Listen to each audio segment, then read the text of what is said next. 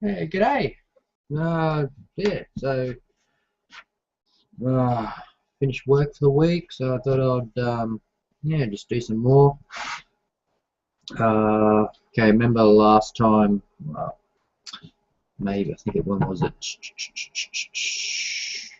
Actually, I haven't even uploaded it yet. I did. I've actually filmed an update video, but hasn't been posted yet. Just haven't had time. The other couple of weeks ago, you've probably seen it on one of the hangouts where this thing actually fell down. I had it on one of my F clamps here up on the bench, and I was showing one of my friends on the hangouts this other kit I've got. I've actually knocked it, and the model's come down on its belly and snapped off, or not, well, just broke off one of the missile, the weapon pylons here, just behind the jet intakes. And yeah, and it's like, and I don't have carpet in this house either, so it's just no carpet monster. It just yeah, stealth part, yeah, just fell off and no sound and gone. So basically I spent all week looking for this thing, and spent all week looking at finding this thing, and yeah, eventually just gave up. It's just like, well, it was holding up my build. I've pretty much got most of the missiles and things painted.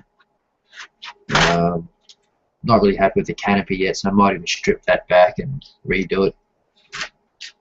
So yeah, I've just got a couple of tiny clear parts put on, but they're going to go on last. Yeah, so yeah, some of the bottoms here, I've still got a bit to do, so I've probably got to just go through some books tonight and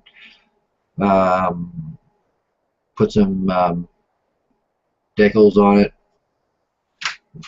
and probably clean up some of the panel line wash, maybe tone it down a bit because it's just way too dark still. So, and also I've actually left a lot of the decals off, just the way they were.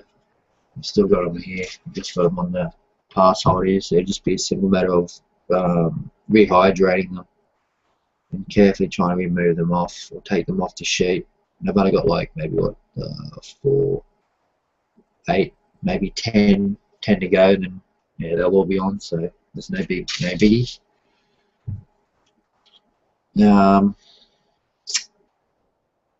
and I'll probably just darken this pylon up a bit, or just more painting, just some touch-up work. I've also got to re-gloss coat this because I do want to put a wash in there. I'll paint that separately just because I didn't want the brown to go in there. I wanted more of a grey because it's a white.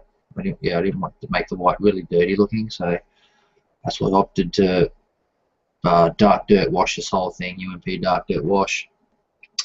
I still haven't sealed it up yet. No, I don't think I've sealed it up because it's not finished, but the UMP dark, or even just the UMP washes in general, they're pretty hard wearing. Like they're not going to rub off in a hurry. It's all pretty well set in the recesses.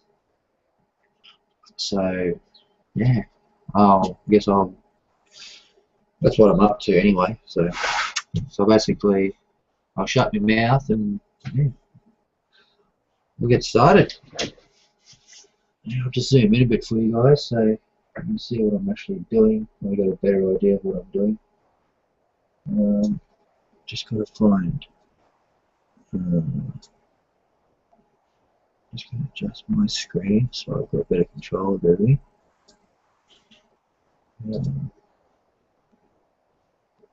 What I might do.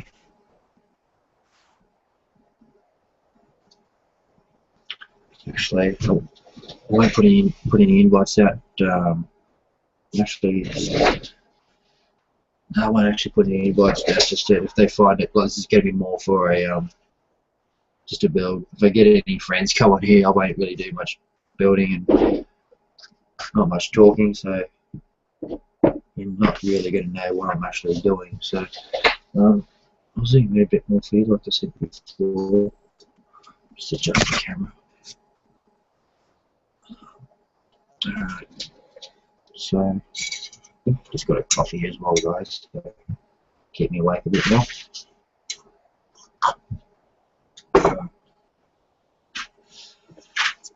So the gloss coat that I actually used was, instead of using the polyurethane Vallejo, or some people say Vallejo, yeah, I've just got this light color LC73. It's just a gloss clear.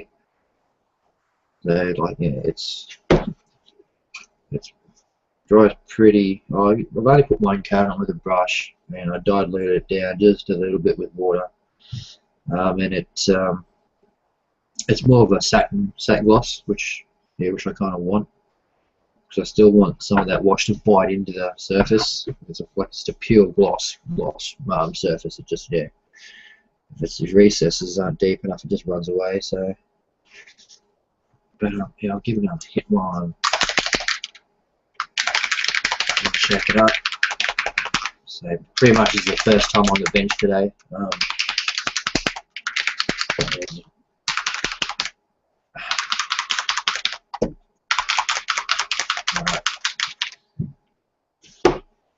So nothing. Actually, I'll go back in a minute. I'm just going to change this water pot. Pretty dirty.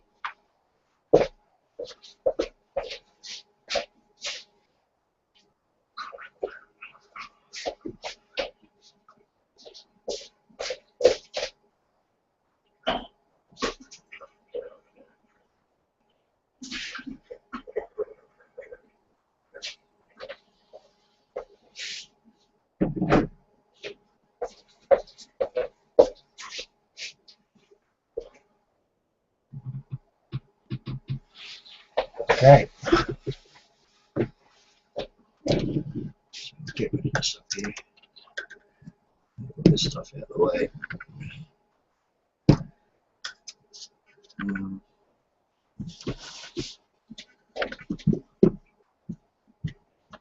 So, that one. Just got this old, she's an old cruddy, really old Tamiya brush I've had for years and years and years.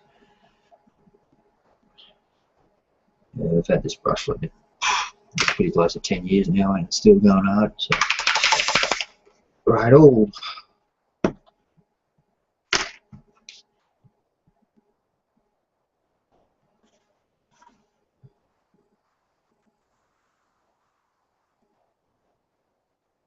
Yeah, so I'm going to put this on fairly thin. Building it up.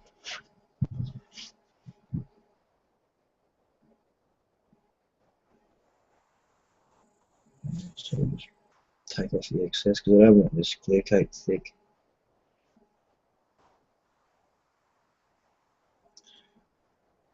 Yeah, I think I'm just going to work my way up in glossiness, put one coat on there, let it dry, have a look, and if I want it more glossy, I'll put another coat on, but at this stage, not wanting it really glossy at all. If you see it starts to run a little bit, I want these streaks behind, just thin it out a little bit more.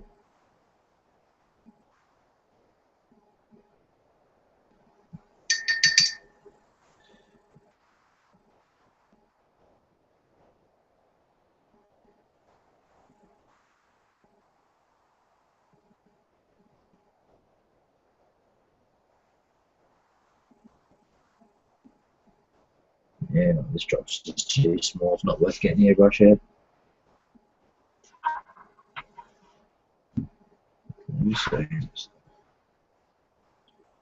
There.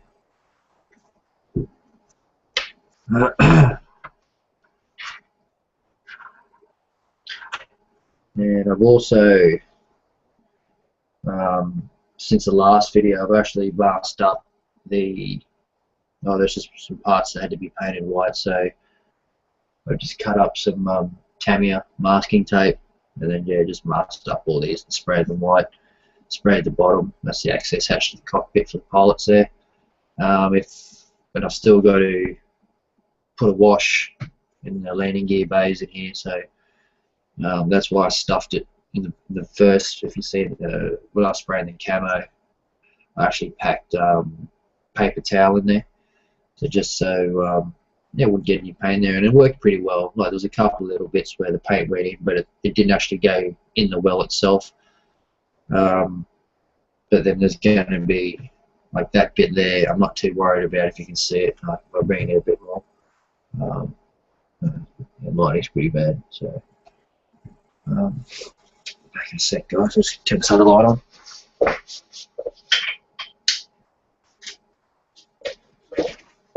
That might help, may not. Yeah, it does help a bit. Yeah, just in there, so you can see if there's a bit of paint that's gone around the blue there. But then what I was getting at before is this is the front. I haven't finished painting yet, so I'll leave it on there. That's the front landing gear that I've painted up for it. I think I sprayed that. I spent about 5-10 minutes on it last night. Yeah, the lighting's pretty shit, sorry. But yeah, so that's it there. And then what? It's going to go basically. There's a locating hole in the front as well. I still got to paint all the hydraulics in here yet, all the silver parts. That's why it's not finished. So I'll probably do that tonight as well. So that just sits there. So by the time that sits in there, you don't even see the overspray that's in that landing gear bay. So that's working out quite well.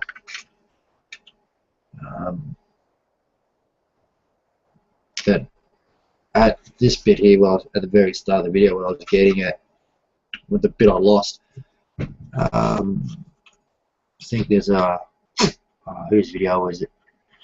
I think it might be Paul Bretland's video on. I think, when was it? Jeez, I can't remember now. When was it? Yesterday morning. So what's today? Friday, Thursday. So for him, it'd be like a Wednesday night hangout.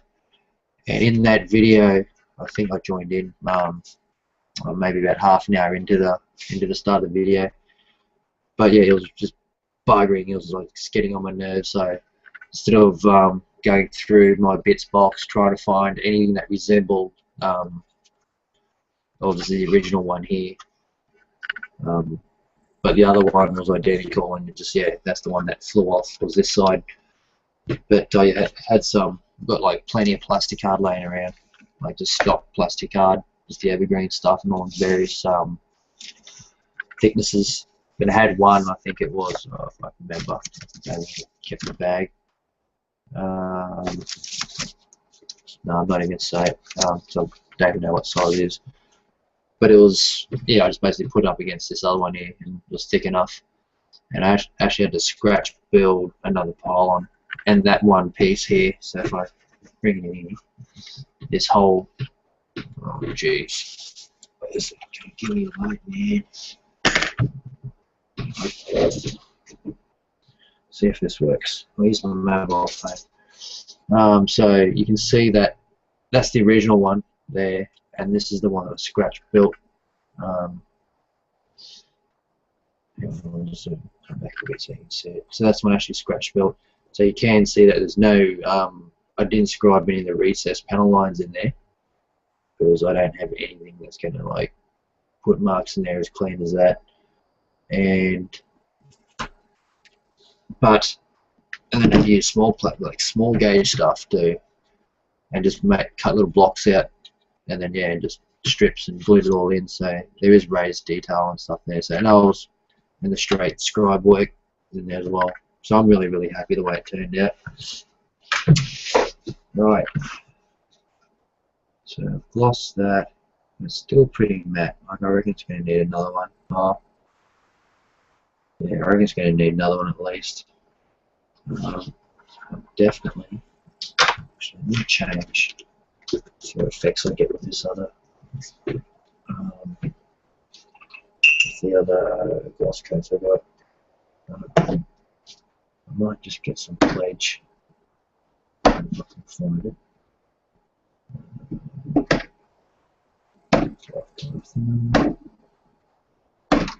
Tablets. This one.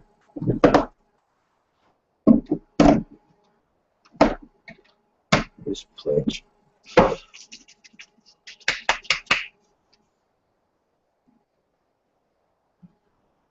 Yes, it doesn't take much shaking up. Should just drop it straight off the bottle. I'm just going to brush over it. Brush it on there.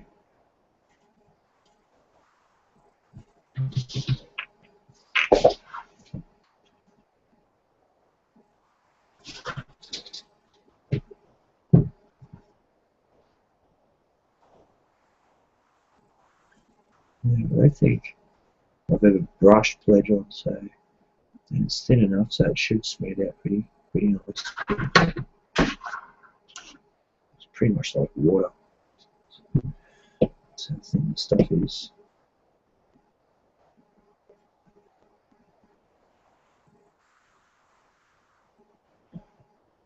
It might actually work out where all those decals go as well.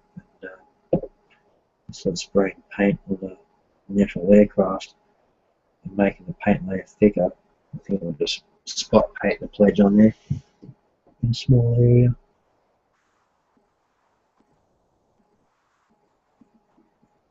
And I do need to practice as well, because on this Saturday night's hangout for the guys in the UK, it was Saturday night for you, but it'd be Sunday morning over here. Very early Sunday morning, mind you. Yeah, there's going to be a two-hour build, live build within the hangout. So that's going to be pretty cool to check out. So if you're interested, I think Paul from ISAM's hosting. Or it might be Sebastian. I'm not. Who was it? It might be Sebastian. He normally does Saturday nights. But whether he's busy or not, I'm not too sure. I don't know either. I'll have to double check with Paul and see if he's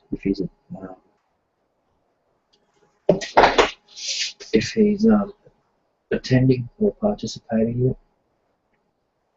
No.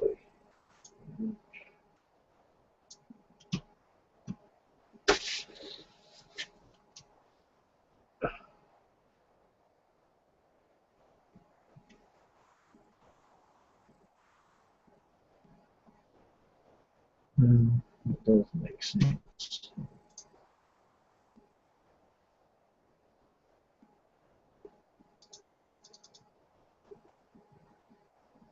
Did you? Yeah.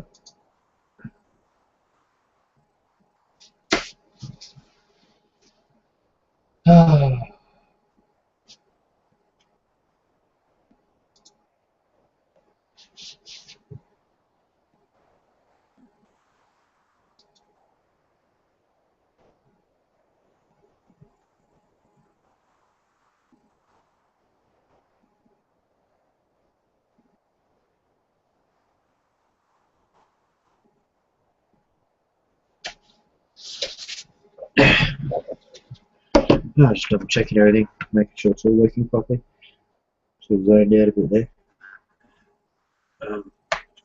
Let's do the bottom quickly.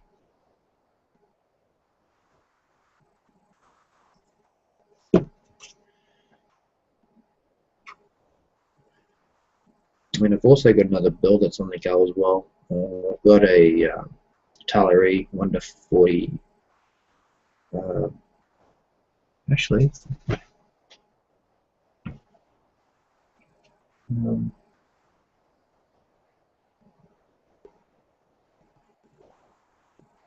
yeah. Well, if you're watching this, it's not a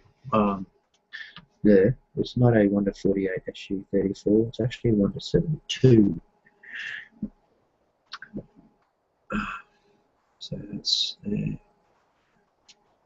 So it's being washed. So basically, bomb hatch has been done, or landing hatch, or the pilot hatch I should say, crew hatch.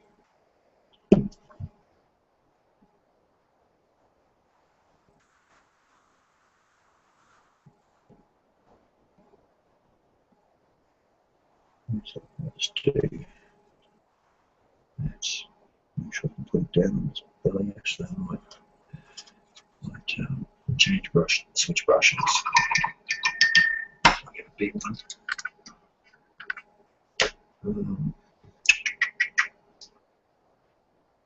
Find a way to hold this.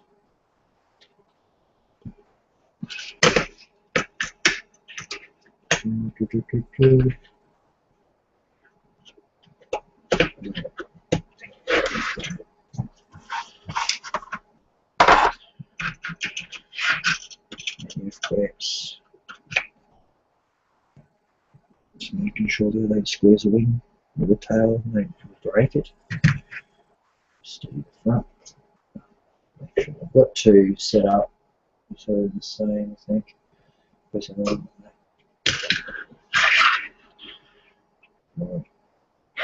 Just gonna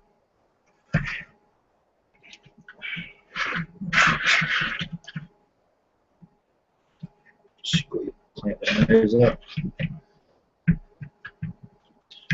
Actually, just clamp it straight, eh? Help. Okay. So I've just got this nice big brush. Quick clean. Same deal. Just put a bit on the brush here. And just gonna brush it in there. Turn it around.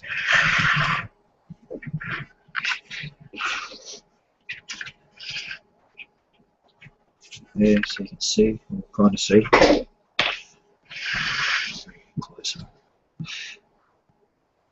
Yeah, so I'm just going to brush inside this landing gear bay for the nose.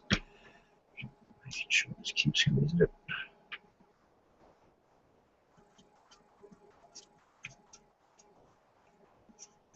Yeah, I'm not actually drowning the pledge in there. Like I'm not putting in there like a wash.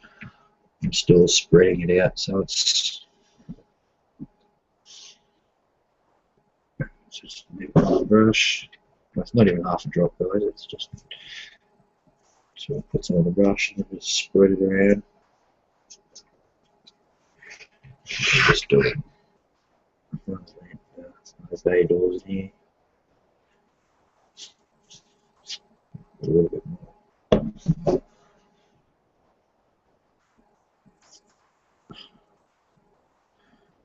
Because I don't want the wash to really change the colour of the white in here too much. I want to pick out, I want to shade it a little bit. Some in here as well. Yeah, just gonna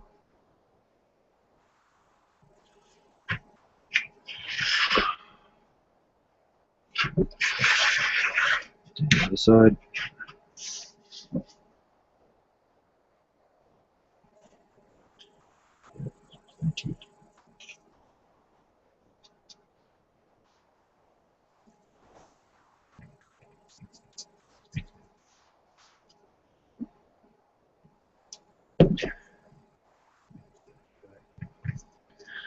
So any excess theoretically should just run off from the cracks there.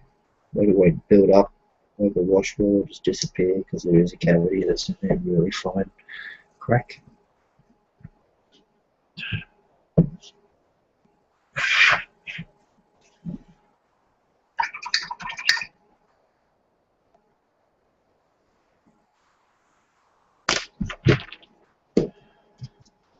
Alright, so just, might put a little bit more on the nose here. Just that tiny bit. I mean, it doesn't matter if you go over the white, because I'm going to spray a coat over it later on. Actually, I might try to work out where the rest of these decals go before I continue on. Just go to the shelf. The instructions are.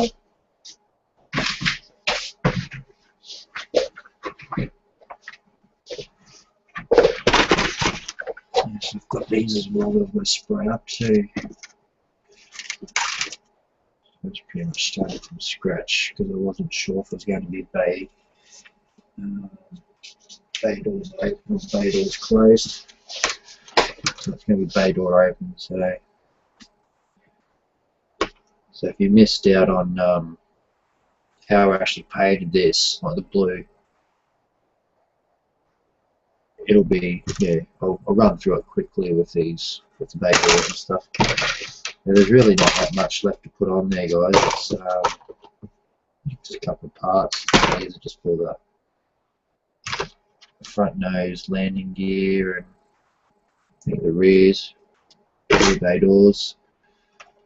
I think that's part of it as well. I think that's the nose probe there.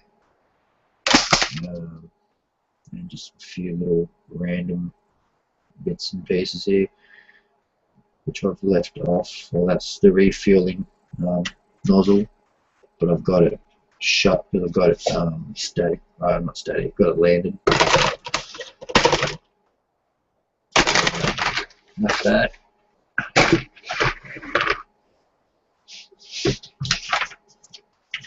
So where do these go to? Just going to do some.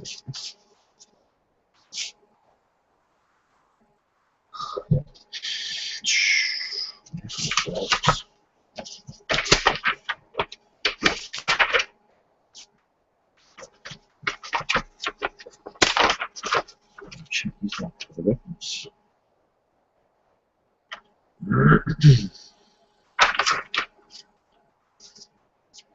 3, 2. Oh yeah, so they go there. And so is that 1, 2. And so that's 6.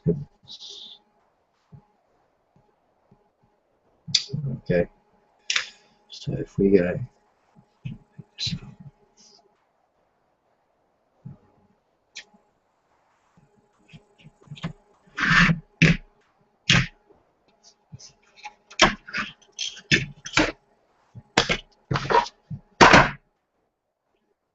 So I'll put it down.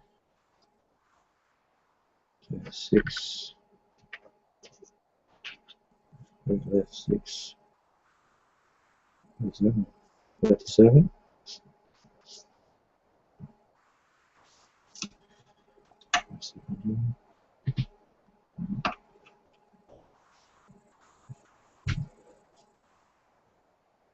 Okay, well, let's try opening there. Goes here.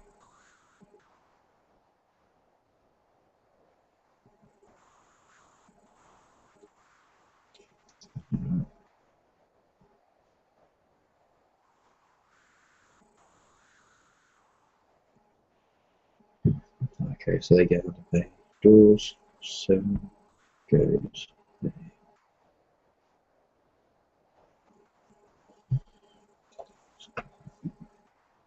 So I can't actually put 6 down yet because it goes on one of the landing.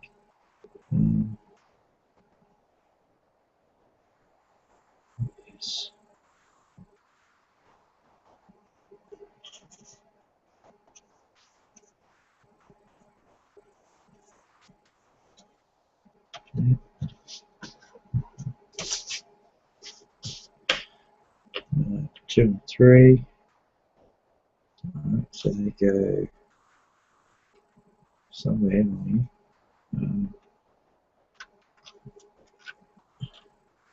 Done that, 2 and 3. That must be it.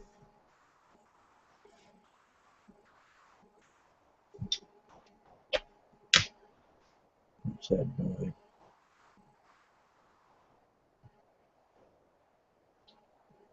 That's it. All the rest that I need.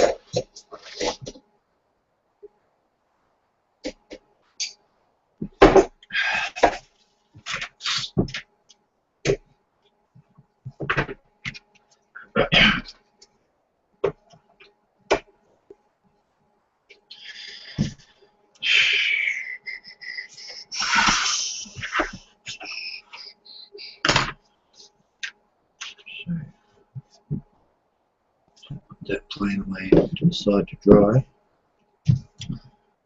And now I'm just going to look at what else I need doing to these landing gears.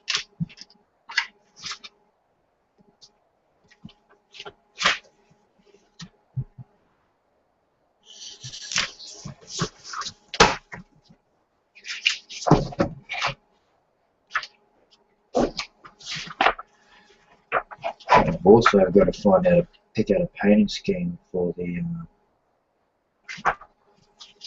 2-hour build I'm doing in a couple of days' time. Let's see what's I'm just going to go on there too. That out.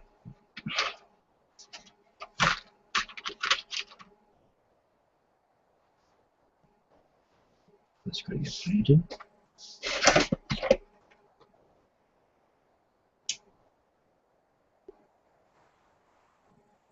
Sanded.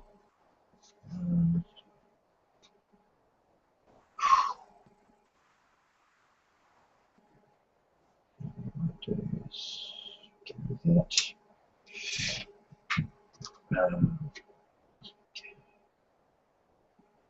Find out what those are properly. That's it. The box is empty. Oh.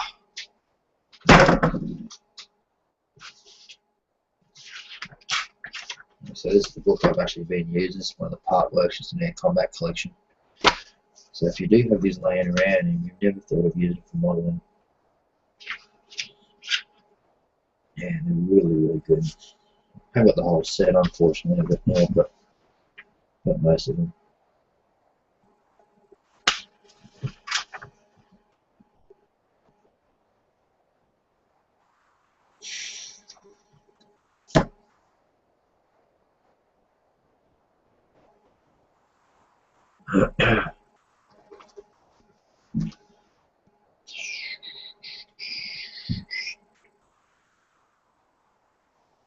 Let's see, that's black. Yeah, I don't actually like it, that colour. What's the colour?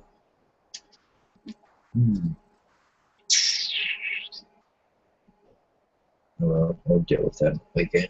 That'll be the last thing I put on there anyway.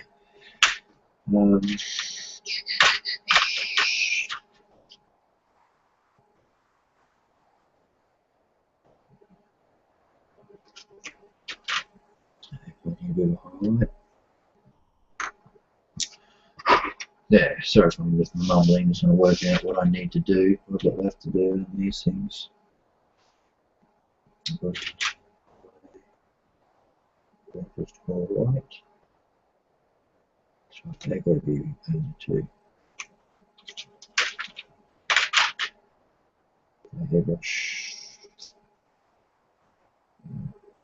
That's the top. Too good.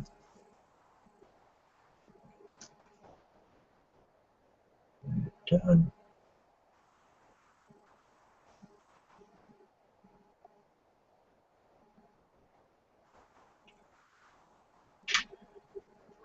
These black ones.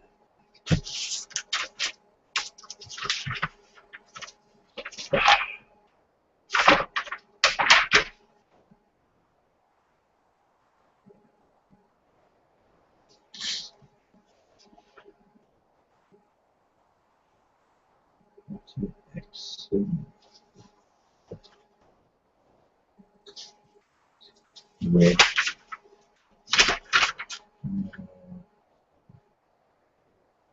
So, 2 stripes.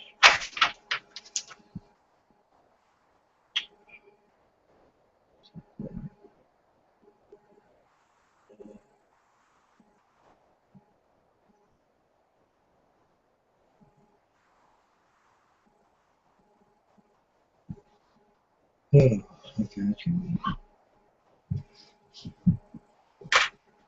be.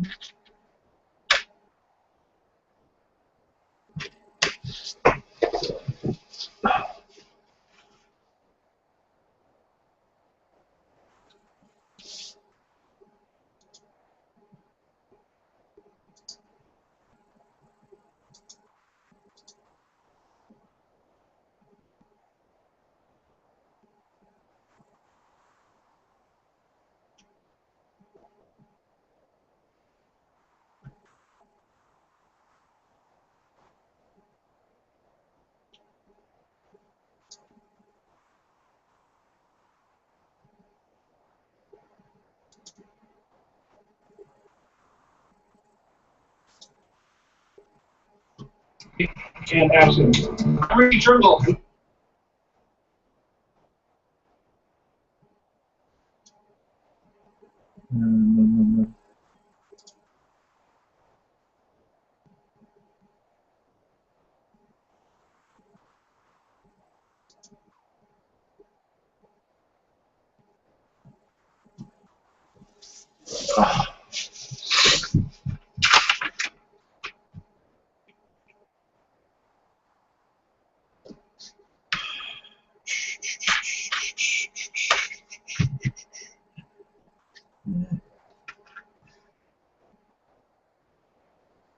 These are 3 back stripes.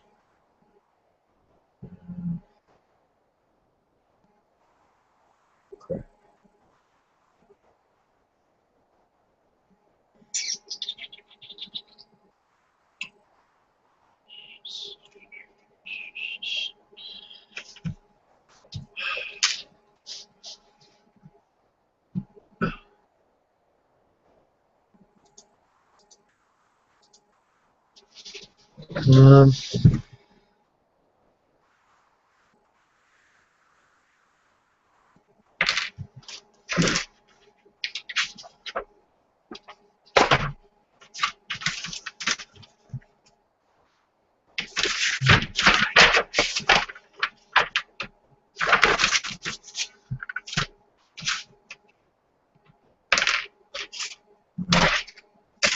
That's the plan.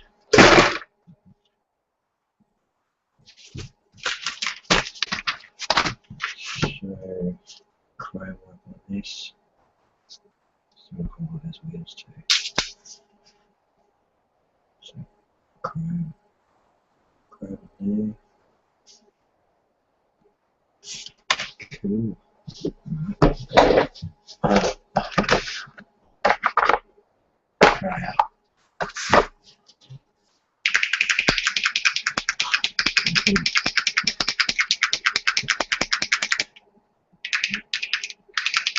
Base coat this piston flat black before I put any metallics on there. I think we're using, I might use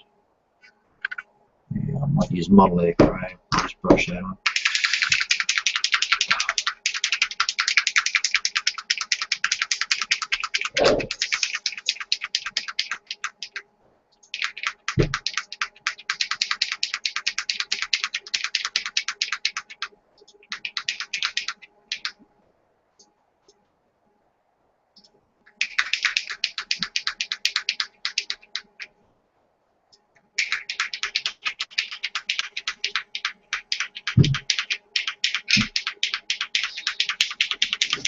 Yeah, now I've got a viewer.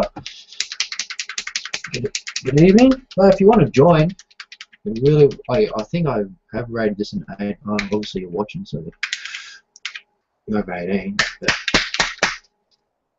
the couldn't get the questions and answers box open.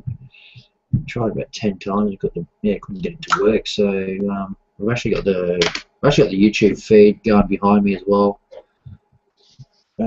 So you can go on my YouTube channel. Just leave a comment down below if you want, and then if you want to join, jump in. Feel free, mate. I'll just put the link. I'll just put the link down there for you. So we got just a random paintbrush. Yeah. So I don't know who's watching. Honestly, don't know who's watching. So.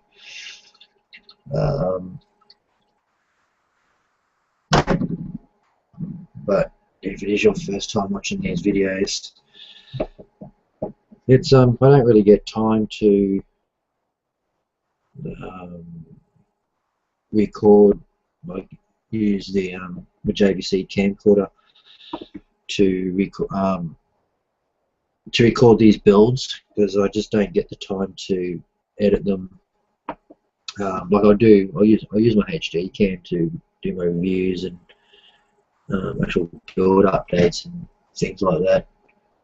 But I won't actually use my HD camera, my camcorder, to record these, because basically I just want these up. It's more of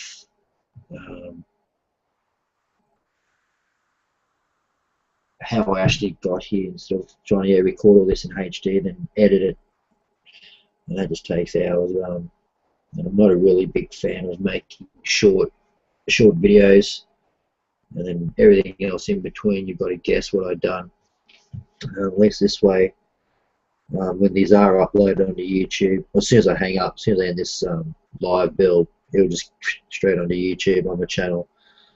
So yeah, all the subscribers can go back later on and watch it.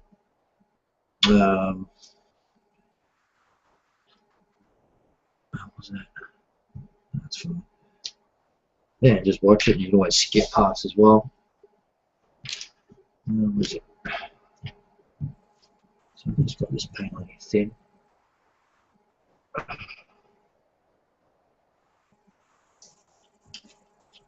So all I'm doing is just base coating. I'll zoom in a bit. Okay.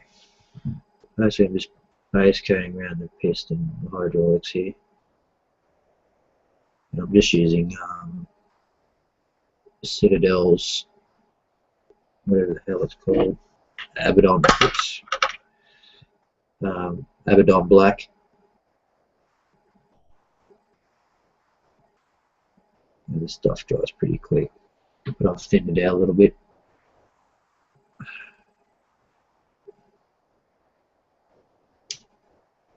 And so hopefully it'll be this. I dare say this. Most of this plan's going to be finished by this weekend. I think.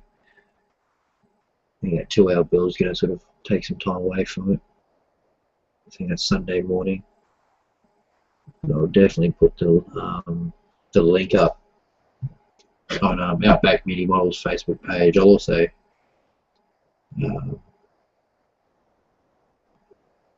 put a link up, put on the G Plus as well. I'll just share it. So if you guys want to watch me build this, keep going.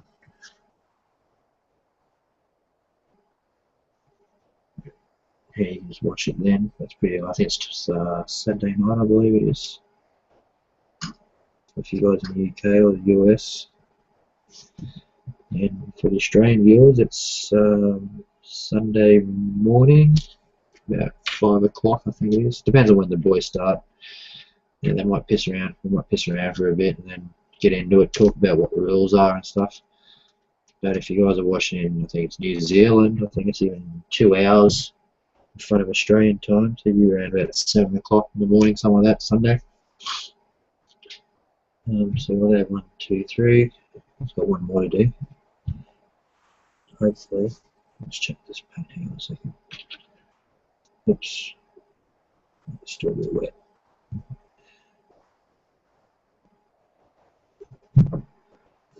So, yeah, really annoyed that I couldn't get the questions and answers up.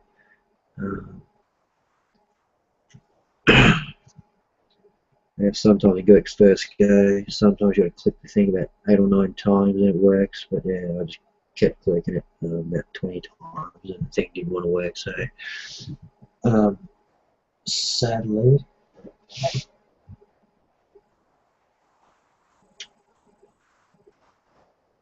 it didn't work. Yeah, I have pictures of that. Good old Tamiya orange tri-4X.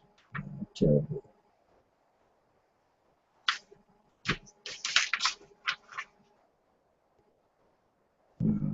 So that's it there too. Here as well.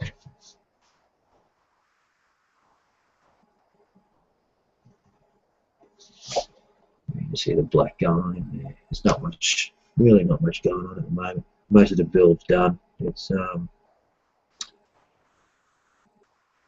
just all the little final detail work now. So some of you may even find this pretty boring. But this is more aimed at my new guys and coming into the hobby. As I tell you what, I wish I had these things when I was growing up.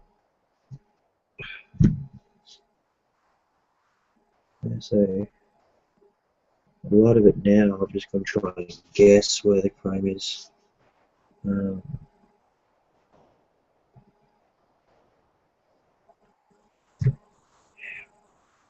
Just start climbing up a bit.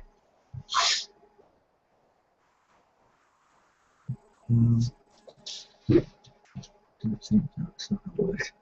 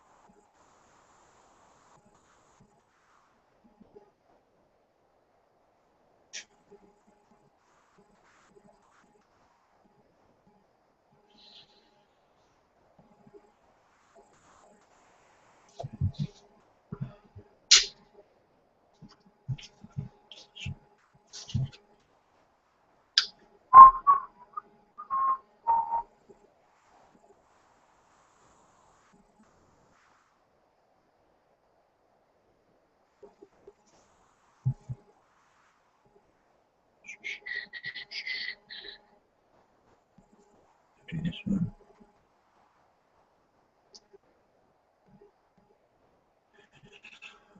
Yes, I think put the black base coat on, I'll let that dry, and then I'll put the chip. I'll put the model air chrome on there from below, and I'll let that dry fully, and then just around the ends where they basically, connect to, whether it's a rubber boot or something on the gear, or just another solid where the recesses are. Basically, I'm just going to put a drop of Citadel wash in there. Sticks to dry.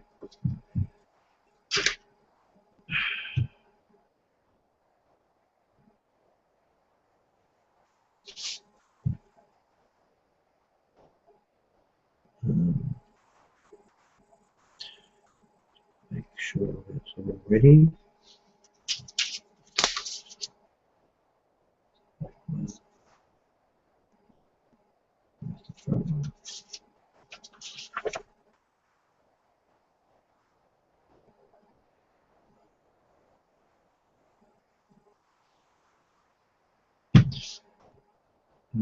To do. Yeah. Just let that dry.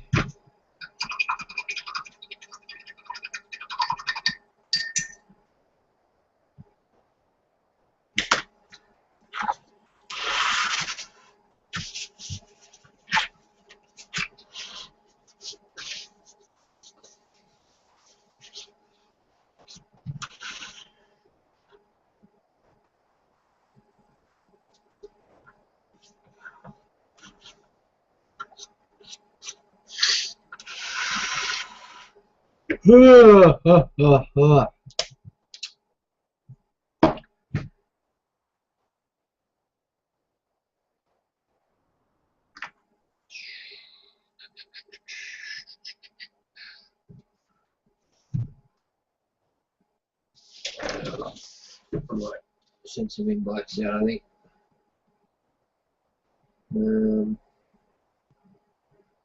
Those.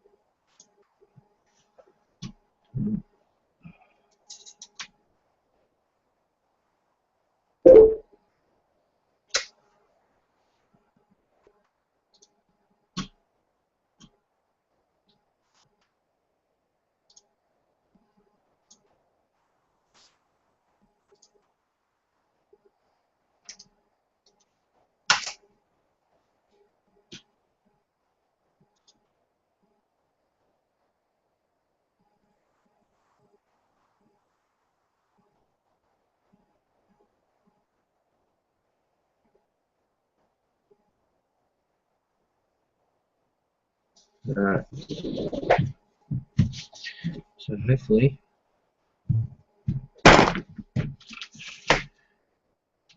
now that I know what I'm doing,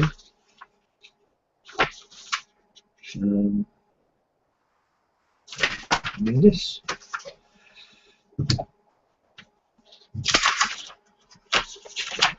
Oh, jeez.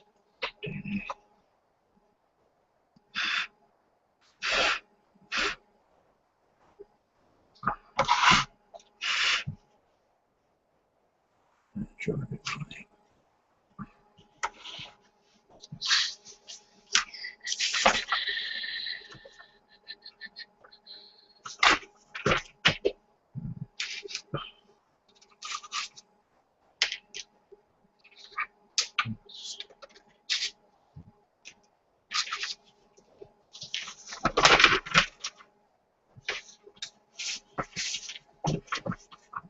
It's a really light grey. Oh.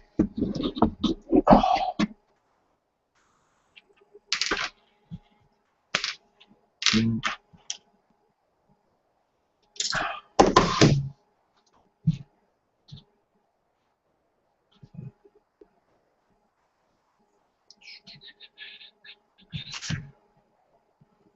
Yeah.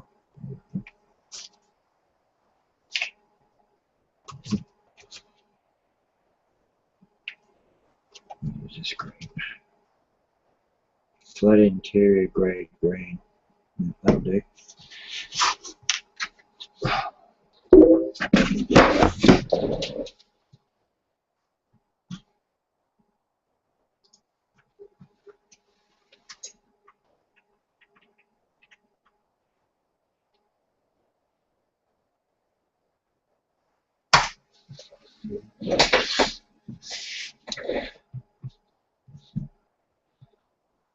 How do we do this?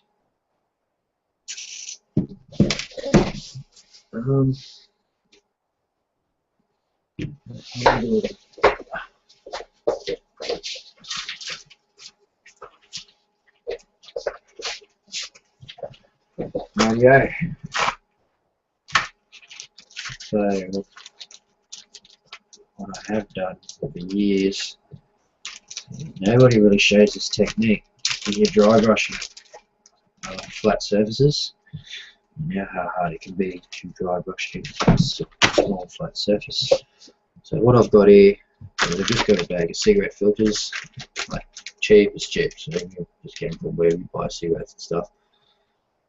So obviously watching this, yeah, it's got an 80+ tag. You better buy these nowadays. They're just all different sizes. Even if you're not a smoker, yeah, they come in. Yeah, they're great for dry brushing. So I've just got an old cocktail stick. Basically, jam the cigarette filter on there, not all the way through. Like you can see that, so it's probably only in about that far. Yeah, probably halfway. So that's just there snug. And then obviously I haven't shaken this paint up yet. Some of the Italian acrylic paint.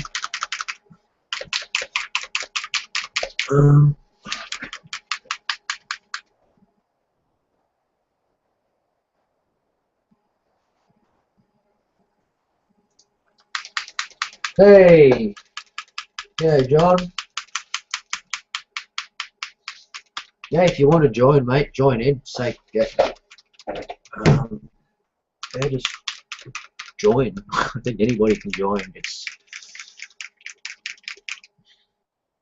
But no, John, I'm just building the sh&t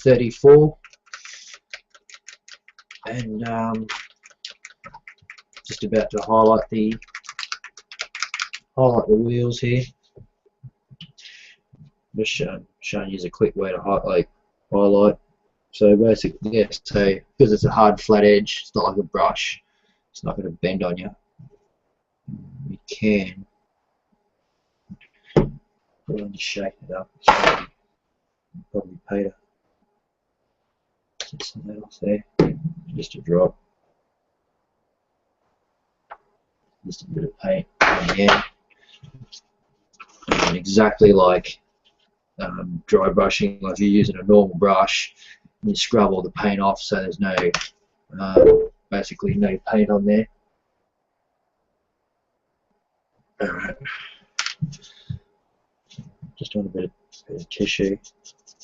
You can see how the paint's coming off, but you want it, like you don't want to scrub really hard that you destroy the filter, because all it is, it's just basically it's like a synthetic fibre. It's just compressed together into a tube, but it's held together with paper on the outside. So you can see that the paint's starting to disappear, and that's what you want. And you normally just test it on your skin. That's like a really good indication. If you get paint going inside, like the I guess you said the cracks in your skin, the recesses in your skin, you know that you've still got way too much paint on your cigarette filter. Great for doing armor as well. So if you want to edge highlight tanks and stuff like that, you can. So you can see that it's starting to sit on the top now, so you know that it's pretty close. Just dab. It's pretty hard to see, so this camera that I'm using doesn't really zoom in too well. But you can just dab the top, and that'll lighten it. And then same, we'll just show you on something here, like something else, just quickly. On a crappy, not crappy, but just on a just prime example. Got a shitty old tank that I've sort of stopped building. I've just lost the mojo for it. It's an old British Challenger by Revell, 172. 72? I think so. Yeah, it's the same deal. Get rid of that sticker there. Grab some paint on you. So just want to dab it in there. Doesn't really matter how much it goes on there, because it basically just gets absorbed up in the filter anyway. So these are you just chuck them out when you're done. You don't have to wash a paintbrush, or you decide to change colours when you need to blend in another colour. It's just simply a matter of ripping the little filter off, putting a new one on there. And then yeah, you just basically, if we can bring it in close enough, you can see like you push hard enough on there and the cigarette filter will stay flat. It won't actually wrap around the model like a paintbrush will. Yeah, so you can be really gentle with it, and all you're doing is just hitting the edges, you know, like so, and you won't get on the, like on the insides here, you just hit the top. Or if you want sort of like a chipping effect as well, if you just want to carefully just dab, you can dab small amounts of paint on there. And the way I discovered this, actually, to be honest, I discovered this technique first before I even learned how to dry brush with a paintbrush. It's, you know, back in those days, you didn't have YouTube videos. You didn't have, well, I had magazines and things like that. But yeah, I basically taught myself, which is just being, I guess, being young, not having a lot of money to spend on the hobby. So you basically just had to use what you had laying around. Yeah, so I'm just dabbing it. I'm not trying to full saturate the rim or the wheel. If you get any on the edge there, it doesn't really matter. It's only a tire, so you can just get a brush and then clean it up. I'm just sort of speckling it on there. I want every single bit of this green. It's covered.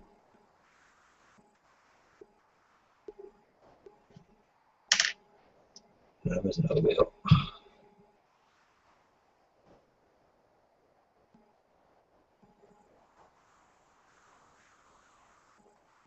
Now you just make them finish, you just go boom, in the bin, done. And I think these were about, shit, I think they've had $1.40 or something like that, and you get 130 cigarette filter tips in here, and these are the super slim ones. So basically you're not even paying a cent, just done. And you can't really buy anything for 1 cent or 1 penny these days. So it's got those, well, they're pretty much dry because there's like next to no paint on those things. So what I'm going to do now is I've just got some Tamiya's XF85 rubber black. What I'm going to do, I'm just cleaning up the wood ties basically. It's just so just getting a brush that's suitable. I'll pick up half the crap that's on my table. I'll probably find it out. That'll do. Turn this brush down.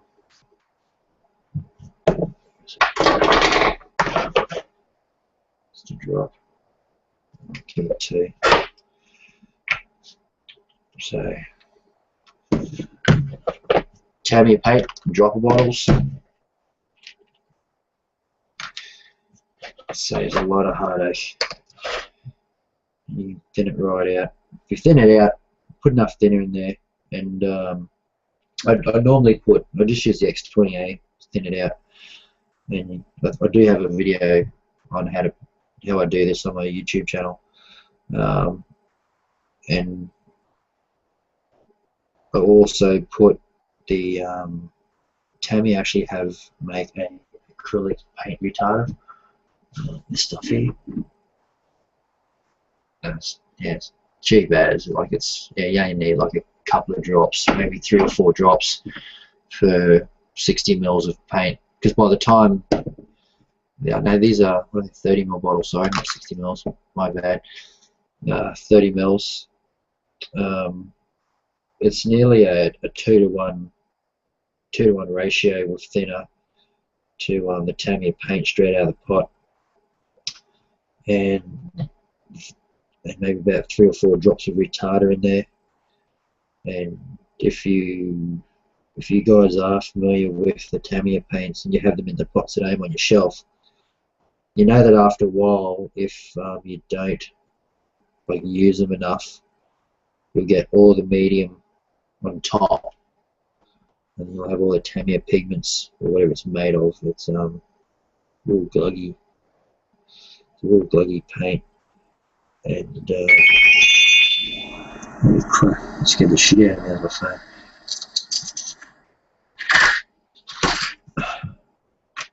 Yeah, you'll know that it settles, and you've got to shake. Normally get a little cocktail stick or whatever and stir it up just to get that paint going again.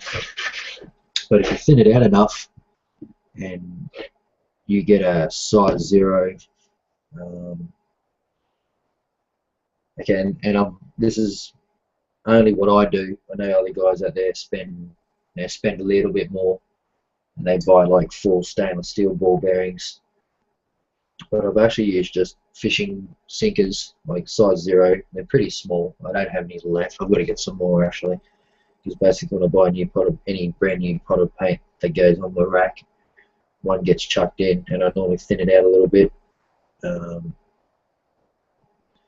But yeah, putting a sink lead weight in every single Tamiya bottle that I've got, yeah, I don't get that problem of it just building up. And also it's thin enough that I can just drop it straight into an airbrush whenever I need it. There's no pissing around trying to mix paint, and then you knock the pot over and paint goes everywhere, and then you start swearing and throwing things around the room, carrying on like a child. But yeah, it makes life so much easier. If you haven't done it before, I highly recommend it, especially if you use an airbrush a lot. And yeah, so it's basically, guys, like I said earlier, for a 10 ml pot, and these rock bottles actually do have, like, they're measured up. There's markings like 10 mils, 20 mils, 30 mils upside here. And I just picked these up from eBay, guys. There was, I think I got 30, I think, yeah, it was 30 of these 30 mil. Well, they come with caps, and they also, well, they come like they're all separately. You get all the things separately bagged, but in one bag. Yeah, 30 of those. I think I paid about seven to eight Australian dollars for it. And that came from, I think, Korea or something. But it took me a while. It takes me a while to get stuff sent over from Asia. There's the, you'll see all these little bottles if you're seeing these floating around on the table. I think I got about 50 of these. These come, I think this one's came from China. Got 50 of those. I actually bought 2 bags, so I've got 100 of them. And they cost me, I think, $7 as well. And free postage, would you believe it or not, to Australia? Free postage, so it was just about $7. And I think the seller, if you are curious, for the dropper bottles, the small ones, I'm not sure she sells the 30 ml ones. I think the sell on eBay's Joytown online. I think it's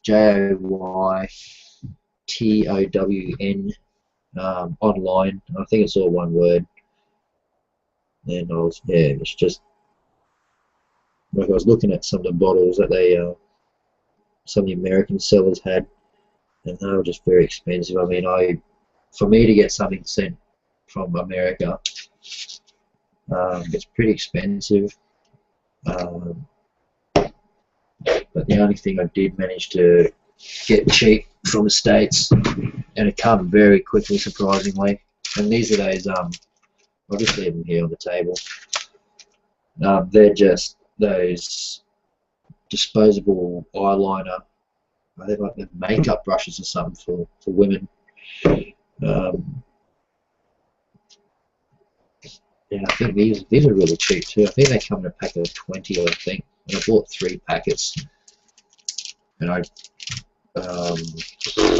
honestly, I can't remember how much they were. Like, I'm not going to say a price because I don't want to tell you one price and go, ooh, that's it. And I go there and have a look, and it's like, God damn, you claim it wasn't that price at all. You lied. But yeah, they were pretty cheap. I think they were definitely under $5, $5 Australian dollars. They're disposable, but they're great for fine detail work. Disposable glue brushes. So I actually use a lot of some of the brushes here are actually girls' makeup brushes. There's, I think,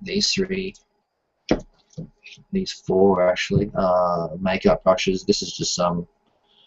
What's this one? This is a oh jeez, if any females are watching, help me out here. It is a lip gloss. There you go, lip brush. Ta-da! I can read. But yeah, it's just that's pretty good for like applying acrylic washes and stuff with. Yeah, and also just, yeah, it folds away so the tip gets protected. This one here, if I can read, sometimes they say it, but no, that's just like a round. And I bought that from a supermarket in the makeup section, and had some funny looks at from women watching me buying brushes. But yeah, when I told them for modelling, they sort of gone, yeah, right. And I'd say that's that one there. And I pretty much, that's a very stiff, like fairly stiff bristle. And I use that more for like dusting, like just cleaning on models and things, for a bit of hard dust that's fully stuck there. This one's, here's a, what's it, a smudging eye sponge. So yeah, obviously putting powders and pigments and stuff around your eyes or whatever. But because it is a pigment brush, it works brilliantly with actual pigments themselves. And I bought these as well. These were cheap. I think these were 3 for, oh crap, 3 for $10. I think 10 Australian dollars, free postage. And these come from the States. So realistically, they're like $3 each, and they're like it's, you know, if I show it, that's a really hard sponge, but it's also, it bends. And it's like this one here. I bought this from my department store, where they sell toys, just everything, barbecues and just everything, makeup. But then I bought these brushes. This is when I first bought them. I actually bought my younger niece, or one of my nieces, out with me because I needed help. And I was like, "Can you help me? I need to buy some makeup brushes, but I need your help." Yeah, so that's a eyeshadow. It's a smudger and eyeshadow brush, but that's also for, like, for pigments, and then, which is really good because on the other side you put your pigments on, like blah blah blah blah, on your model, and you got a bit too much, you basically just spin it over and like brush it off. It does the same thing. So if you've got the Tamiya weathering kit, yeah, it's just my Facebook going. Okay. John wants to join. I'll just copy.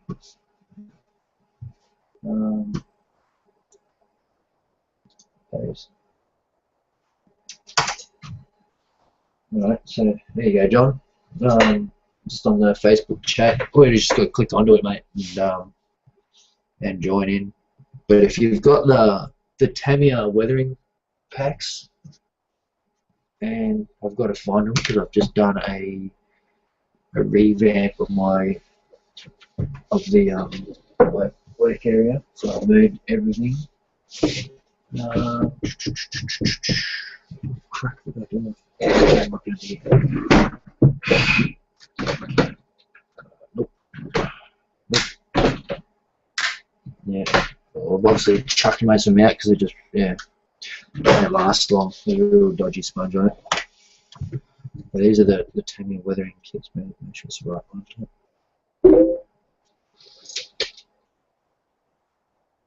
Yeah, so that's the one you get in the Tamiya kit.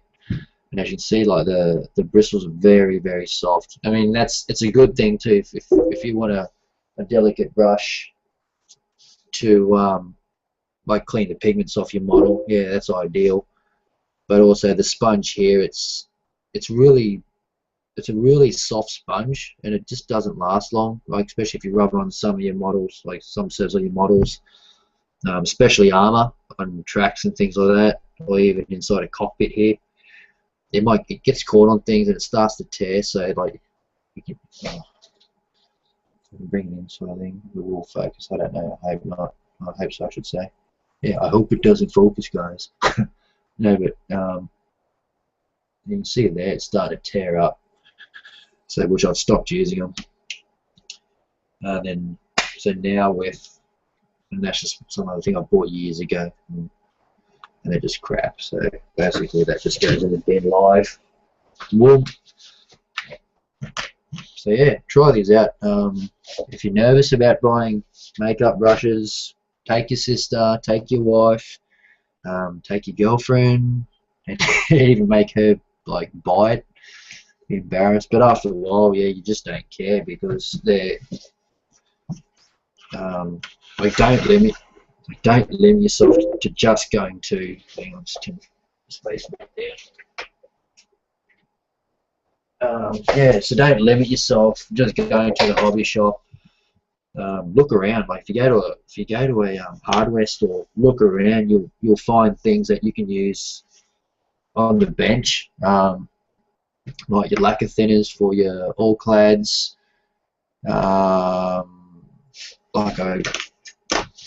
Like I bought this to do my cars and trucks and things like that. I bought this years ago, but this is how long I've had it for. I've only used like that much of it, and I paid like just shy of $22 for a litre tin of acrylic lacquer, and it's just, yeah. So yeah, like you can pick things up really cheap if you shop around away from the usual hobby store. So I think the paint should be dry now as well.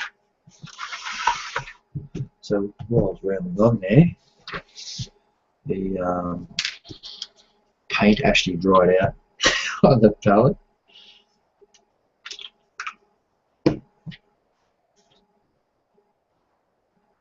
It's nearly done. Go.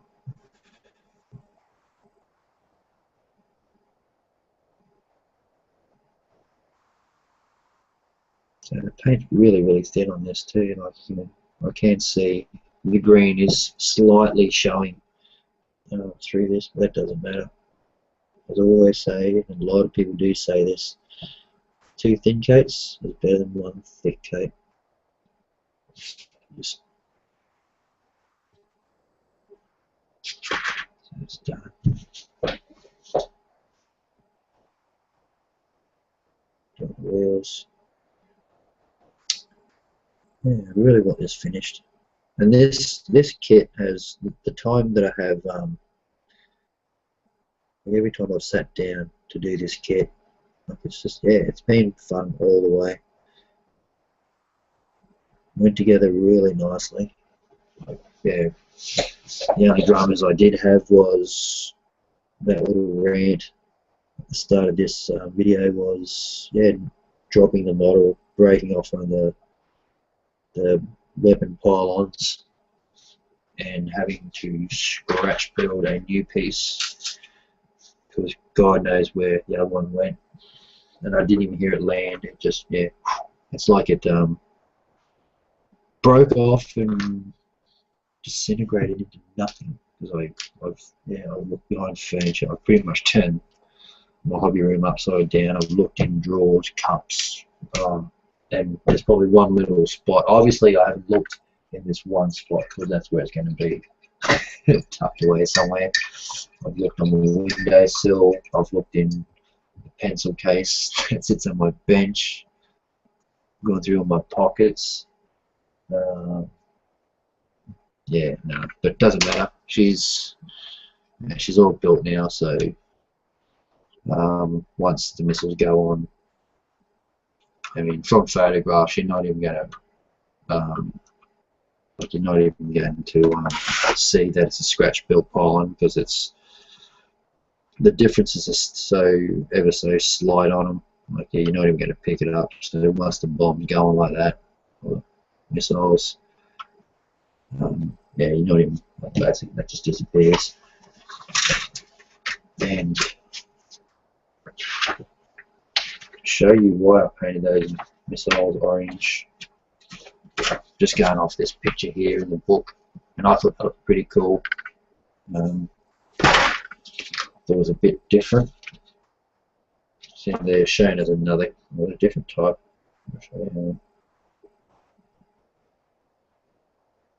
They might be the same. Yeah, they are.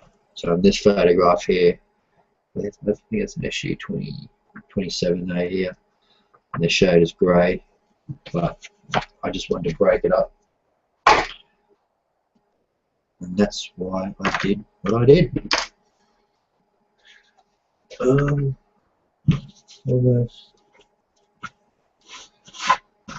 Yeah, so if you're having troubles joining, John, you should be able to just join, mate. Just click. Yeah. You just got to have Google Plus. I'm pretty sure you do that, don't you? I'm pretty sure I've spoken to you before. That's that. These bombs aren't going to do in a hurry, or not just yet, because I've got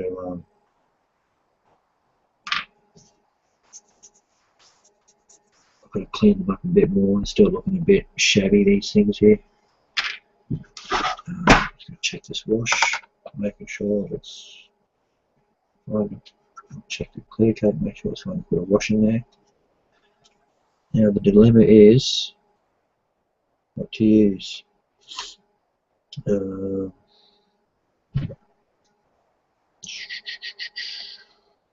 I still want a slight greasy effect in there, but not so greasy and dirty that it's black. So what I might do, actually there's not that much to do on this, probably, yeah. the hell? I think that's supposed to be white too, isn't it? Damn you!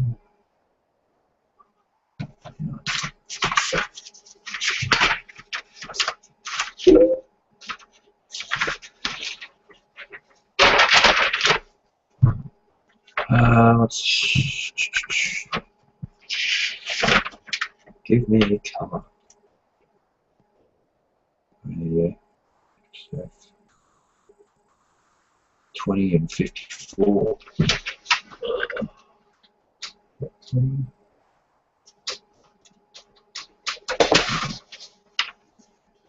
20 is the reason why I'm going back to my chart, because the colour call out is in Japanese and I can't read Japanese.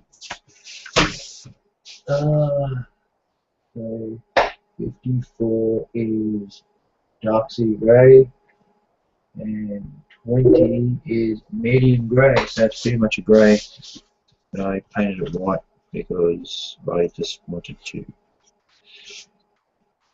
Oops. Okay. I think I'm going to go for a Citadel wash.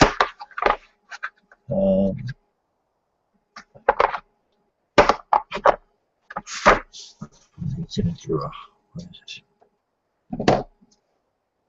So I'm going to use Citadel's Bad Black again.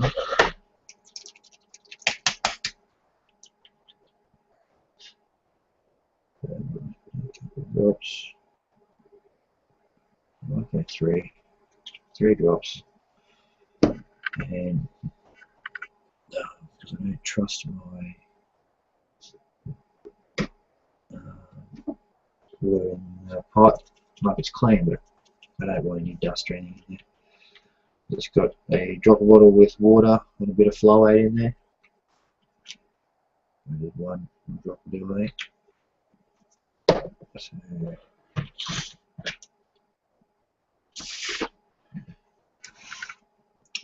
yeah, like I'm not following this the instructions to exact colour. I'm just painting it the way, how I like. It's going to sit on my shelf, I guess. I'm the one who's going to be looking at it pretty much all the time.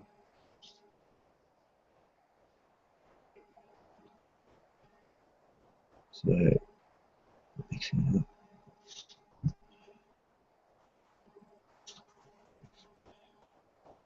The Citadel wash is pretty good. I mean, you can pretty much just slap it in there, and that's what it's designed to do. It's a miniature. It's a miniature paint. So you can clean if you get to it quick enough. I mean, like when I say get to it quick enough, it's not going to dry in like a minute. It's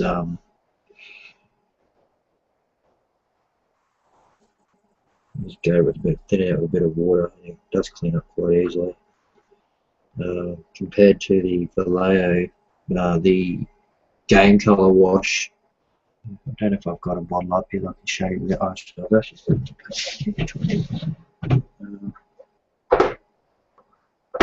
show you the black version. Yeah, the black one here from Vallejo game colour. That, if you put them side by side, you put them on a identical, or if you just painted half a model with Citadel, where is it? Painted with Citadel wash, and you painted the exact same model on the other half using this game colour.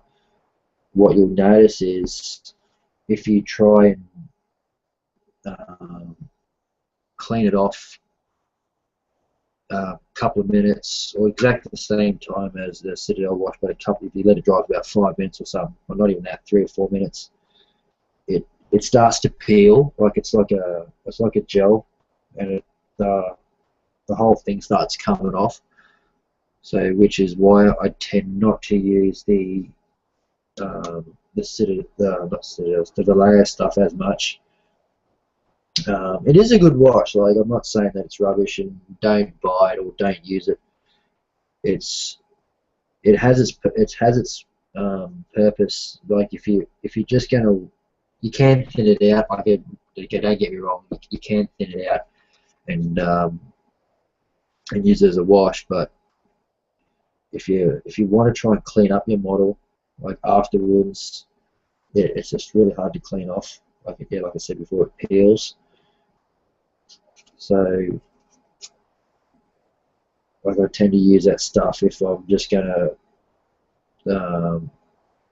add tone to the model where I don't have to clean it off and use like for the recessed panel lines.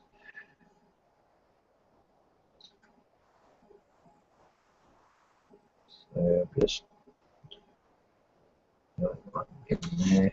Got a really shitty lighting, guys, so I really do apologise. So you can see the difference. That's where I've washed so far. And then the other bay is still clean. So if any excess, you just take it off. Just dip your brush, paper towel to absorb it all, then dip it back on. I'm just using the tip of the brush to clean it up.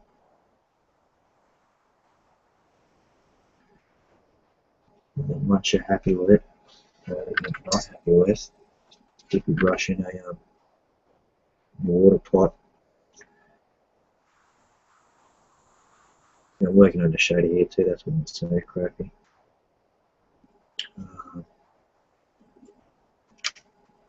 Just cleaning it off.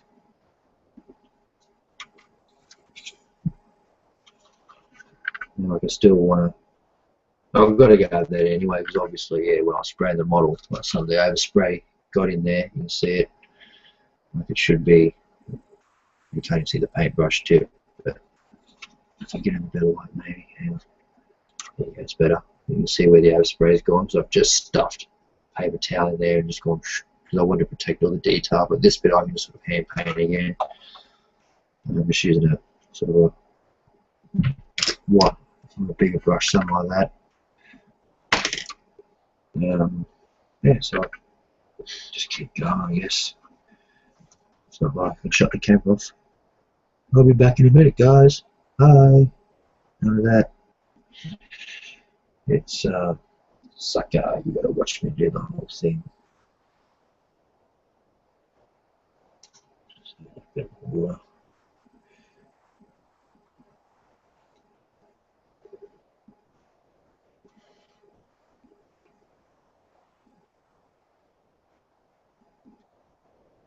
Yeah, this thing. I still can't believe this plane is 1:72. Like I've lost a couple of times during this build. I've gone, have they made a mistake? Like, is this just a print, like a print error on the box? But no, it's definitely 1:72. And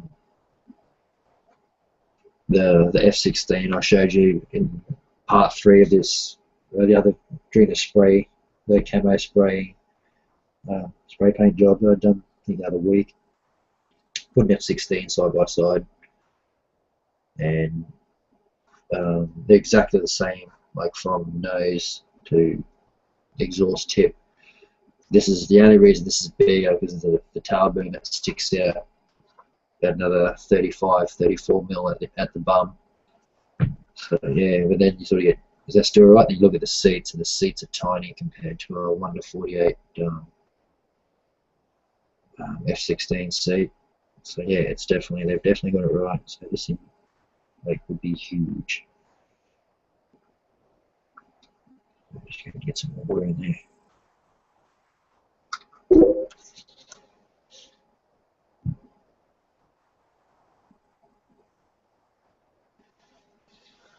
So, oh, thanks, Stefan. No worries.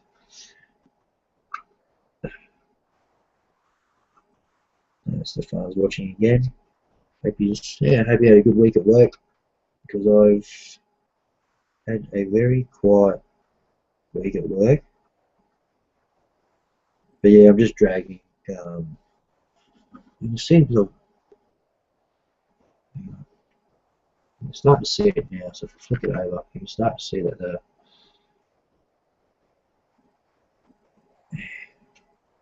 wash in there. And like, I'm not really too phased. So far, I don't think I've actually got any decent pictures of inside the landing gate, not landing gate, landing gear bay doors.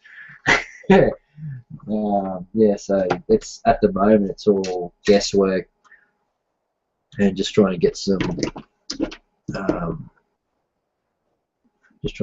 definition in there. Got this one here.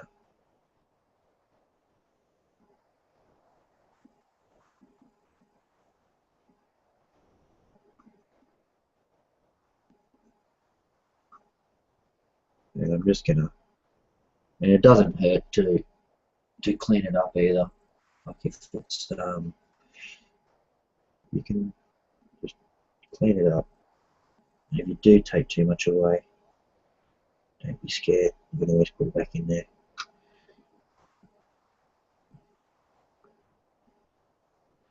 And so many people forget, you know, they think that you've got to just slap it in there in one hit and then go, yep, done. I mean, yeah, and that's what takes me so long to build. Like, I'm such a slow builder. Some guys out there are just awesome modelers, and they put a kit together in a week, and it's just like, how the hell do you build a kit that nice in a week? So I tend to go over stuff, 3 or 4 times. It's just, I don't know why. It's just, yeah, it's just a really bad habit of mine. I'd rather put it on thin. So just taking off any excess, especially around in the back here. I don't want the streaks in there, especially don't want the bubbles. This stuff dries pretty quick, especially under lights. So you've got to try and, if you can, take all the bubbles off the surface, because they will just sit there.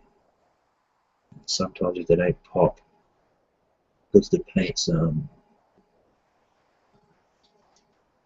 starting to dry and it's sort of holding, or the bubbles kind of formed in the paint. And if that dries, yeah, you get, there's a good example there. I don't know if you can see it on that, all the little dots here. So that's like some of the bubbles that are starting to dry. And you've got to clean them out just with a damp paintbrush. And just take them out.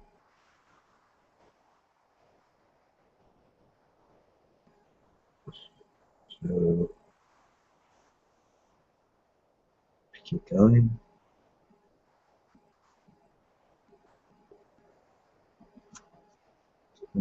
Always have a look, making sure before it's too late. If it's too late, then you have to get your what do you call it, airbrush cleaner out.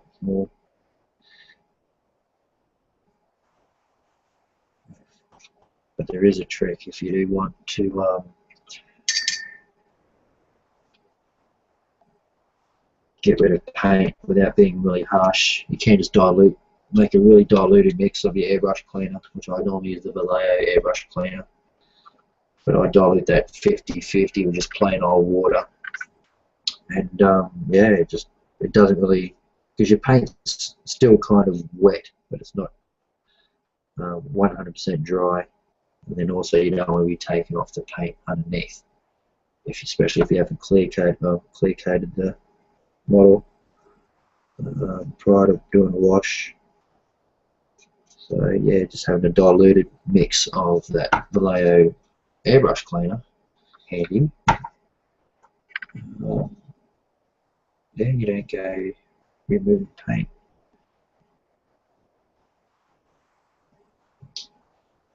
So there's a couple of bits here that I've done before, but because I'm not too sure if I want to go with a dirty dark wash or a grey. I'm not too sure yet. Might keep all the same. I can't even count. Um, get another,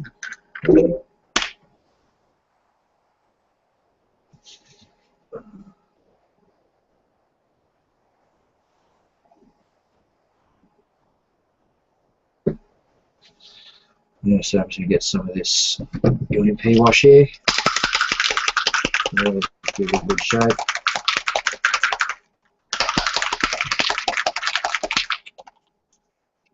Just got one brush set out for it because it is a clay-based wash. I don't want sort of clay pigments and that getting on the paints and yeah, contamination with my brush. So water, clean it up. Better from the paintbrush. So I don't need much of this at all. I've only got like a couple of tiny sections to do, so there's no real point of putting half a bottle in there. Better just use put out what you need. Probably a bit less actually, because that way you're not wasting it. If you need a bit more, you might put a couple of bit more drops in there. But then if you've got a container, you know, with a lid on it, you just sort of have a little container that you sort of use out of, and you're not worried about contaminating the wash, the good stuff. So you just, you know, plenty of ways you can do it. So what we're doing is, if I try and bring it close, try and bring the bottle in any closer, it's just going to be really blurry. So I do apologise. So basically, actually there's a couple of bits where I've rubbed off too much wash, and I'll just go that little bit here. I don't even think I filmed myself putting a wash on this model either, so here's your chance. So if you're wondering how you use this stuff,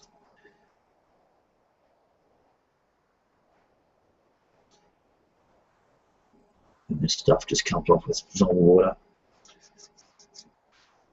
But yeah, just make sure it's on a fairly glossy surface, because if it's not a matte surface, it's going to bite into it. It makes it pretty hard to get rid of, to remove, I should say. But if you want that dirty, grimy look on your model, for example, you know, you've got an old beat-up tank, I'll put it that way. If it's been sitting out in the open for like, you know, years, and yeah, you don't want a really nice, clean panel line washed model. But you want it, yeah, panel lines and dirty looking. Yeah, you can put it on a matte surface.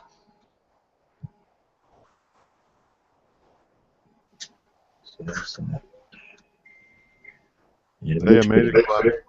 Hey, Jonathan! We got Jonathan on board. Well, you're doing such a great job.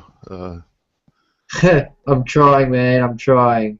Solo, everybody's kind of watching and enjoying it. So I just thought I'd stop in and say, hey, I'm gonna run to the hobby store and I got some chores to do today. It's still early on a Friday morning for me, so.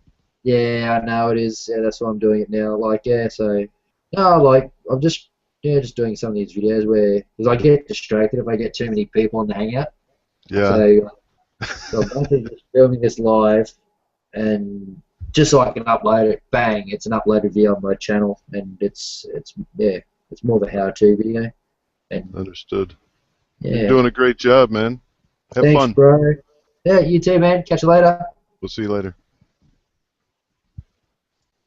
That was John. John stopped in to say good day.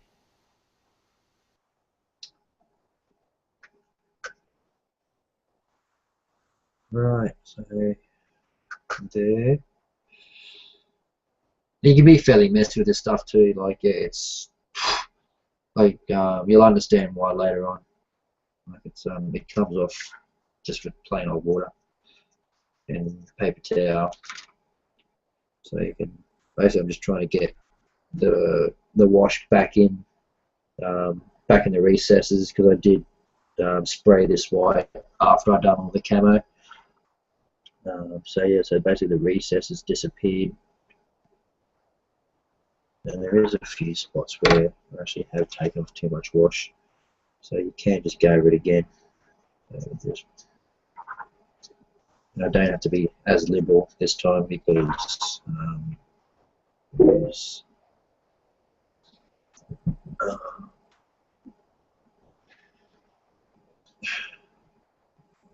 sorry, I'm just being distracted by I've also got the International Scale Modeler Facebook channel in the background, so it's Stefan and Sebastian, Hendrik, and all the boys.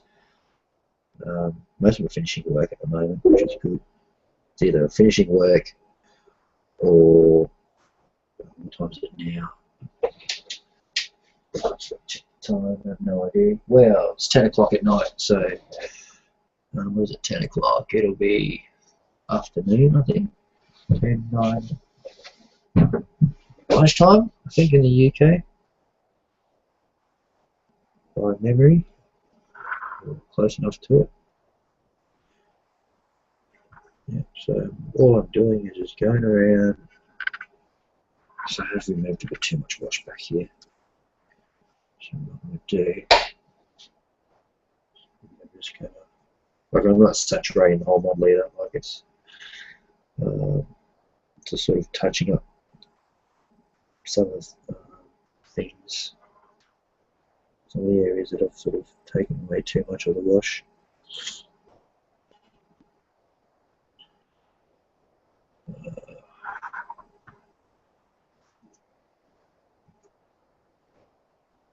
There.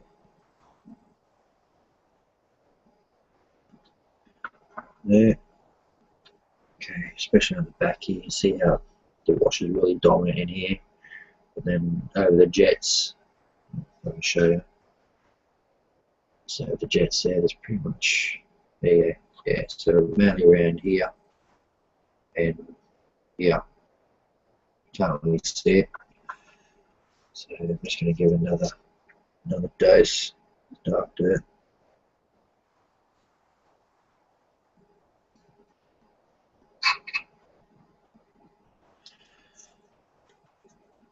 This will need some time to dry, because if you try and remove it while it's wet, yeah, it just comes off, because what you want all the moisture, all the wetness gone, so all you're left is the clay pigment left in the recesses. And once you get, and you'll know, like it just goes really, really matte. It's a really matte finish on here. Some things out of the way. I don't know what you're like as a modeler, but myself, I'm pretty messy. Messy.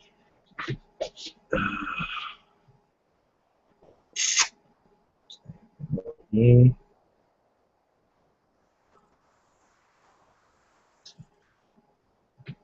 So you can just see that I'm not, I'm not going over the entire model this time. Just sort of going over parts where there's no wash in the recess, and I've just taken too much off. I did say I was going to use grey, but I think that would look funny over the white, so I'll just go over it with the dark dirt. You can always take it off with water.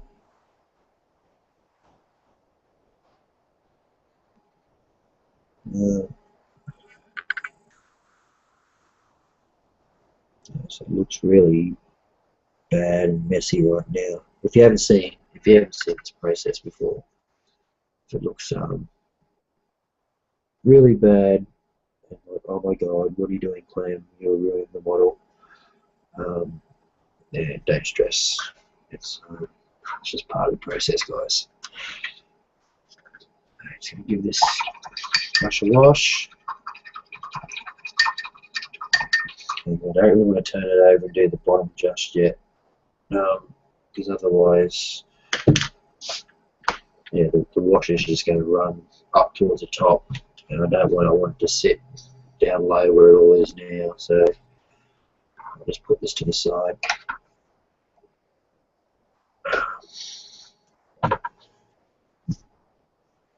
Yeah, so what I'm going to do is I'm just going to have a quick break, have a smoke. So I don't know if you want to go do something else for five or so minutes. Yeah, feel free. Well, yeah, I just really quick break. I've been at work since at the crack of a bird's fart this morning. So, but yeah, I'll be back in a second, guys. Back in about 5. So I ain't going anywhere. It'll still be on. It'll still be live. Friday Night Live. Outback Mini Models. But I'll just be back. See you soon.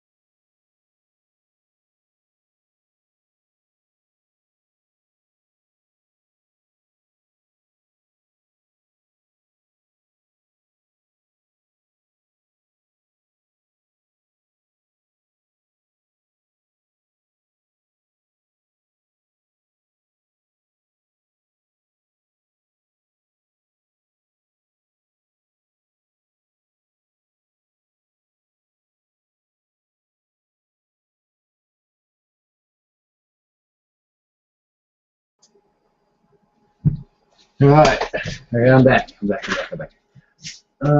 Yeah, so yeah, Benny, uh, yeah, Bennymacattack, if you are watching, buddy, I have sent you a link. Yeah, I just updated my YouTube video because it wasn't saying it was live, so it's saying it's live now. So yeah, I'll send you a link to your Facebook link. Actually, I might send you an email as well, buddy, if you are watching. Where is it? Then let's go. Right, okay, I'm back. Yeah, so yeah, Benny. I'll just kill the sound. Right. Paste.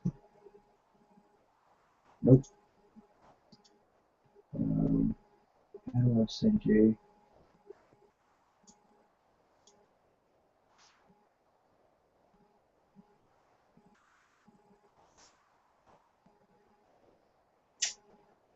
Damn it. Who am I inviting?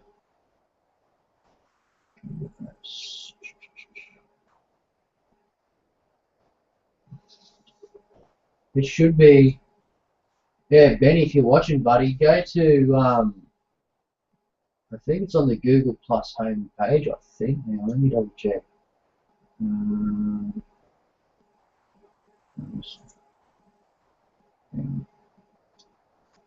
Still trying to work this crap out. And you go do it. Bang.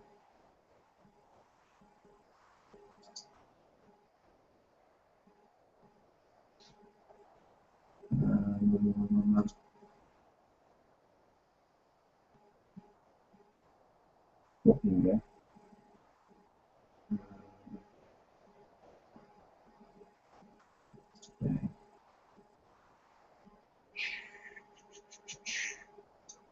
Excuse me.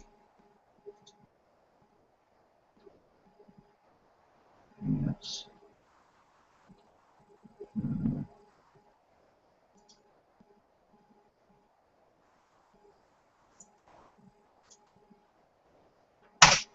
There you go, Benny.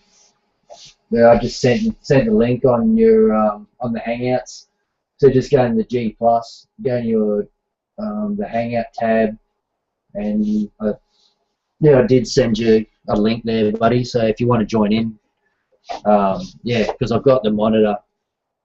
I've actually got a monitor behind me as well. So unless I spin around and actually look at that monitor, I um, won't know who's sending me a message or anything. So I'm actually looking at a monitor that's in front of me, just here, and that's all I'm looking at the moment, just to make sure everything's in shot and in frame.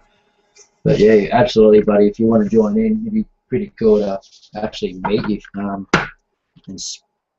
actually have Aussies on here, not just nothing against British people and Americans and Canadians and things like that. You'd all, yeah, but just to have yeah, Aussies and Aussie hangout would be pretty cool. And I wish, yeah, if there's more of you out there and you guys are watching, look me up on either go to Outback Mini Models as well on Facebook. That's where you'll see a lot of my. I haven't been on it for a while, but if you go to Outback Mini Models, no, you can't. Whoops, you can't do it. Hang on. Manage likes photos.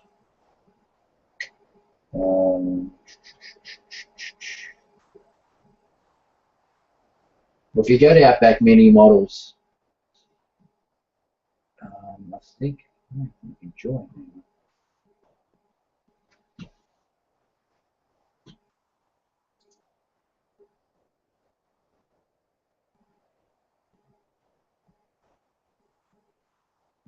So I have sent one via your Facebook, on your Facebook page as a private message. I tried sending one by email, but yeah, it won't let me do it because it's being gay. So let's see, you can see. All right, here we go. So it's starting to dry out. So you can see now that the actual shininess of the wash it's gone, and that's that matte finish, or that real matte powdery look I was telling you about before. So if you rub it with your finger, it shouldn't come off like it. Yeah, it shouldn't come off on your finger because it's not like just getting pigments and then adding water to it. It's got a pigment binder in it. It seems to have anyway, because that's why you can't rub it off easily with your fingers. So, hey, Benny. G'day, mate. How's it going? Yeah, good, man. Good to finally meet you. Yeah, finally. Yeah, so the viewers there, we got Bennymacattack. He's got a pretty cool channel as well. Big car model builder. Well, that's pretty much what I've been watching, dude. That's pretty much where I started, man. I'm just sort of starting to do a few military builds now and getting into that sort of thing. So. Yeah.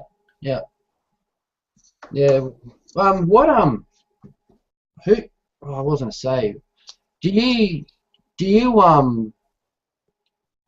get onto the International Scale Modeler forum or the Facebook page or anything? Nah, I haven't really been on any forums, man. I just sort of stick to YouTube, and that's about it, pretty much, man. I haven't gone too far from YouTube yet.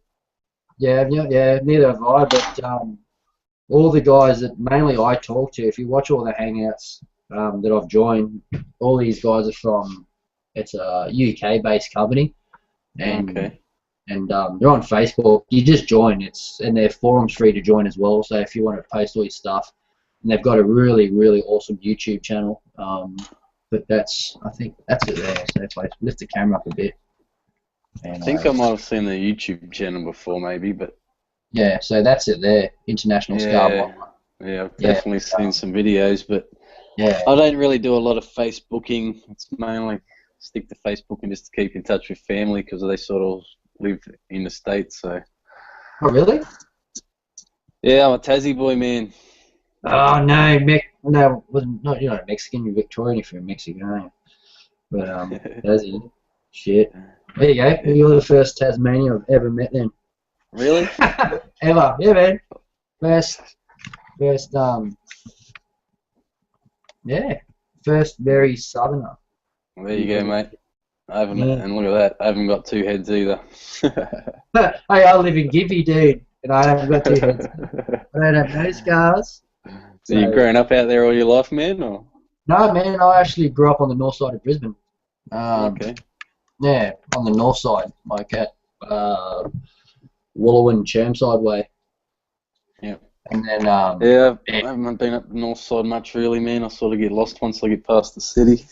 Yeah, it goes. It just got way too busy, man. Like Chermside now is like Indooroopilly. It's like Indro, man. It's like bloody. Yeah, you can't swear on it. It's 18 plus. So. Okay, I was about to light up a smoke. I'm like, some people don't like it when you smoke. Nah, man, do it. Do it. I just did it before because I was the only one here, and everyone else just has the e-cigarettes, like there's like the electronic cigarettes. So everyone's trying to quit. So I'm trying to quit, and I thought, nah, bugger it, man. I just bought like a big 55-gram pouchy the other day. And I was like, yeah, I'm set for the week. Yeah. Nice. Yeah, I've seen a fair few of those e-cigarettes, people using them lately, but... Yeah. I don't... I'm so broke, there's like, I'm just so broke at the moment, man, because that SS corridor is just like, it's just killing me, but I reckon, for all the right reasons, man, I've got something to show for, you know, I'm not going out doing drugs, or I'm not bloody going to the pub and pissing it up every weekend. Yeah, as much as I love the V8s and the Utes, man, I just can't justify the insurance and the rego and everything and the fuel that comes with it. I've always pretty much owned 4 cylinders, man. I'm being pretty boring in the car side of things. I've got a 4B outside as well. I've got an O2 Bravo, but it's all BNS'd up. It's got like mud flaps and clearance lights and spotties and all that sort of shit on there. Big Bundaberg rum sticker on the side of it. Yeah, big Bundaberg rum sticker. Yeah. Oh, you've seen it on the Facebook page. Yeah, that's me. They're both me cars on the cover photo. Sweet. So, those two little black ones there. So what are you doing?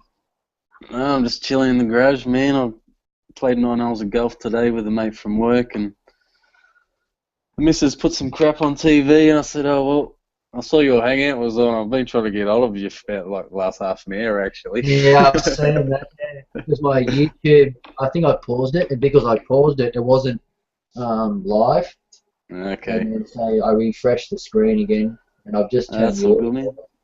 I was just sitting here doing a couple of details on one of my builds, and I actually turned some music on, and then your message came through, and I still didn't want to install that stupid Facebook Messenger, but I heard if you uninstall it and reinstall it again, you can still use it without getting that messenger. So yeah, I just use it because it's an easy way to keep in touch.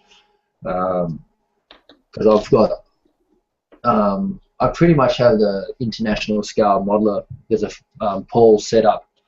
One of the directors of the company has actually set up a Facebook chat for everyone to get together, because like all these guys are YouTubers like Stefan and Dutch Modeling.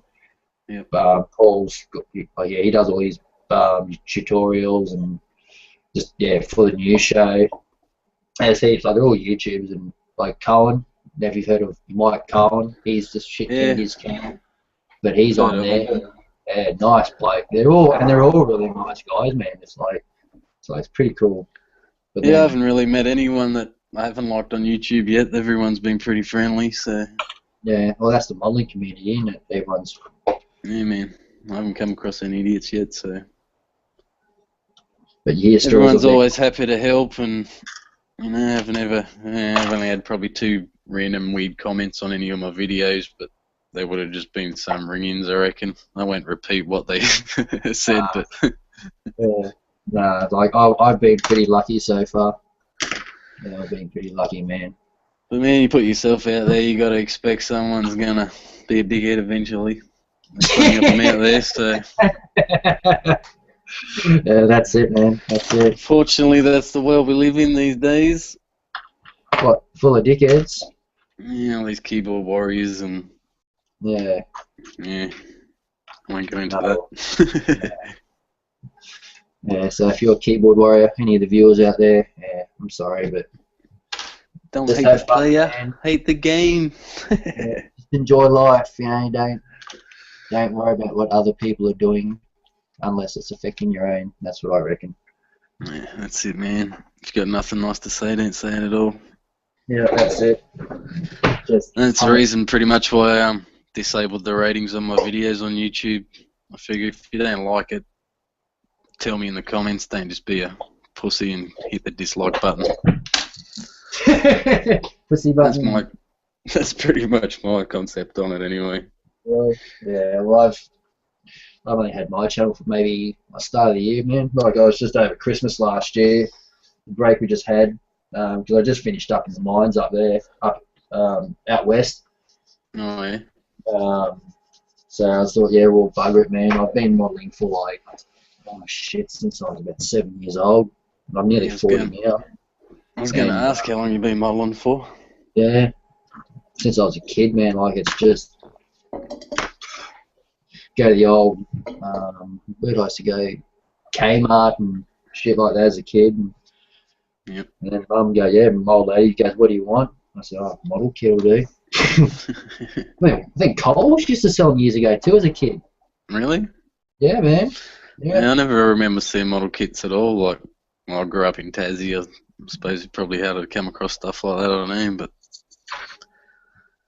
I never remember seeing them in Kmart or anything like that, so. Hey, that hobby shop tour video you done, which tour world's that? Underwood.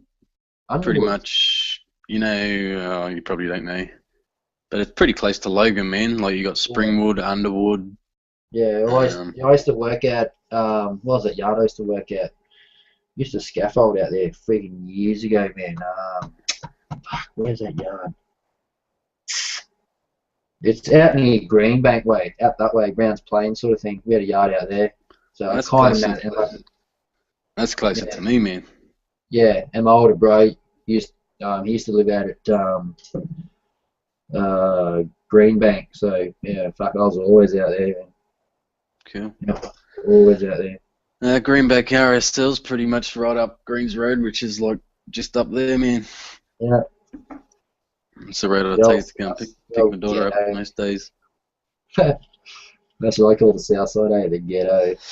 The rough gets part of town. It's probably rough. not now, but it was when I was younger. I've never seen much of the north side, so I can't really compare. But and then the north side used to be like the shitty, boring side of town where all the yuppie people live. But it's pretty crap, man. I didn't like the north side. It's pretty boring. But the only thing I love about the north side, man, is Hobbyrama. That place rocks. Yeah, I think I've seen the website, but I've never gone there. Yeah, I've got a video on my channel, Hobbyrama. Okay, I'll have to check it out. It's pretty shaky because it was like the first video. It was like, oh, I don't know if they'll let me do it. But then after I said, oh, bugger it. I'm making a YouTube video. Can I film you? Yeah, go for it, mate. Go for it. Like, sick. It was like 40 minutes. I was lucky when I went and did mine. There wasn't really anyone in there, but at that time, I'm just sneaking my camera around. It was so overstocked, man. Like they actually got pulled up from the fire. He's saying, it's a bit of a fire hazard, fellas. You got to clean up these aisles. So he's cleaned it all up, and it's a lot neater now. But yeah, bloody Lawton. Just seen a post on Facebook. The guys that do the Queensland Model Hobby Expo, they've actually got a Facebook page, and and they've put a picture up. Thanks to Lawton Toy World for all the support. And man, you should see their shelves. It's like, hell yeah, for a toy shop, that's pretty good. Yeah. Yeah, I'm keen to check it out and see what sort of vendors and other shops show up, and because I've only really been in the hobby for just over 2 years now, and oh yeah. I sort of try and I don't get a lot of time. I sort of I do shift work, 4 days on, 4 days off. So you're thinking 4 days off, I'd be able to get plenty of spare time, but no. Well, yeah, the mines or something, are you? Nah, I just work for a plastics manufacturer in town that produce PVC pipe. Oh yeah, shame it's quality. Yeah, nah, pretty close, but yeah, it's not too bad. I do quality control for them, man. So yeah, this bit's crap. I'm looking on Google for me at home. No, I just drive concrete trucks, man. Oh yeah. Yeah. Yeah, I was nearly going to do that a few years back, but I had a mate start up his own concreting business, and he was looking for drivers, but I was happy in this job, so I just stayed there. Yeah, cushy job, man, though. It is a cushy job. Like, I've done it for like 10 years, man. I've thought about it a couple of times about changing careers, but then you sort of get driving other trucks, like driving water carts and driving truck and dogs, and the concrete thing, you just think, fuck, what am I doing this other shit for? Like, all I'm doing is pressing buttons, man, and like you get to talk to people, because I'm a people person. Yep. So, like driving tippers and that, you don't really see many people. It's like, yeah, what do you want it, bud? Yeah, dump it, piss off and go get another load. But with concrete, you can sort of... see customers all day, wouldn't you? Chill. Yeah, and then you get to know the concreters after a while. Then after a while, you just hang out and nah, fuck it. I'm on an hourly rate, man. I'll chill and talk to you for a while. And yeah. Nice. Yeah. Yeah, that's what I'm pretty happy where I am. I'm sort of my own boss now. I know what I got to do, and the bosses just leave me alone. If I got a major issue, I just hit up them. So. Yeah, that's the big thing. You've got to be happy doing what you're doing. If you're not happy, then do something else. But if you are happy, stay doing what you're doing. Why change, man? And family always on me because I got all my mum's side family live up in Cairns, and all my dad's side is still down in Tassie, and Mum's always like, oh, move up, but nah, it's too hot up there for me, man. Yeah, it is, eh? Yeah. I used to Make watch mine QR. going up. Yeah, Oh, I used to watch QR years ago. We used to go up to Cairns and shit all the time. Townsville, Airlie, bloody The Mareeba. humidity kills me, eh? Yeah. But then you go down, then you do the south trips and you're going down to Canberra and Sydney and that. And then you get off the train, it's like 6 in the morning in Canberra and it's like you're freezing your ass off and you're like, this is fucked. I don't know why people live down here, it's just too cold. Yeah, it's half the reason I left Tassie, man. Yeah, Like too cold. It's only like 16 degrees in the shed now, man, and I'm freaking cold. Yeah, that's pretty cool hill. That's surprisingly, it's actually pretty warm here. I was going to say, being out bush would be pretty cold, wouldn't it? It has been. I guess more of my house is insulated, so it's pretty warm. But early morning, like as soon as you open the door and you go outside, it's when you think, "Fuck that! Yep, back inside." Yeah. So now I'm just putting the wash on this thing. So if you guys who are watching, hey, that's it. Wet paper towel and go over it, and it all comes off, and all the recesses are left. So is that an oil-based wash? No, bro, it's a clay-based, water-based wash. Okay. You don't have to use, you don't have to use any solvents or nothing. It's just clay pigment, which is really, really fine. Yeah, I got this from the UK, but they do paste to Australia. Yeah. You just basically slap it on as thick as you want. Doesn't really matter as long as you got a gloss coat under it. Yeah. You just wipe it off with water, man. Done. And yeah, you Cool. get that real fucking dirty, but it's camera's pretty shit. Yeah, I've only started just weathering stuff myself, and Yeah. I only just found it by accident, man. I've been using that Tamiya panel line accent colour. Yeah. It's probably it's not the traditional way to do it, but I've just been getting a bigger brush and laying it over my whole tank. And well, that's what an oil wash is, man. It's just an enamel wash. But yeah, that's what I figured. So, yeah. Because I have brought some oil paint since, and I was thinking of doing my own washes, but I don't know. I kind of like the effect that stuff gets. So yeah, it is a pain in the ass. Like I haven't forked out like big cash. Like I've just gone to the news agency, man, and like you'd get this brand like, oh yeah. Yeah, just that. It's like $4. It's just like artist oil. You just thin it out. Yeah, I ended up buying these because I was just going to use them for weathering. I'd see them like you can just put a dab of oil paint and then get some, spirits or whatever you're using and give that streaky effect. But I got these Hume oils.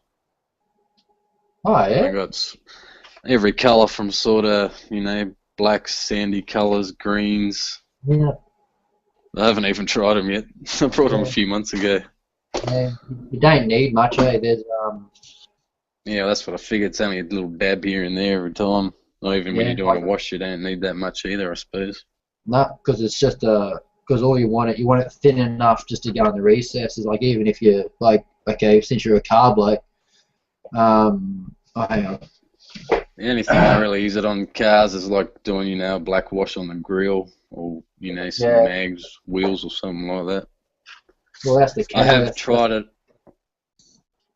Oh, yeah, that's the Kenworth Australia I've done. But that's the Revell kit, the Revell Kenworth T900 Australia. Yeah. But, yeah, I've done, like, that's just all the wash inside the bull bar. Oh, yeah. Sorry if I'm in your face, man. I'm on my phone, so... Nah, bro. Nah, it's all good. I've got to get up close to check it out. Yeah, man. Yeah. That's mean. Yeah, I love the effect you can get just from a basic wash. Like I look back at some of my first builds that I'd never used it on, and you can really tell the difference, eh? Oh, bro, the first time I used a wash, like I didn't know that. Like I thought, oh yeah, I'll just wash my model and that'll be it. And yeah, nobody told me you had to clean the shit off. Well, it looked really grungy. It was just crap, and then I'm spewing too because it was on an RAH-64 Comanche helicopter, stealth helicopter, and I can't find the kit anymore. So either I've got to strip it all back, break it all down, and repaint it. But I'm spit on. It's like, man, such a cool kit. Yeah, I've never had to break something back apart yet and redo it. I never really want to be honest. Yeah, I'm actually doing an Apache helicopter myself. I started it a couple months ago. It's still in the box. Still got to get it out and put a bit of a camo job or something on it. Yeah, I got a Black Hawk that I started thinking, well, shit, it'd have to be same thing 3 months ago. And all I've done, really, is I've just sort of started to put the interior cockpit together. And that's as far as I've gotten, man. And paint a few seats and shit like that. And it's like, and I've lost interest, eh? It's just sitting on a shelf of doom. I've actually got a mate from work. He brought me in a US Navy fighter, F-14A Tomcat. One in... hang on, I'll grab it. And I've never done a jet or fighter or anything like that. One in 48 scale. Oh, nice. Well, that'd be big. Yeah, it's pretty big, man. I'll get the body out and show you. Man, there's never enough bench space. No, there isn't, is there? So that's the body. Like, I'd hate to see a 1/35 scale, man. They must be huge. Oh, it'd be scary. I used to have a 1/32 F-22, and this thing was massive. And I bought it from, where was it? Years ago, Chermside Shopping Centre used to have a tour world in there, like before they revamped the place. Yep. And I went in there, and they had this 1/35. I think it was by memory. I think it was a Revell kit. I think. And I think I only paid like $30 for it, man. Like the thing was like, fuck, it was massive, eh? Sweet. But then, like, it looked good because it was my first time I airbrushed a model kit, and I like masked all the lines and that off. But then, and then I thought, I'll give it a wash, and then never gloss coated. Like, 'cause I didn't know nothing, man, back then. I was still in high school when I sort of started airbrushing, and then and I just fucked it. It's just like, damn. Well, you got to learn, I suppose. It's the only way you learn. Yeah. That's why I'm kind of lucky, man. This day and age, you got the whole YouTube community's there. You can just within watching 3 or 4 videos, you can sort of get a half idea of what you're doing. Yeah, I was saying that before in my at the start of the videos. It's like, man, like all you young kids today, you're lucky, you've got this, you've got the video media to go off on, and people showing you other stuff. Back then, it was read a magazine. If you hated reading, man, you had no hope. Like me, I just looked at pictures like, that's how you do it. You don't read it properly. I'm like, fuck. Yeah. Are you entering anything in the show on in September? Nah, man. Nah. Like, I've never. You've never gone in a show? No, I've never actually. The only comps I've entered, the only comps I enter when I do compete, back in the day when I was with my ex-wife, like we used to like enter like Golden Demon and shit, for like the Warhammer stuff. Right. And I just car shows, man. That's pretty much all I do. Like, but as in fine scale modeling, never really thought about entering my stuff. I don't think it's good enough. It's just more for fun, I can just do it for fun. Yeah. Yeah, that's all I got into it for. And I remember last year I was in a hobby shop near work, and I saw the entry forms for the hobby show. And I'm like, okay, because I'd been new to the hobby. I didn't really know what sort of shows were around. Obviously I watch a lot of guys in the States, man. There seems to be a show nearly every weekend over there. But I was actually thinking about. It was only my first year in the hobby, and I was over an hour thinking about entering a car, and I'm glad I didn't now. But I'm interested to go with you, man, and see what the competition's like, see what the caliber is. Yeah. Because like I've never been there, so I've got no idea. Yeah. I'm not, like if I feel the same, I don't think my work's good enough to enter in a show either. But you always wonder, maybe take one year and see what happens. Yeah, and see how you come. Like, you never know, you might come you might be the only bloke that enters a certain model and you get first. You know? Yeah. It's just the way it is. Yeah, it's the way it is. But you don't learn, I guess, if you don't try. Just be interesting to go and meet a few other blokes around the place, and Yeah, I'm guessing they'll be. there's not many Queenslander modelers though. They're on YouTube.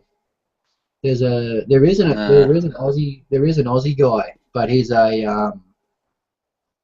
builds all those robots and stuff. Like he's a Gundam modeler, I think, but he builds like all the Robotech. He's into sci-fi, pretty much. He's into sci-fi. He builds like Robotech models and.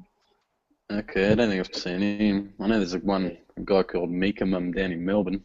He does Gundam and all that stuff, but there is one dude that does cars. He's not that far from me, I don't think, but he doesn't do a lot of videos. He's got a weird channel name like BRLG and some numbers. I'm not sure. I can never remember it. Yeah, because I was watching. Sorry, man, you go. No, I was watching a guy, I think, last night. And he sounded Aussie, but it almost had like, I don't know, I wasn't sure if he was Aussie or Kiwi. Like it was in between accent. Yeah. So maybe he's Aussie, but he's got heaps of like Kiwi friends or something. I don't know. But yeah, he's got some pretty cool. He did a. I don't know. It was you commented on the video. That's how I found it. You commented on his video. He done a bench tour. Oh. That was last night. Chris Pandoff. I think so. Yeah, man. Excellent 12. He's a Melbourne guy. Yeah, he does cars and figures, and he does a bit of everything, man. Yeah, he's a freaking awesome builder, dude. I love watching his stuff. Yeah, just the way he'll set up, you sort of think, yeah, he knows what he's doing. Yeah, man. I always watch his videos. We normally chat occasionally. Occasionally I get on with a few of the boys from the Blue Bombers. And sometimes we have a hangout on there, but not very often these days. What are they like? They're an Aussie crew, are they? Well, you got me, that fella Chris. There's another guy called Matthew Ford down in Canberra. Yeah. He does car stuff as well. And there's also Robert Dawes down in Melbourne. He does car stuff and does a fair few hangouts. But okay. He doesn't do a lot of YouTube videos anymore. Yeah. Yeah, I might have to investigate. And then there's another guy in Perth. Dude, what's his name? I'm shocking with names, eh? I pretty much remember people from their little logo these days. What is it? Daydreaming 60-something. I don't know. I know he's another Aussie guy. He's got a red avatar in him, some kind of red thing. Yeah, it's the logo for the Hellfire Fish Cats or something off The Simpsons. Remember with Abe Simpson? That's who it is. That's his logo. Oh, okay. I'll have to look him up. Yeah. Yeah, I might be subscribed to him. I'm pretty sure I am. But no, most of my most of the guys I talk to that they're from Europe, I think Sebastian's from Holland. I think Hendrik's from Germany. And there's a couple of blokes who've only just started, especially Sebastian. I think he said he's only been modelling for about a year and a bit. Yeah. And his work's just amazing. It's just like, well, you've only been modelling for this long, and I'd love to see his work in 5-6 years' time. It's just going to be mind blowing. Yeah, sure. And his attention to detail is just wow. He's only a young dude too. He's like shit.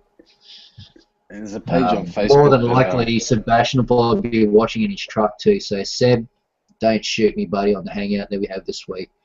I reckon he's probably late 20s, he's got to be more late 20s, I reckon. Nice. Yeah, there's a fun Facebook page I follow called Diorama Dreams. Man, some of the work, I don't know where the guys are from. Yeah. But some of the dioramas these guys put up with, there was one the other day just on a little square display, and he'd made a little sort of broken jetty going over a swamp with all the swamp and everything around it, and a tank calf buried in there, and he's got like the full radiation mask on, walking with a a canine, big German Shepherd, and yeah, just I don't know, stuff like that just blows my mind, eh? Like how people come up with it and ideas. But yeah, when I see you in a couple of weeks too, if you want, I've actually got a copy of this that I've done for someone else. But if you want a copy of this, I'll give you an actual copy of this. It's a how to build diorama book, and I've had it for years. It's by Shepherd Payne, and it's really, really good book on like just tips on stretching sprue and painting faces, weathering, scratch building. Sounds good, man. Yeah, man. So it's actually sitting. Yeah, that's the copy sitting right there. In there. So if you want it, I'll bring it down when I catch up with you. And just starting to get into the diorama stuff now. I made a static grass applicator. I'm pretty happy with that. Yeah. So have you got a video on how you built that, or? Not yet. I was gonna. Probably not yet. Video. Too late because I already built it. It's pretty basic, man. Like I did a brief pull apart on it in my last video, but all it really is a piece of 63 HD with an end cap, and inside of that, I just got my 9-volt battery. I just went to J-Car and brought one of those 9-volt battery. Yeah. Whatever it is.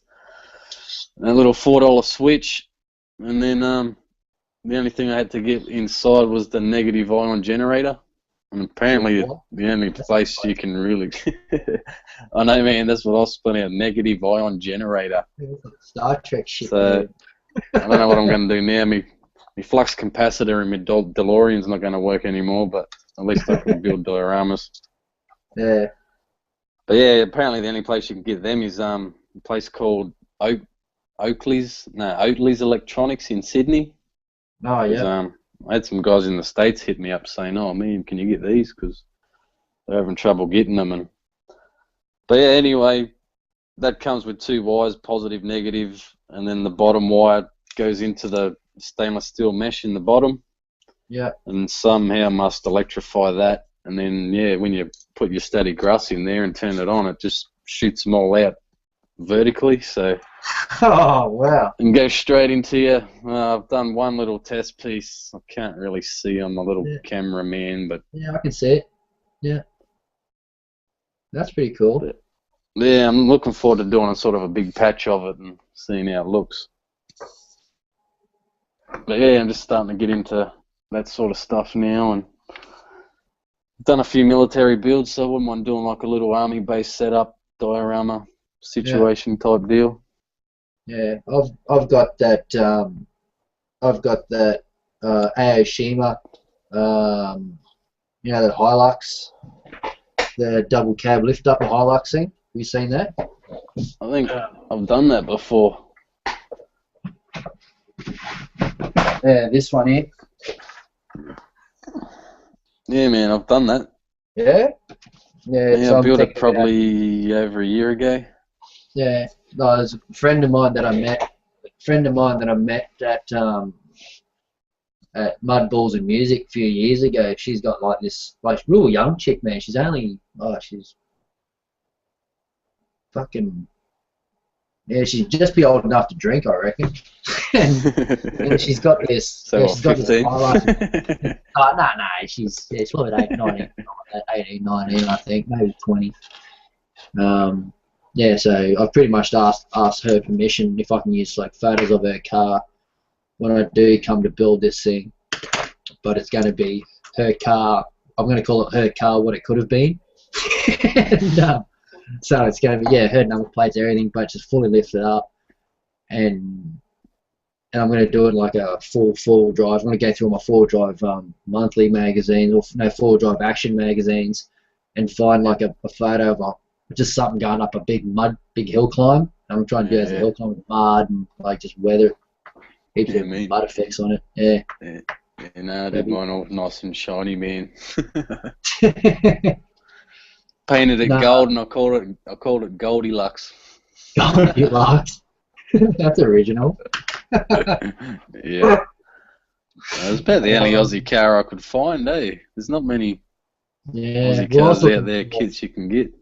no, I was looking for like I was even looking for like Holden Commodores and like XR8 Utes and shit like that, and yeah, they just don't make them. It's just like, man, Nah. like they would walk like There yeah, was there was a dude when I first got into the hobby. I found him on YouTube. I was looking for Aussie cars, and there's a video, and I can't even remember now, man. I could probably find it if I looked, but yeah, he had like Holden Sandmans and Tiranas and yeah, Commodores and all these. I'm like, where the hell did you get these from? And yeah, I was yeah, going through the comments, and apparently he scratch builds a lot of it. So yeah. I don't know That's how the hell like you.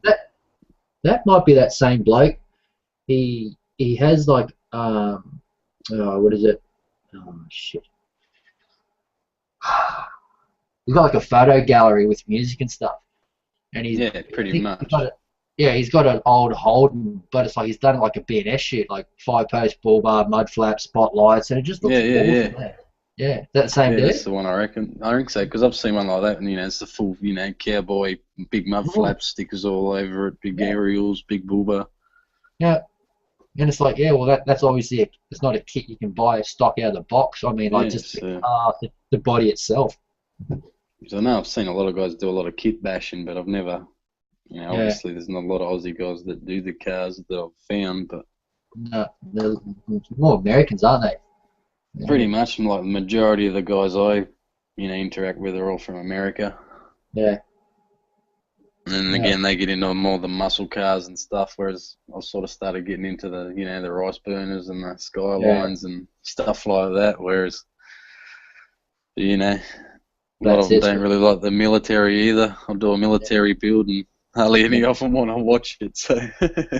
I build everything, man. Like I've only just started getting into cars. Like ever since I built that, I've got a Taylor Peterbilt 377 on the shelf, and I got that Kenworth as well. And I had a lot of fun building those. And I think watching, whose videos was I watching? I think I came across your channel, and I thought, man, that's pretty cool, man. Like building cars, and I've actually got I've got the Ford F-150 Lightning sitting over there, and then Hilux. They're the only two car kits I got. I've got the Revell 1-24 tri-drive tipper trailer, big semi-trailer there, so that'd be pretty cool. Like it should be about that big, but I've still got the Kenworth W900 Revell kit there to do. Yeah. I did the Peterbilt 359. That was a pretty nice kit. Yeah, I find the artillery kits are probably, I don't know, they both have. I found that they both have their perks, like their pros and pros and cons. I haven't tried one yet, so. Yeah, like the artillery kit, like the steering, you got articulated steering in it, but where the Revell one was just stick the wheels on, that's it, and they just sit straight. You couldn't turn them or anything. A lot of kits are like that, man. You don't come across too many that have, moving steering and all that stuff. Yeah. Yeah. What else was there? Oh, this is what I'd done as well. Yeah, like for Easter this year, in the International Scale Modeler Forum had a egg plane build like for Easter. Oh, yeah, I've seen them, man. They look cool. Yeah, man. And this is one I built like for it, and it's a Fokker Wolf, and inside there's like, I don't know if you can see it. Hang on, clean this glass a bit more. There's like a Warhammer 40,000 orc sitting in there for it. I used his head, and I just put all heavy bolters and shit on there, and just stuff. I got heaps out of all my Warhammer stuff because I don't play, but I paint them. And I just weathered the absolute crap out of it and putting German stuff and big rusted patches with pigments on it. So I've just made this little Warhammer German plane. It's pretty cool, man.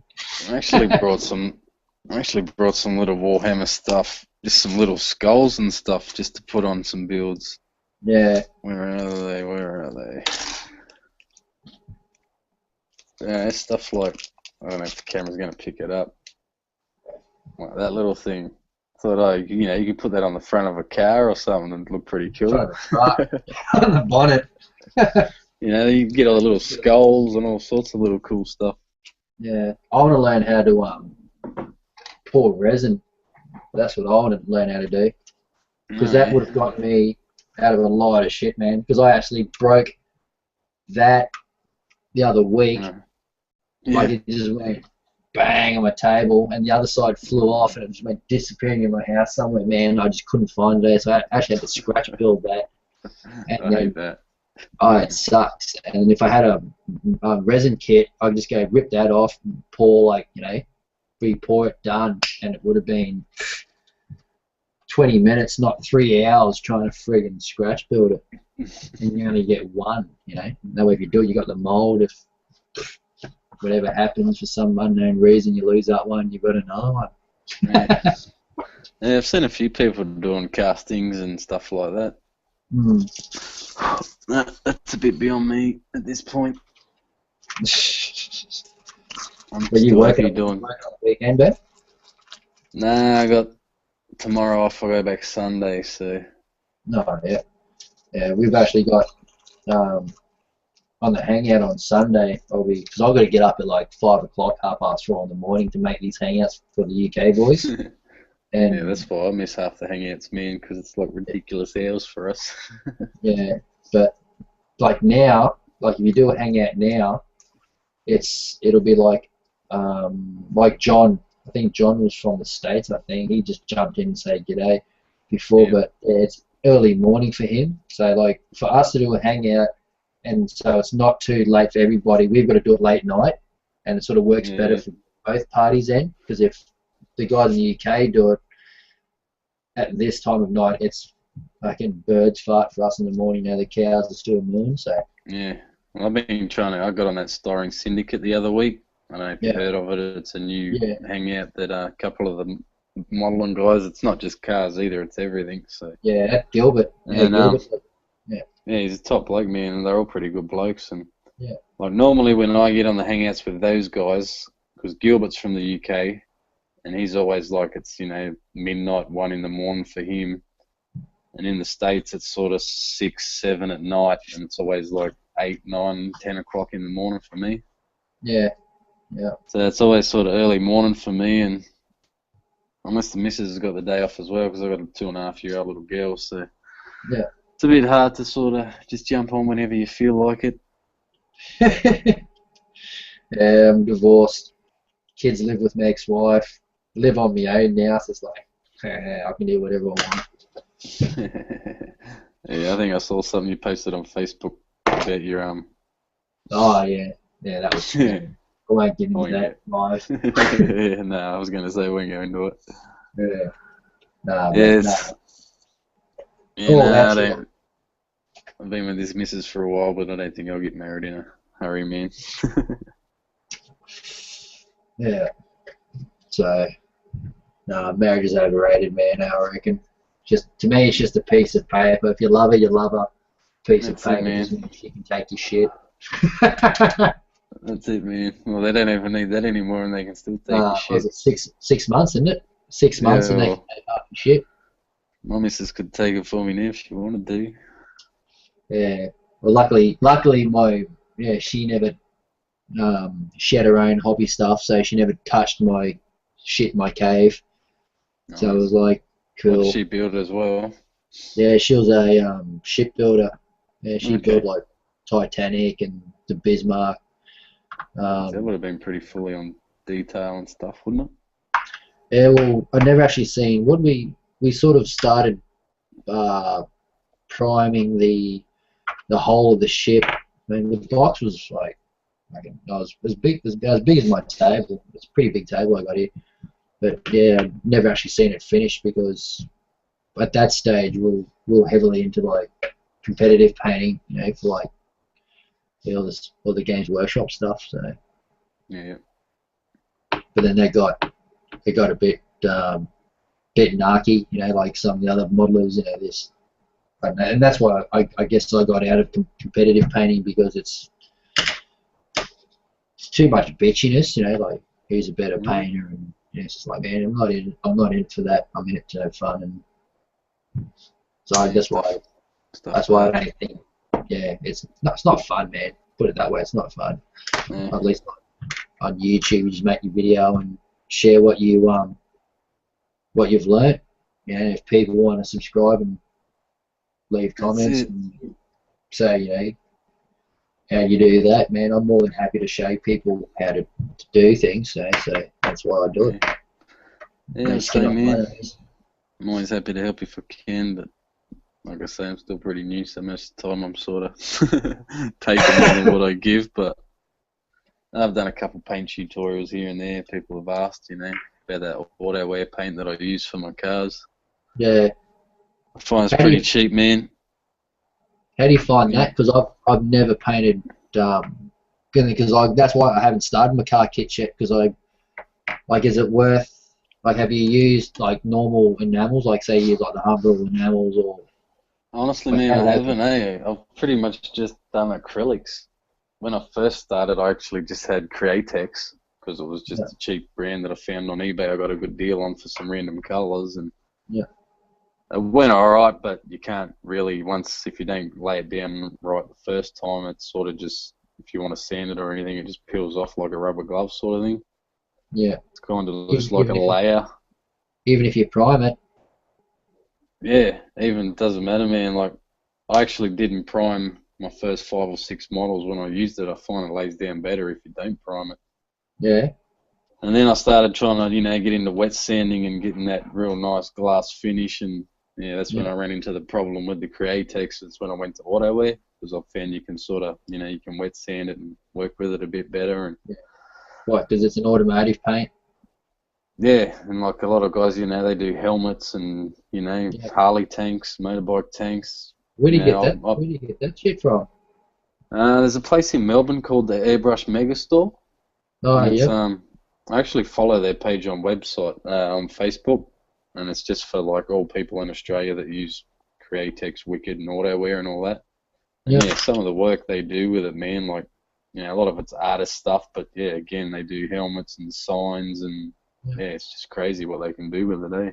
Yeah, I love what they're doing with the helmets nowadays, eh? Like skulls and shit. And yeah, man. And some of the freehand skull drawings with, you know, the ghost flames and all that stuff people are doing. It's just like, damn.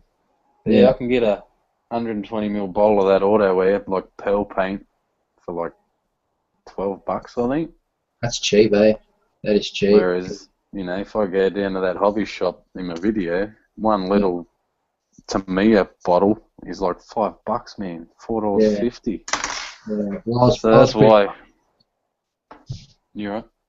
Yeah, I was pretty lucky, man, because like the Toy World up here, because that's the only hobby shop that I've got up here is Toy World, and it's like a really, really tiny, like it's nothing like Underwood or Lawton or anything. It's, that'd be lucky. You'd be lucky to have 200 kits on the shelf. So you pretty much got to, this is cheap, and then when they order new stuff is when you get it. But getting back to it, the previous owners sold up, and then the original owners actually bought back the shop, and so they've downsized the store, but the previous owners was having a 50% off sale, and they're having one every month. So I was just going there, just cleaning up, man. Like, I think I bought that, like the Tamiya paints. What are they? $3 or $4 or something for a 10mm pipe. I was picking up for $1.50, and I was just going rake. Just spending. I think one day I walked in there, the total bill come to like $300, but I ended up spending like $160, and I came back with like kits and paint. Shit. I've never seen a big sale on any kits like that. Like then in that Underwood store, I haven't hit the guy up. I'm like, man, do you ever have a sale? Like, because that place just got kits floor to ceiling, man, for a whole freaking row. Underwood. He's like, oh, not really, man. We don't really put it on sale. I'm like, oh, well, you do me a deal, you know, if I buy 5, 6 kits, will you know, take a bit off? And he's like, oh, no, I can't really do anything, man. I'm like, all right, you know. But he told me that apparently that store supplies most of the stores in sort of the Queensland area, so Yeah. I don't know if they supply the one out near you or not. Probably, but yeah, no, I just go to Hobby Rama, man. Fuck, they've got everything, like everything, man. They got everything from doll houses, radio control upstairs. There's like a car aisle. I think it's one aisle, man, of just all cars, trucks, and Man, I like the might have to aisles. go and do a mission and check it out one day. Yeah, it's on Stafford Road. It's just up the road from Stafford Shopping Centre. It's on the corner of I think it's Webster Road and Stafford Road. But you can't miss it, man. It's right on the corner. Big fucking building on the corner. Hobby Rama. And then they've got like, if you're into aircraft, man, there's like 2 aisles of aircraft. Their whole back wall is armour. Yeah, like one aisle in the aircraft is like 1 to 48 to 1 to 32, and then they've got one aisle of just 1 to 72 shit and 1 to 144. Like, it's just ridiculous. You think if you can't find the kit that you're looking for, like, there's something wrong. Like, it's just, yeah, they're so like Edouard, like, shit, everything, man. Like, Prices aren't too bad. yeah, not really. Like, it seems expensive, but like, unless you go like online, and then you still got to pay for postage, and you got to wait for it to come, and you get stung on your credit card for using PayPal and all that sort of shit. It works out to be pretty much the same, man. Like, what is it? Yeah, I haven't brought any kits for ages, man. I stocked up a while ago. I'm crazy on eBay and find a lot of stuff from Hong Kong and China, and that you get free shipping, and if you put in a bit of time looking on eBay, you can normally find some good deals.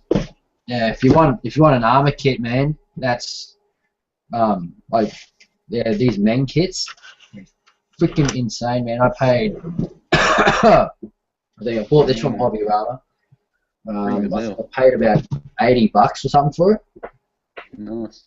And you probably go, holy shit, man, you spent $80 on a kit. But no, I mean, that's like, you open it up. Yeah, that's not bad. That's okay. That's size. That's a fucking dirty pouch. It's a decent sized box, man.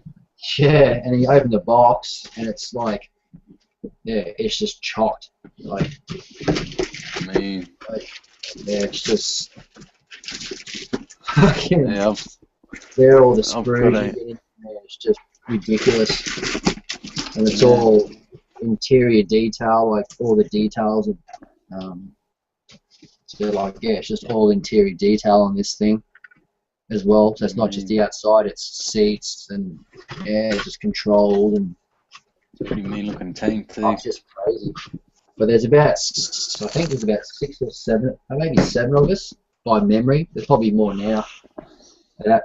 That's actually gone out and bought this kit. So there's going to be probably like a buddy build at the end of the year sometime. We'll probably start next year. Yeah, cool. So that'd be pretty good. Yeah.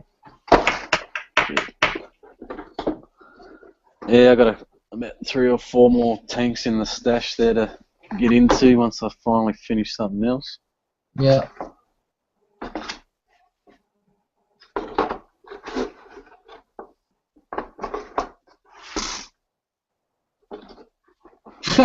I like you got the dartboard in the background. Yeah, it's been a while since I've used it actually. Yeah. I used to play competition darts when I was younger, eh? Yeah. I've tried playing darts once. I was in Billawheeler pub, and there's and there's this drunk bloke. He was blind, man. Like, he just can't go. Yeah, you want to play darts? And I was there with me ex-girlfriend and her mum, because her mum lives in Billawheeler. And I said, nah, man, never played darts in my life. And he's like, yeah, I'll show you. I'll show you to play darts, man. He started playing darts, and I flogged him. Yeah, seriously. Never played before in my life. I'm just going, boom, boom. It was like, man, it's just fluke, eh? And it's like, yeah, I couldn't get into it. I just couldn't understand the rules. Like, yeah, you got to get it now that you've chucked it here. You've got to chuck it on this. Aim for that one. It's like, yeah, righto. He's like, holy crap, man, you got it. Nice. It didn't feel fair though, because he was just maggoted. He could barely stand up too. Yeah, I know them. I actually when I first left Tassie, I went over to Kalgoorlie, man. Yeah. And yeah, she's pretty full on over there, and I started playing darts with a mate from work. He had a team, and there was like, there's that many pubs in Kalgoorlie. There's like freaking 100 dart teams. So yeah, ended up going to this competition one night, and there's one guy, Shorty. He was always the last game of doubles. Me and him have to play together, and he'd always get on the piss hard, man. And by the end of the night, he'd be legless, and I'd have to try and have a game of doubles with this guy. And back then, I wasn't that good myself, and I'd always have a few drinks by that point. And if we didn't, if we got a couple of guys that were pretty shit themselves, we'd be there for nearly an hour, man, just trying to pick it, just wandering back and forth to the board, going, "Come on, man, just freaking get it, would you?" Yeah, I'm like that with pool. I can't play pool to save myself. And like they're normally like smack, smack, smack. All the balls are in the hole in the pockets and shit, and I'm like, man, you've only sunk 2 balls. It's like, yeah, well, I don't play, man. Come on. Yeah, I used to be alright back in the day, but I don't really play anymore. That's it, eh? Like I say, living down here in the ghetto, I stay out of the pubs. Yeah. I'd rather just have a big ass fire in your front yard, get a few mates over, carton of rum, and just crank the stereo and just run amok. Sounds like good. Nobody cares out here, eh? You just make as much noise as you want and nobody cares. Like, it's just like, yeah. That's what I miss about Tassie, man. Me and my mate used to just, go out bush, throw the fishing rods in the back, a few drinks, just get out bush, light a freaking bonfire and get on it. If I caught a fish, it was a bonus. Throw it in the pan. It was a bonus. Nice fresh trout. Oh, trout. I've never eaten trout. Oh, man. Straight out of the river, straight on the fire. Oh, man, it's the best fish you've ever eaten. Really? Yeah, I love it. I have to give it a crack, eh? No, I'm normally like go in the estuaries and stuff, catch myself a big dirty brim or something, or... Oh, yep. Yeah, I've always been more of a freshwater fisherman myself. Yeah. Is that what you grew up doing? Yeah, growing up in Tassie, man, it's pretty much freshwater. You're surrounded by ocean, but I never really had a boat, so me and my mate would always just end up finding a river or a lake somewhere. I've heard all the stories about Tassie. I won't say them. It's an Aussie thing, we'd be lucky to have an Aussie viewer watching here. They'll probably be like, yeah, I doubt it. Yeah. So if you guys are watching, just leave a. If you are watching, you can watch it on my live on my YouTube channel, guys. Just Clem Day on YouTube. Just subscribe and watch. It's the only way at the moment because I haven't got the questions and answers box opened up because like I said earlier, I just failed. So let us know where you are from. Just curious. Curious where actually people are watching. I'm trying to start talking about models again now. Yeah, but that's what hangouts are. Oh, mate, you should see I some. just thought, well, I had spare time tonight. I thought I'd jump on and get to know you a bit better anyway. Yeah. Before I come pick me up and I jump in a stranger's car and. Mrs. was like, "How do you know him?" I'm like, "Oh, I just met him on YouTube." He goes, "Oh, it's alright, isn't he?" I'm like, "Oh, why wouldn't he be? It's not like he's going to take me in his car and take me back to Gympie and lock me in the back of his ute or something." Who's that, your missus? Yeah. She's always real funny about that, because, I've given out my number and address a few times on YouTube to some guys, and I'll make sure they're alright. Make sure, that's fair enough, isn't it?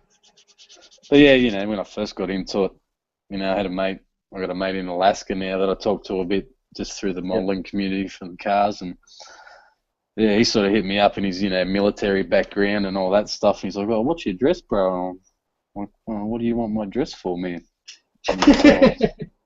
Oh, I just want to send you something. I'm like, oh, what are you going to send me? And, I didn't know what to, expect. Get some sort of. And he's like, oh no, man, I just got a, couple spare kits here that I want to give to you. And you just sent them to me for nothing, bro. I was like, yeah. Sweet. So yeah, I'm sort of. Yeah, before the YouTube community, I didn't really have a lot of trust in people, but I trust most of the blokes on there, even though I've never met them in person. But yeah. Well, I find it really good like that. Big kids. Yeah, that's it. Big kids that like painting toys. Well, they're probably going to hate me if I say that. No, I'll rephrase that. Because I hate it too when people say I play with toys. No, they're detailed replicas. Very good toys. Because mind you, I still pick it up halfway through the build and start going. Yeah. Yeah. Yeah, I'm really glad I found the hobby. Like I said, I never really heard. I've seen kits before in shops, when I was a kid, but I never really thought about doing it. And so what made you actually buy a kit? Yeah, I was about to say that. Actually, our old mate from school, we're mates with him on Facebook. He still lives in Tassie, and he actually builds his own slot car tracks and does all that sort of stuff. Yep.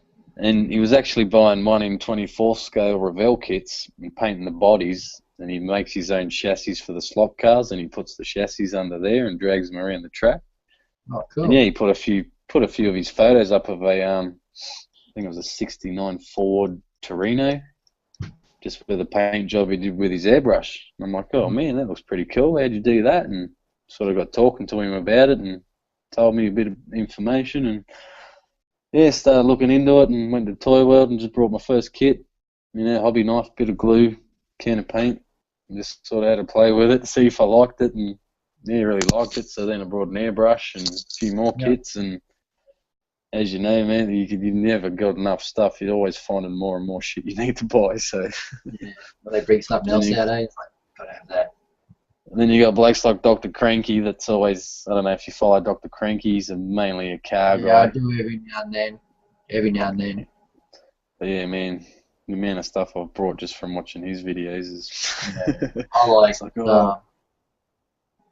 That's another bloke I sort of started. That's what another guy that got me into the car thing was Scott from Scar Model Addict.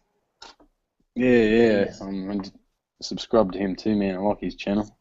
Yeah, but I'm not. Is he still making videos? I don't think he is he? He's more concentrating on his magazine now, isn't he? He must be. Like, I saw one. Oh, but he's one funny dude, though. God, his videos make me laugh. Just the shit he gets up to. But that zombie car build he done, that was just yeah, man. It's like, hell I think Dr. Cranky's actually doing a book on, because like there's a lot of guys in the car community that did the zombie hunter scheme. Yeah. And I know Dr. Cranky was going to do a book with like everyone's zombie hunters in it. That'd be pretty cool.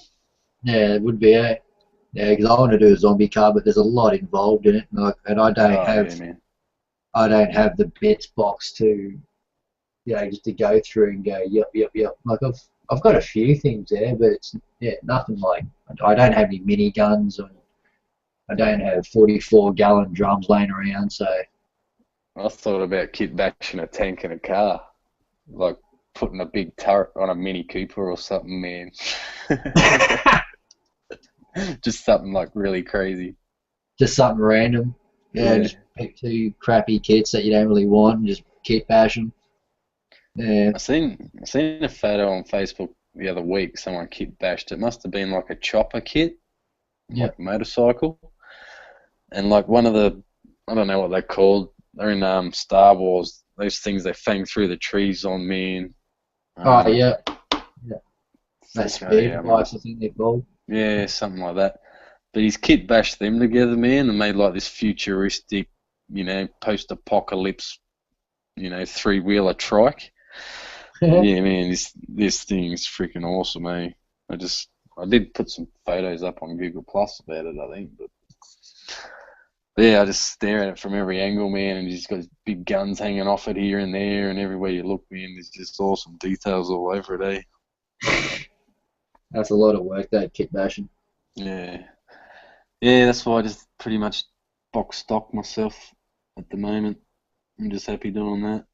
Yeah, I think when I turn into an old man, you know, I've probably got about 50 years of modelling behind me, but if I live to be that Yeah. long, if I live that long, I'll be pretty stoked, man. Yeah, I don't think I'll try anything really fancy until then. Yeah. Just trying to get better at normal stuff. That's it, man. Right, I'll quickly run in and top up my drink. How long are you going to be on for, man? You don't mind me hanging around? Man, I'll be here for ages, man. Alright, if I'm distracting you, just tell me to bugger off. And... Hell no, man. Definitely not. Alright, man. I'm just going to get another drink and I'll be back. Yeah, I'll probably make a coffee anyway. No, we're both going to have a quick break, guys. Just going to make a coffee, but we ain't going anywhere. Just back in a minute.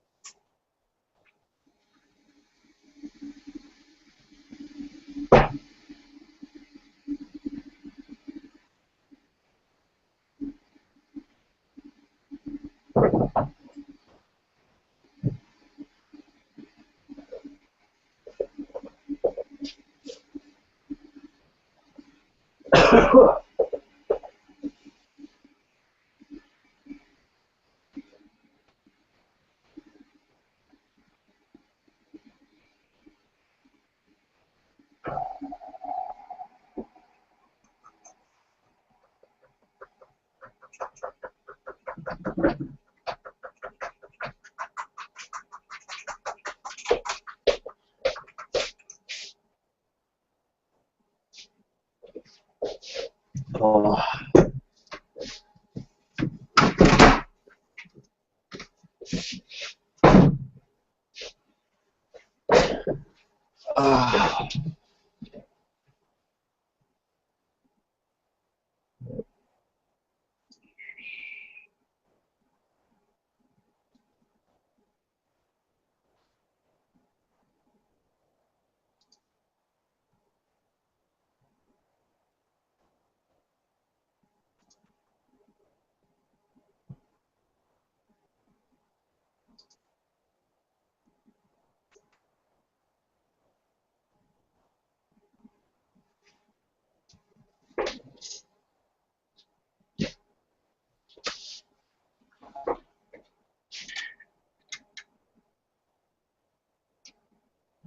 Alright, nice. Made myself a nice vanilla coffee. Should keep me awake for a bit more. I've been awake, well, I woke up at, what was it, 1? Paul had started his hangouts, would have been about 5. So I've been awake since about 4:30 this morning. And it is now 11:30. So I think the boys are going to laugh at me again because it's pretty much going to be up for 24 hours again. But alright, so getting back to it quickly before Ben comes back, we will start talking about other things. But yeah, just so the wash here, you see where I actually cleaned it all off, but just on here, just got a damp cotton tip here. Just check it on your skin. If it feels really wet, you know you've got too much. If it's just damp, you know it's just right. So I'll probably take a little bit more water off it.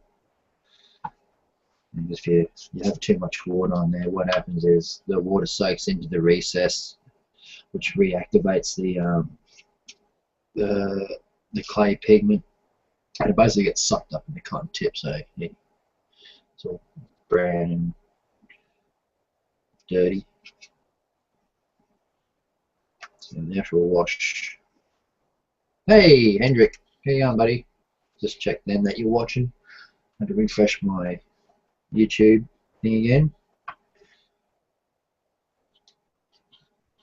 But you know how to jump on if you want to jump on, Hendrick. It's just going to be funny when all the rest of the guys jump on. Hey! So I'm just going to clean off some of this. And there will be some touch-up work though. Maybe we'll have to get a brush in here. Some paint in there. Benny's back. Benny is back. Benny Mac's back. Benny back. Fuck, it's cold out there. Yeah, it started to get chilly here. I had to put my hands around the kettle just to warm up a bit.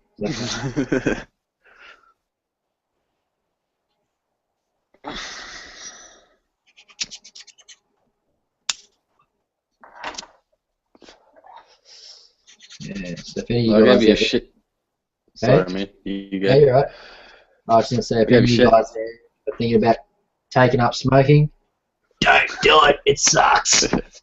Spend your money on your hobby, on paints and models, not durries. That's it.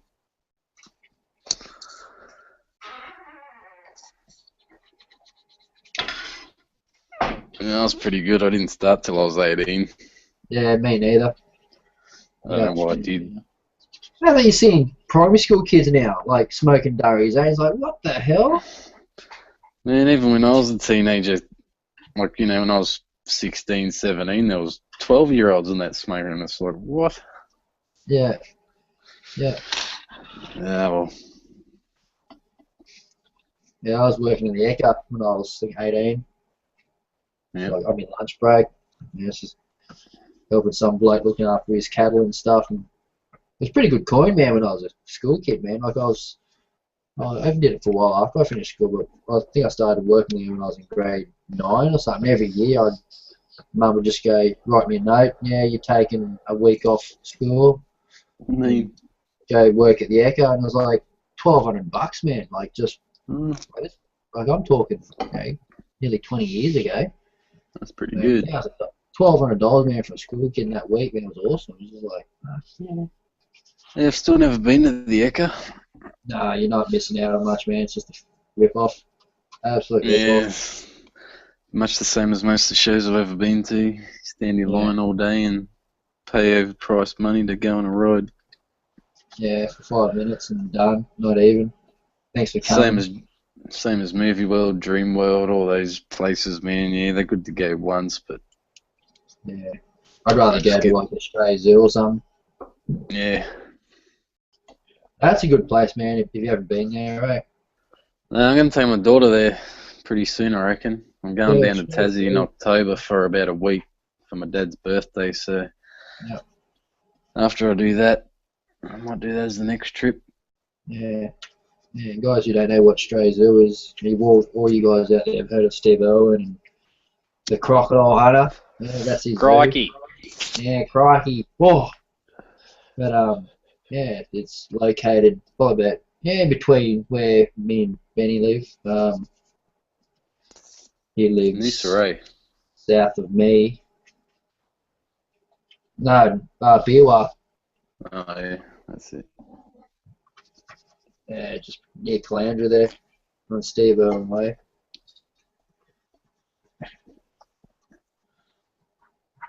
So Old Steve Irwin, eh? All the Steve ways he Irwin. could have gone, he went by a stingray. You think a croc would have got him after all them years, eh? that would have been cool. What? Croc hitting him. If he went by a croc, just like the crocodile hunter gets taken by a croc. But shit happens. Wrong place Yeah, at the wrong that's what time. happens when you live in Australia, mate.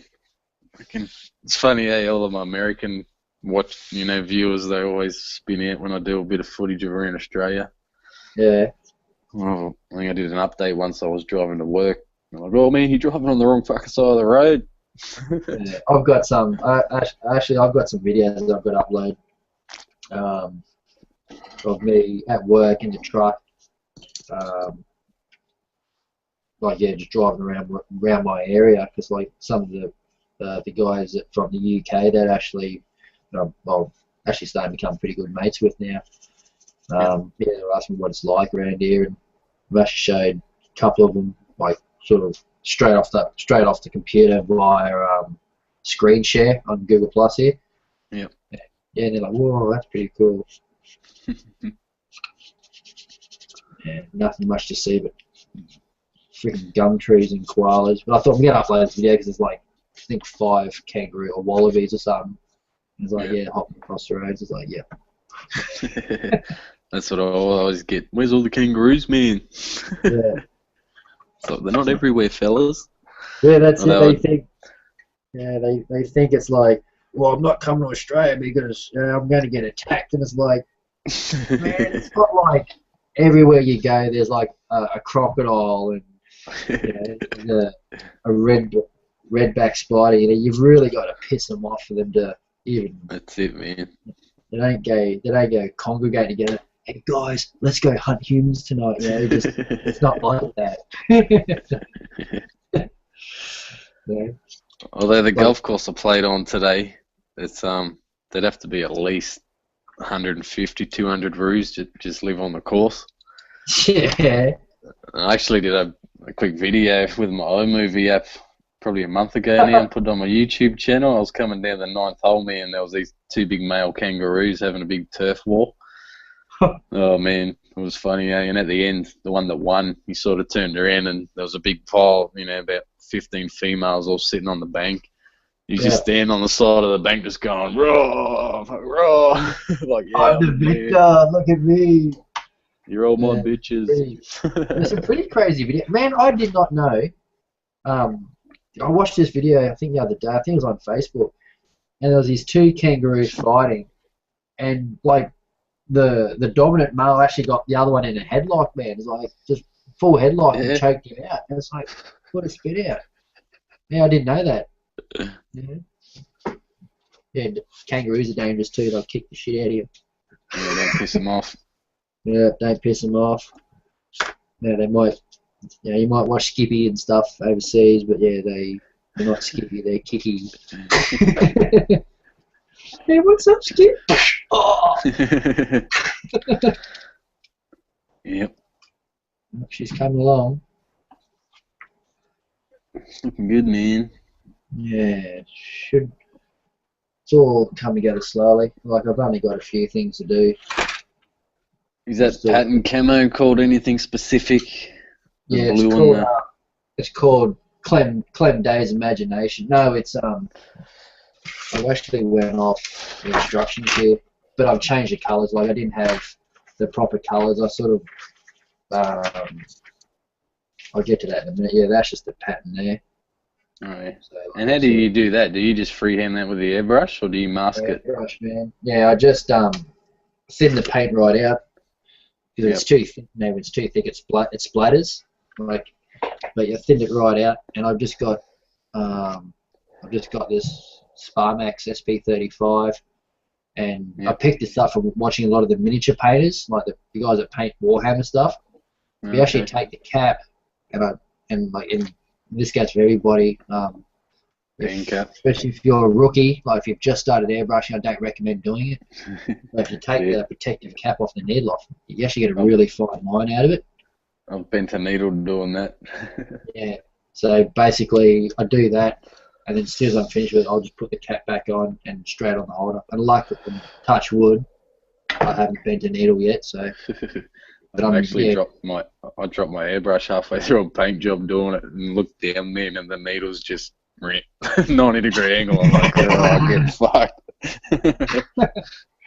I tried to straighten it out, but yeah, no chance.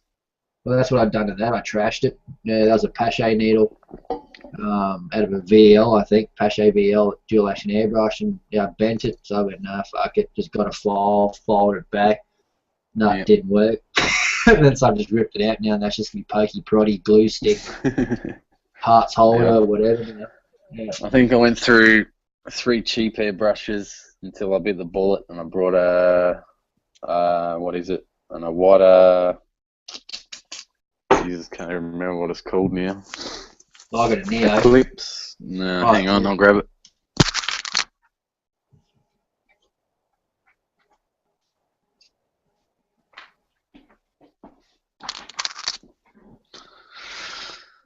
It's the What a Revolution CR. Oh, runs nice.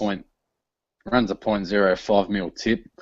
Yeah. Because most of my airbrushing means just, solid colour on a car, so you're just trying to lay down a solid colour. Yeah. But I have had a couple with like a .2 mil tip and a .3 mil tip. But honestly, for the pearl paint and stuff that I've been using, I've found the .05 or the .5 works a lot better. Yeah. Yeah, I haven't had any problems with that, man. Yeah, like I've got I think my cheap Chinese ones I bought about 3-4 of them. It's just so cheap. If I can trash them, I can put whatever I want through it. It doesn't matter. I still separate for acrylics and enamels and stuff. I've got one, yeah. But I think they're .2. I think I found that even they got big hoppers on them. I found that it doesn't spray the big stuff really good. Like even though some people say it does everything, but it just takes a bit longer.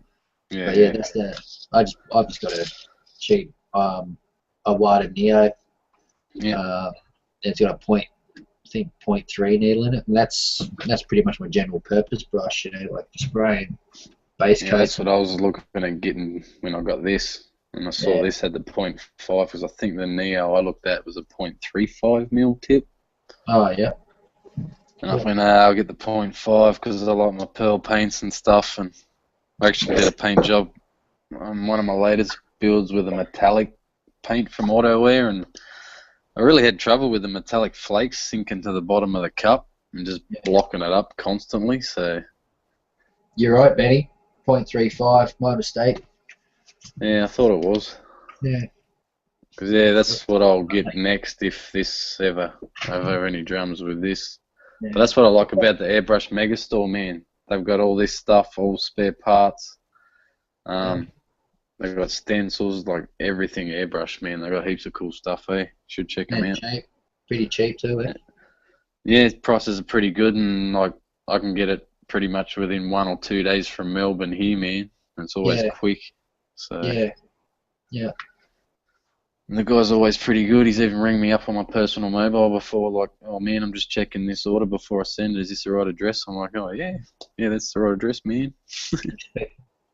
Hello, gang down. I want to do that in one of my videos, but no one's gonna know what that is, Yeah. Yeah. Gang down. What the fuck? Yeah, I don't quite put the Aussie slang into it as much as I probably could. Yeah. It's funny, that guy Matt Ford I was telling you about, he's sort of I can understand him fine, but when we get on the hangouts with some of the Yanks, he'll say something, and then one of the Yanks will be like, all right, Benny, you gotta what's the word? Interpretate for us. Then I've got to go back and tell him what he said. Yeah, it's funny, like some of the things that my mates say, like, what was it? How you going, you bloody drongo? And stuff. It's like, dude, I don't even say that, but it's funny. Like, I just say it anyway, just because it's funny, and a lot of Al Stewart saying comes into it, and they get a lot of neighbours and home and away over there, so it's pretty cool. Like, they're getting the hang of it. There's one guy there, I can't remember, who was it? There's one guy on the hangout saying his Aussie accent now is getting really, really good. It's just like, fuck yeah.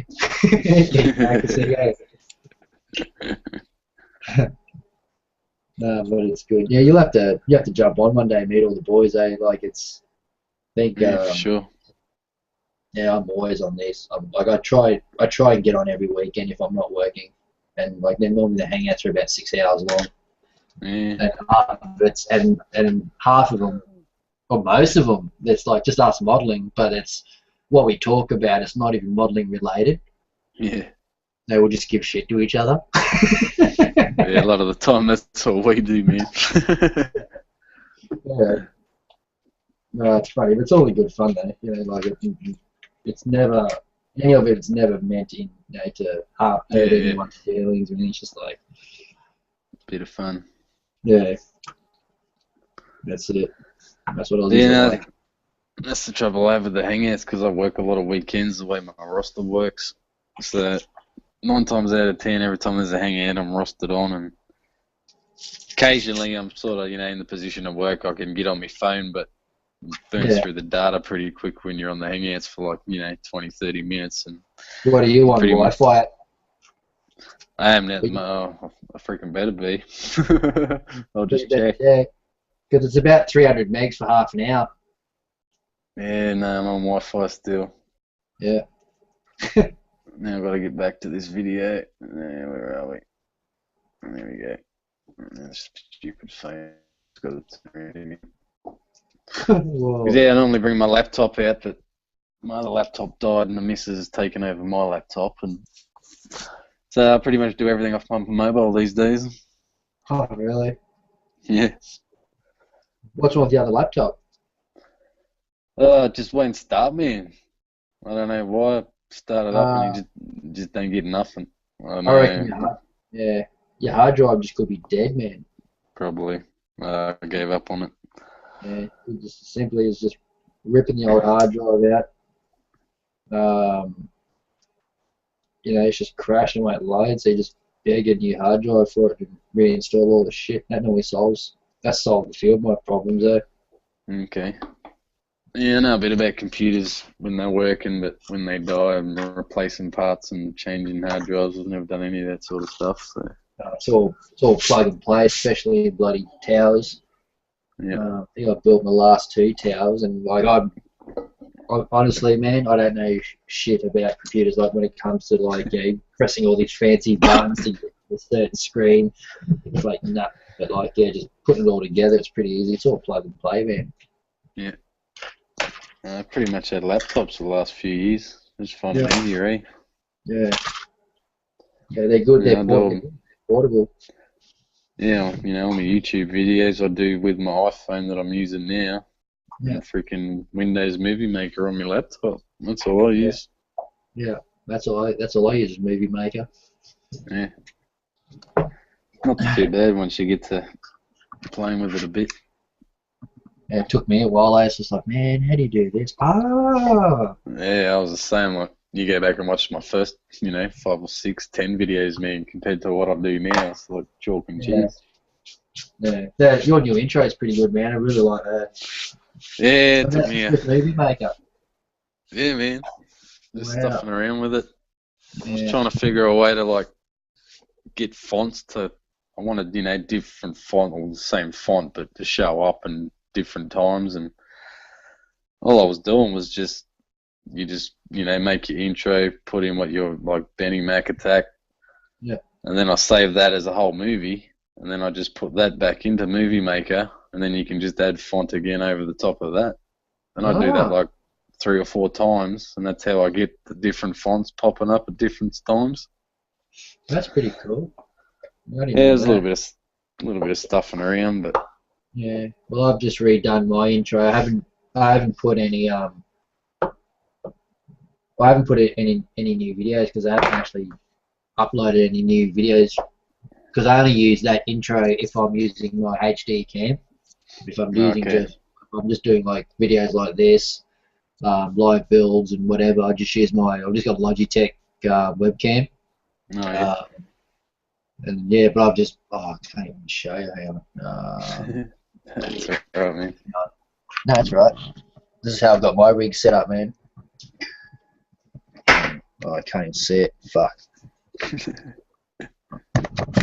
And I've just got like a tripod, and then I've got my JVC camera actually on the mount on top, a normal tripod mount. But then halfway down on the extension bar, I've just got the webcam fucking just masked, like just taped, man, just with like duct tape. Hey, shit, man, it works. Shut up. It works. Duct tape fixes everything, brother. Stuff, man. It's just masking tape. So that way it's not going to leave any adhesive. And then on my camera, I've just like got it taped so I can always film too. Like if I need to film something high definition, I can crank the other camera up as well. Yeah. Cool. But it's handy. Uploads heaps quicker, but in saying that, the video quality's not Like, it's nowhere near as clear, and the audio is nowhere near as clear, but it's just heaps easy for me to upload. So yeah, I'm a bit funny like that with my like everything being, you know. I'll sit there for an hour, hour and a half sometimes editing a video, man, that goes for 10 minutes. Just playing around with different music and, you know, stuffing around with it. Yeah, I've got like big audio bank of just like fart noises and stuff, and yeah, I've started trying to get a few noises like that going, just for little sound effects here and there. Yeah, I won't tell you how I do it here, but like when I see, I actually tell you how I do it, what programs I use, and you can just get anything you want, and you just convert it all to MP3, and then you just save it in your what is it? I don't know what program you'd be using, but wherever you save all your movie, like wherever your movie maker saves all your video files, I put all of my MP3 files in another file within that, like within the movie maker sort of program, and it's called like YouTube video samples. So it's like everything from that jet fighter sound you hear at the start, tanks, and so if I'm doing a jet review, like a fighter plane review, I'll have like whatever truck noises and. Yeah, well, that's what I was having trouble. I was trying to find sound effects for cars starting up for my intro. You know, every intro I try and, you know, have the sound like the car starts up. Just trying to find those noises, man. And like I found a few, but yeah, it was freaking hard to find some that I liked. I was trying to think, car starting up. But I got most of the ones I need now anyway, man. So yeah. Wonder if you could like get shit off like shit from Need for Speed or whatever, and just somehow live record it. I think a lot of the stuff that I did find was actually from that. Like, you could tell it was from video games, but no, I found 2 or 3 that sounded pretty cool, and I just sort of stuck with them. Yeah, well, I chopped the crap out of my intro song. I think you and I use the same theme song, but it's like I chopped mine down about 30 seconds. I chop and change my song all the time, man. Oh, do you? I'll use one for a few videos and then I'll change it up again. And I actually just found all that music on YouTube. Yeah. You know, they got that massive big archive now, free music you can download from them. Oh, really? No. Yeah, if you just type into Google, I just typed in free YouTube music. Yeah. And it comes up with I think the top search is like YouTube archive of free music, and man, there's hundreds and hundreds of music in there, which that's what I've been using for my last like 6 or 7 videos now. Oh, okay, cool. And you can just get on there. You don't, it's all free. You don't have to worry about who made it, what the song's called, all that crap. Yeah, that's something I've got to do this weekend too. I've got a couple of videos I've got to edit and then get them up.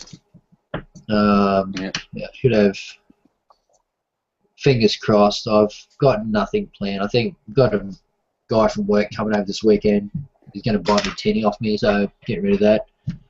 So, but he'll only drop in for about half an hour, 45 minutes or something. Because he lives up north of here, just about 40 minutes north from here. But he'll just drop in, say g'day, have a couple of wild turkeys. He says, "Do you drink wild turkeys?" Man, I'll drink anything but wine. So. Yeah, I'm not a big fan of the wild turkey. Yeah, I'll drink it, but I won't buy it.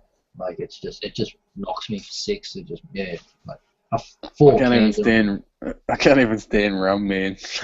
Really? Oh man, that's swearing in my house. I like it. I've been drinking Canadian Club for the last few years, man. Yeah, look at my rum stash, man. Oh man. Yeah. Nice. Rum. Nice. Yeah, my missus loves that stuff, man. I can't even stand the smell of it, eh? I don't know why. I used to hate rum when I was 18, but then I don't know how I come across it and was like, man, this is awesome. I can't drink ginger. I got mates and that's all they drink. Yeah, the old black can. Yep. What are you building at the moment? What am I building? Yeah.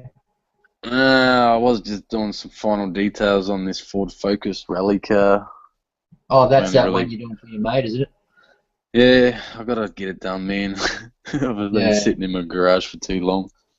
Yeah. I was hangouts gonna are good. mask up the windows while I was sitting here talking to you, but honestly, man, I've just been talking shit. That's what hangouts are. Like, yeah, I can't. Yeah, like I can't. Well, I'll try and keep it kind of a show, but like at the end of the day, man, it's like just. Yeah. Yeah. Look out, we've got a couple of entries. Fucking hell, good day, mate. There you go, Wes. Cobber. There's Good day, Ben. mate. Yeah, Wes is from the UK. Yeah.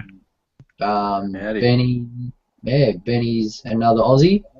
So you're Fair enough. outnumbered, Wes. Haha. Finally. Fucking hell, you're still awake, man. Hey? You're still awake. Fuck yeah. What do you mean I'm still awake? What's the Have you not got time? work? Have you not got work today? Dude, It's Friday, Yeah. mate. it's Friday. Don't you work Fridays? Yeah, but it's like 6 minutes to midnight. Oh, Like, just remember, I'm in front of you. yeah. Hey, at least I work. At least I work. Nah, I just woken up, to be honest. You ain't giving me shit. Did you That talk to works, your, did you talk to your girlfriend? What, this morning? Oh, last night or an Yeah, hour ago? I spoke to her last night and spoke to her yet. She's still asleep. Yeah, he's a cradle snatcher, Benny. Yeah. Yeah, he's a cradle snatcher, mate. Yeah. He's almost. Whereabouts in the UK you from, man? Wales. Wales. Yeah, mid Wales. Near Nice. Wales. I'm from It's funny, Wales. my missus is inside watching Geordie Shore at the moment. Cracks me up, man. They're all a bunch of retards. Yeah, that's what I figure. That's why I'm out here talking to you guys. 'Cause I can't stand it. I've watched it a few times just to laugh my ass off at them. That's about it. Yeah, but I reckon, I would definitely recommend getting that wash, Benny, eh? Fuck. Yeah. Like, this, What is it, clay based? yeah, bro. I bought the whole set, and I use this stuff or this color more than anything. Like, it's just so easy to use. Like, Fucking hell. it doesn't give you a texture, like, but it's good just as a wash. Yeah, it's awesome, man. Did you You know get that local or? No, What? from the UK. I'll send you the link when I get off later, and Yeah, sweet. yeah. I tell you what, I put up the link for Paul's hangout last night on International, and I've already had people messaging me today saying, how come I can't get in the hangout? Or how do I get in on hangout and stuff? I'm like, for fuck's sake. It was 16 hours ago. Like, we had Marcus. Marcus commented on it 2 hours ago saying, see you in a minute, buddy. I was like, for fuck's sake, man. Marcus. How do I get in on the hangout? Well, Jermaine might join this. Oh, yeah. Jermaine, yeah, he's just outside of New York City, Ben. Oh, yeah. New York, not New York City, but New York, I think, isn't he? Wes? I think so. No, wait, no. That's no. I think it's Devon or something that lives just outside New York. I think Jermaine. He lives I don't think he lives near New York. I think he lives somewhere else. Yeah. Does he sound like a full-on New Yorker? Wait, I do. Hey? Wait, do I sound like a New Yorker? What? No, does he sound like a New Yorker with a full-on accent? Hey, Ray. How you going, brother? He's just outside New York City, but Oh, yeah. not New Cool. York City, but New York, I think, isn't he? West? Washington. I think so. Oh, No, wait, no, I think it's Devon or something that lives just outside New York. I think Jermaine, he lives What the fuck is going on? Someone's Jermaine, are you watching us back or something? I was gonna say, what the Wait, fuck? I'm thinking Jermaine's here. He can tell us where he's from now. I'm right outside of Washington, D.C. Okay, cool. Nice Alright, to meet you, man. Yeah, see those e-cigarettes that I was telling you about before, man? Like, everyone's got them. Yeah, I've seen a lot of people using them lately. Yeah. But I'm just going to go back to old-fashioned Stone Age cigarettes, man. Old school cancer sticks. Old school Long Beach original yellow. Yeah. The Durries. Dodgy Durries. Hey, do you watch Houseos, Ben? Yeah, man. Good Houseos. I was trying to show this Canadian dude. I haven't seen him for a while, actually. There's another, not Mike. There's another Canadian that I talked to, Wes, and I sent him a link to like Houseos episodes on YouTube. He's like, "What the fuck's this, man?" And it's like, well, and I egged him on a bit. It's like, well, this is reality TV of Australia. He's like, really? And I went, yeah, man. This is like actual families here in Australia. He's like, that's fucked up. But to be honest, man, you go to some of the housing commissions, it's not far from it. It's like that. Yeah, it's like that. Like, what's a prime example? You watch the Bogan Hunters? I don't like Bogan Hunters as much as Houseos, eh? I didn't like it as much, but I still watched it, man. They come to Logan, like, just around the corner from me. Yeah. They got to come to Gympie. Yeah. Fucking Bogan Hunters, man, in Gympie. But no, they gave Tassie a thrashing. Oh, did they? Man, they were there nearly every episode. I was like, come on, give Tassie a break. Not that bad. Yeah, my niece, because I was down in Brisbane, my niece goes, "Come on, Uncle Clem, come down and see if we can get on Bogan Hunters." It's like, yeah, so what do you say? I'm a Bogan? She goes, yeah, I said no. So I might wear Ugg boots when it's cold, but I don't wear them when I go shopping and shit. Oh dear. What are you up to then, Jermaine? I'm building a coil for my e-cigarette. All right. Building a coil, what, to get more gas out of it? It's not exactly model related, but you get. Well, it's. I just cleaned out my my clearomizer last night. What do you use? What, to clean it? Yeah. Just water. You should take the coil off of the clearomizer and soak it in vodka. I can. It's just one of those disposable ones. Yeah. CE4 or something. Yeah, you can make the coil in there last longer if you soak it in vodka. Alright. Pretty sure Hendrix washing. And Stefan, I keep calling him Stefan. I'm trying to say it's Swedish. What is it, Stefan or Stefan? Stefan.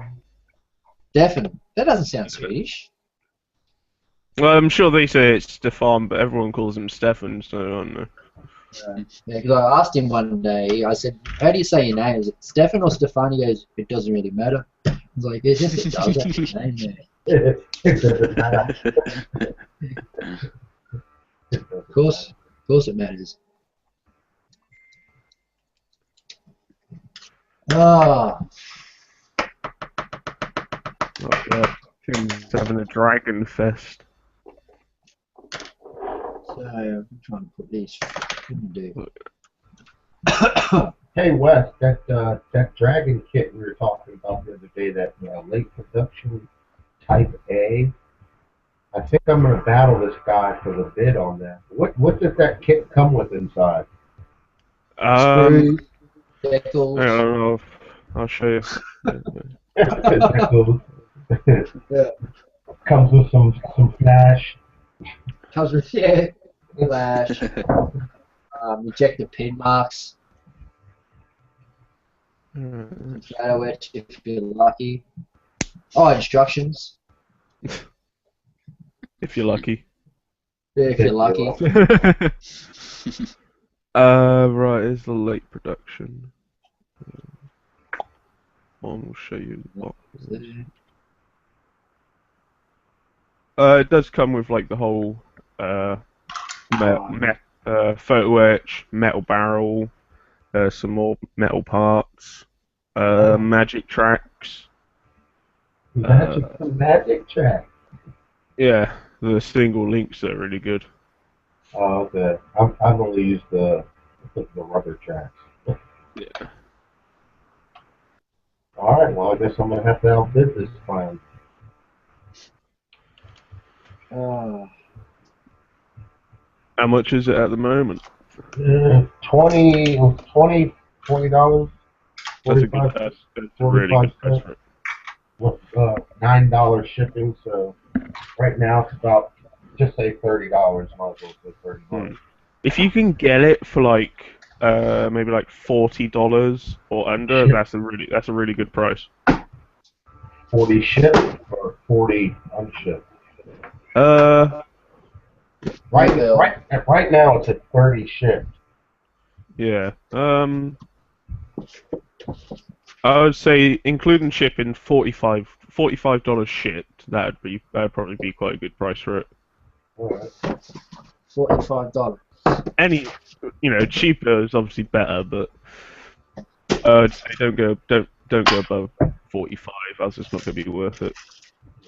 Unless you just really want to get it, then obviously just spend as much as you want. Yeah, no, I mean I'm not. It's not one of those kits I'm dying for. But I'll be the 60-second sniper on this guy. As soon as it comes down to 60 seconds, I'll start picking them off. Alright.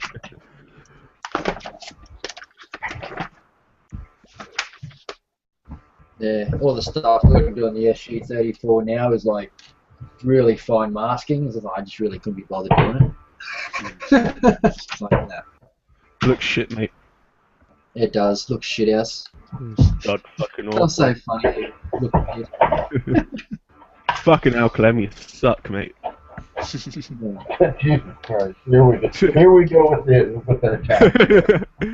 God, we were laying into each other last night. Fucking cunts. Are you were? Yeah, we just decided just to let it all out last night. Yeah, we really thought through some emotional problems. Exactly. I tried to mediate things and got chewed up. Yeah, he was just like, "Come on, guys, can't we just love each other?" Fuck you, Jermaine. I was like, God damn, man, this is an unruly bunch. Yeah, that's why these videos. That's why these videos are 18+ Ben. Yeah, I noticed.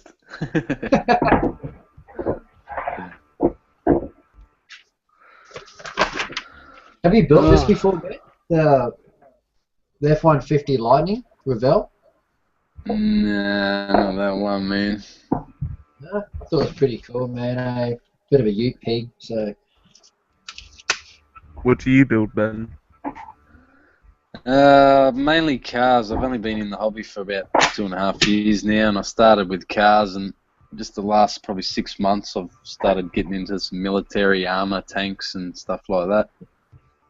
Fair enough. But I'm into a bit of everything. I've tried a Gundam, done a truck, but yeah, majority cars thus far. I love the Gundam stuff. Yeah, man. I got quite a few kits. Like I said, I've only done one, but I was pretty impressed with, just how it was made and, they're simple to put together. Most of them are just like, if you get like what scale was it? Like 144? Yeah, 144. Yeah, those ones, they're just like all clipped, they just like snap together, don't they? Yeah, pretty much, man. I didn't have to use glue at all on hardly any of it. Yeah, because I used to build them when I was a kid, when I was like quite young. And You so, still are a kid. well, when I was younger, A kid with facial hair now. basically. But, I used to build them all the time when I was younger because they were really popular over here, and then then the TV show over here got banned because apparently, they banned the TV show because so many mothers were complaining that it's too violent, Oh God. Jesus What? Christ. and so I was gonna move. I was gonna move to the UK until I heard about the trials. And I bet the parents flogged the shit out of their kids too. Yes, I'll show you mine.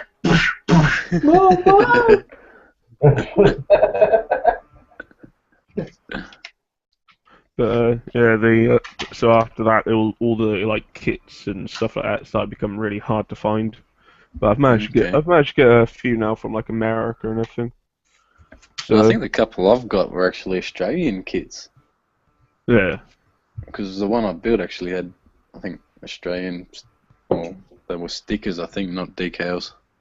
Well, the thing is, they're still like available in the US, so they're not like mega expensive. Whereas over here, they're not available anymore unless you import them. And so, I think for like, I saw one kit that was like £60, Yeah. and it was just for like a bog standard kit, nothing special or anything. It's just because they're so hard to find over here. I mean, it's ridiculous. So I just ordered some from America. Yeah.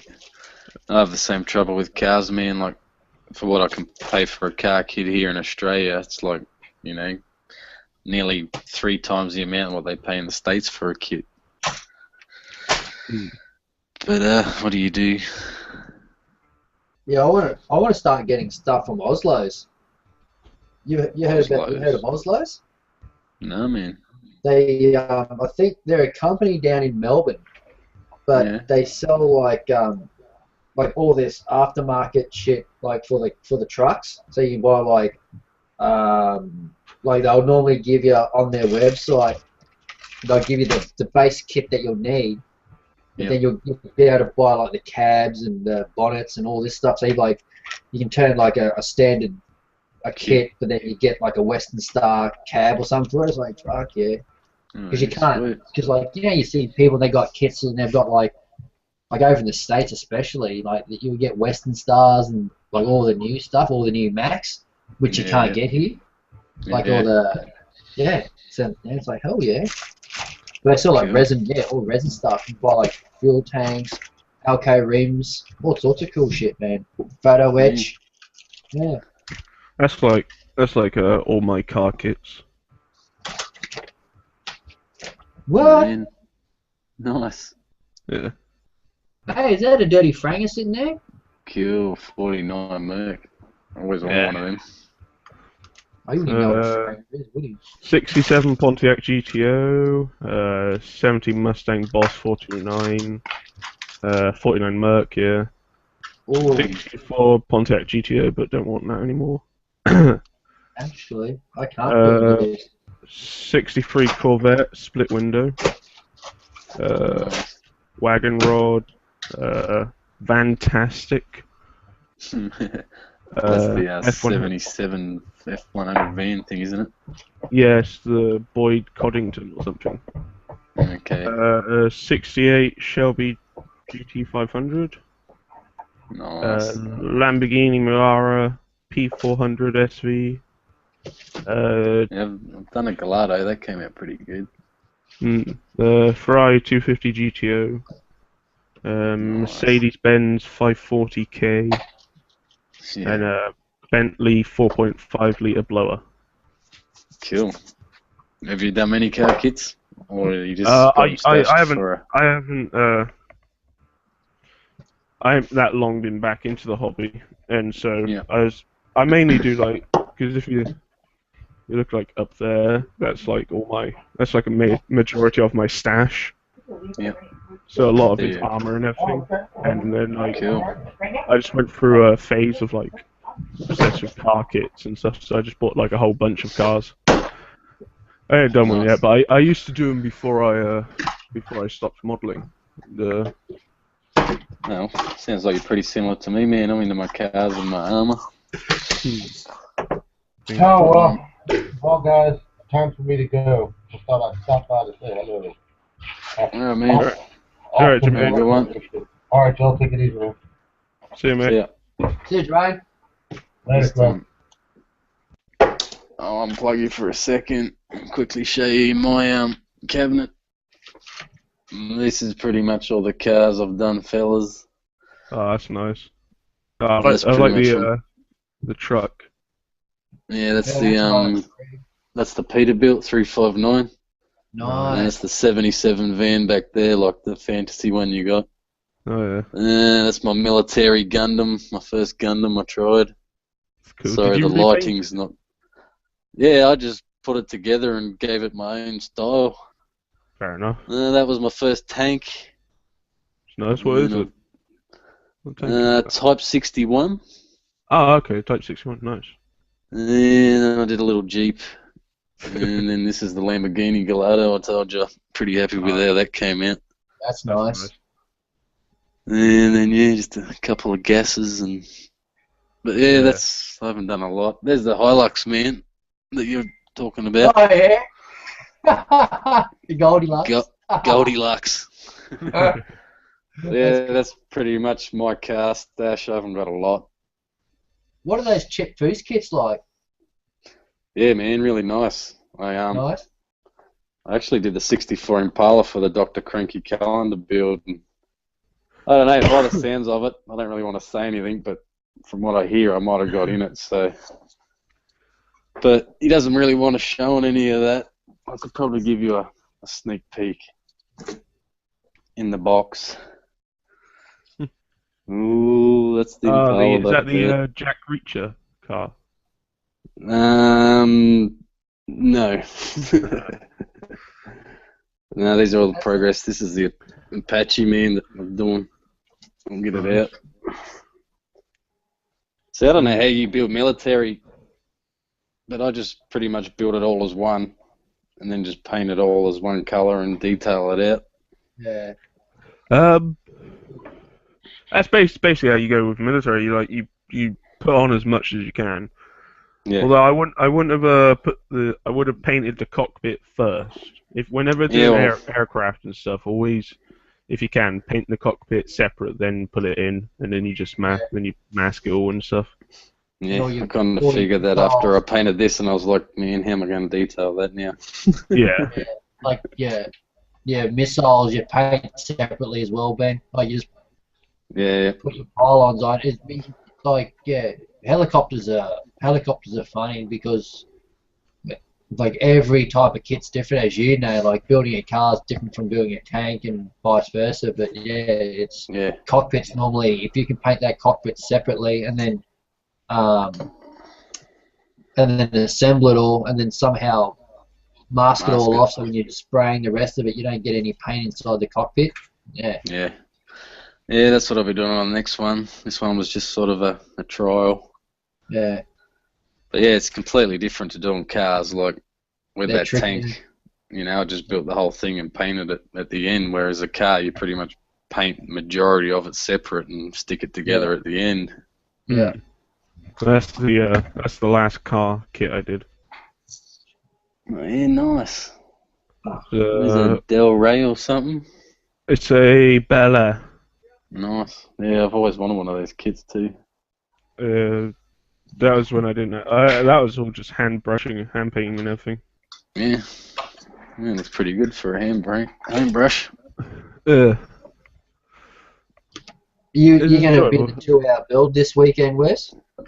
Yeah, I was hoping. I don't know if it'll get here in time now because I ordered a kit yesterday from Amazon. No, I've got that as a backup. Was it Avenger? Oh, cool. Yeah, just a shitty little Avenger. But I ordered a RAF Mark 1 Vampire. Oh, I don't know what that is. And I'm hoping because it's on Prime. I'm hoping it will be here tomorrow. Yeah. But yeah, I'm not because I've only got 2 hours. I'm not going to build anything too fancy, man. I'm just going to do that Hobby Boss Spitfire. Done. Yeah, like it's pretty What are you doing in much. 2 hours? Yeah, it's just a fun build that we're doing. It's got to be 1 to 72. What is it? You can't use an airbrush. Yeah, it has to be all hand. It has to be all hand painted. No airbrushing. You can use whatever paints you want, like acrylics or enamels, whatever you want. Paul's still undecided about filler. He might let it, he might not. You've only got 2 hours there. How the hell? So it's just a basic glue together and hand paint it in 2 hours. Yeah, it's just basically an old-fashioned, like old-fashioned build. You know, just as you do, like when you're really young and just starting out. You know, just stick it all together and paint it and shit. Yeah, cool. So. Yeah, I'm gonna build this my 2-hour build, Wes. Alright. Well, man, I think I'm going to go inside and I think Mrs. has got to work in the morning, so I'll get up early and look after the little girl, so... No worries, bro. It was nice meeting you. Yeah, for sure. I'll catch up in a couple of weeks anyway, and we'll go and check out this show, eh? Yep, sweet as, dude. You take care, and I'll talk to you then. You too, man. Nice to meet you, mate. You too, what's your Ben. name? I forgot again. Wesley. I'll try and get on the Hangouts a bit more anyway when I've got the weekends off, guys. So. Yeah, no, you're right, man. Glad you could make it on here. Too easy, fellas. Oh, well, have a good one. See you, mate. Catch you later, mate. And then there was 2. Then there was 2. Now it's back to 1 Aussie and one. Bring it on! Roll over. The other one. Oh. No, he's got a pretty cool YouTube channel, eh? Alright. Yeah. Might have to build this Dodge Charger soon. So you've just woken up. Yeah, basically. I suppose that's like me on the weekends, like on the Saturday morning and the Sunday morning for me. I'll just basically just wake up and then just jump straight on the hobby tail and jump on the hangout. Probably make a coffee before I turn the camera on and well, the thing is, I don't fall asleep until like 6 a.m. most nights. So most mornings. Yeah, basically. Yeah, about around 6 a.m. is when I normally fall asleep. It's been like that since I was about 14. So jeez. That wasn't very. It was very difficult in school mornings. Yeah. When you don't fall asleep until 6 a.m. and then you got to be up in like another hour and a half. That was never very fun. At least now I don't have school or anything, so I can just sleep as long as I fucking want. Yeah, as much as I'd love to not work and just like if I was won the lottery, I could just not work. But I reckon I'd have to do something. Like I'd have to do something. Like I'd probably end up doing what Tim's doing on value kits. I'd probably just end up setting up a online hobby store. Well, you just sit and build all day. You just build whatever you want. Yeah, that's it. You just buy them cheap enough, buy them cheap, just build whatever. And if I won like the lottery and stuff, like fucking millions, I'd probably build a massive hobby room in the back garden, like a big shed, like what Paul has. Yeah. And make sure I have plenty of storage. I might even dig. I would probably even like dig an underground part to store all my kits. I'd go up top. And then I'd probably fill it with. So it would be so many battleships and like aircraft carriers and stuff, all 1/350 scale, of course. Yay! Gotta love Revell packaging. It's as good as Airfix. Look at that, just crammed in there. Yeah. And there's like red bits loose. Trust me, I know. Look at the. Yeah, let me get it. Look at that. That's just a bit of sprue that's just broken off. That's the tarp. I don't think I'm going to use this. Look at that. Look at that. Then it's everything's just all in one bag. What is that? The FX. No, this is the Revell Dodge Charger. Oh yeah. Everything's just all in one bag. Yeah, I was going to start building the F-150, but I can't because I haven't done a review on it yet. So yeah, such a nice kit. And I was having fun with that airbrush last night. It's a fantastic airbrush. What'd you get? The Harder and Steenbeck Ultra. Oh, you got it. You get it, did you? Oh, yeah, I seen the fact you got all those paints and stuff with it too, didn't you? Yeah, it was the Vallejo S, like 10 Where'd you camera colors. Get it from Tim? No, I got it from a Creative Models. Oh, okay. It's very good. I was having fun with it last night. I had a bit of a kitchen roll, and I was just like doing like a little drawing with it. Yeah. Fucking like Stickman, the sun, a cloud, and some fucking grass. Oh, that's how you got to do it, just to get the feel for it. Yeah, I just want to play around with it. I'm so happy with it because I can finally do like neat, like really small, neat lines. Yeah. That's all I've wanted out. That's all I've ever wanted out of an airbrush. Just so I can do small, detail, neat lines and everything. And the airbrush I had before just could not do that. It would just like splatter every time. So I'm very happy with it. It was definitely worth the money, I have to say. Yeah. What'd you pay for it? $200? No, More? £66. Really? Yeah, for a Harder and Steenbeck Ultra and 10 camo colours. Holy, that is so cheap. I thought they were. Oh, is that a? That's so cheap. Obviously, like the Ultra is like their beginner entry level airbrush. Oh, what's the one that Paul's got? He's got the Evolution or something, hasn't he? He's got the Infinity. Infinity, is that top? Yeah, it's like the top of the range one. That's the best one. And what, the Evolution's the one below it, isn't it? Evolution is the next one up from the Ultra, and that's quite a good airbrush as well. Yeah. But the Ultra is normally about £60 on its own. So for a base, I guess £60 is the cheapest you'll find it over here, unless you find it from someone selling like second hand or something. So basically, I got like 10 Vallejo colours for about £6. What are they? What model colours or? Model Air. Oh, Model Air, Yeah. I had to fin it so much though. Yeah, I just realised earlier tonight that when I masked this off, I painted this blue, but I didn't paint this bit here white. It's supposed to be like a grey colour, but yeah. Just get a hand brush it on there. I need to practice my hand painting skills since it's going to be used on Sunday morning. I definitely need to get some more sort of modern jets and stuff. So I think at the moment I've got a Eurofighter Typhoon. Yeah, I have too. Mine's an Airfix one though. Mine's the Revell single-seater kit, the 148. I got the two Academy, the F-22 and the F-35 Lightning II. Are they the new Yeah,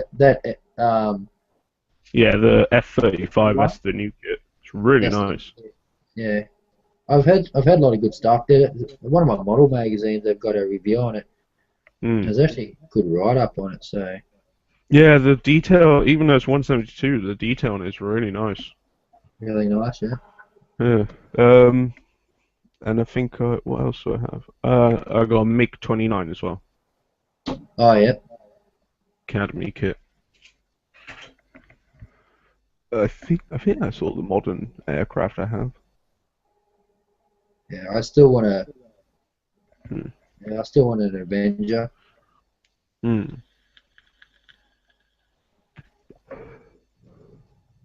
I really want to get Tamiya's 148 F-16C Block 25. Oh yeah. That's really good kit. That's about I think that's basically like it's the best kit of that plane in 148. Yeah. Ooh, what's this? A Hasegawa Douglas F4J Phantom 2 Snow Time 100. That looks cool. Phantom, £30 posted UK. Wow. Looks quite good.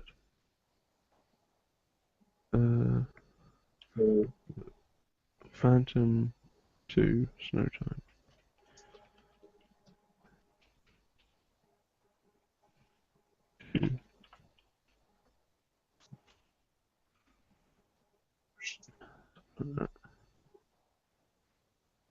Fuck it.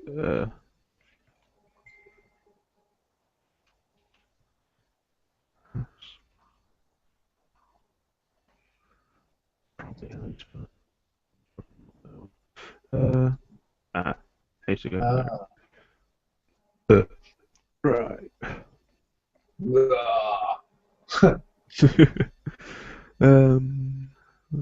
see. That's all. Is that all? That's all 172. I think this thing is 148. Fuck.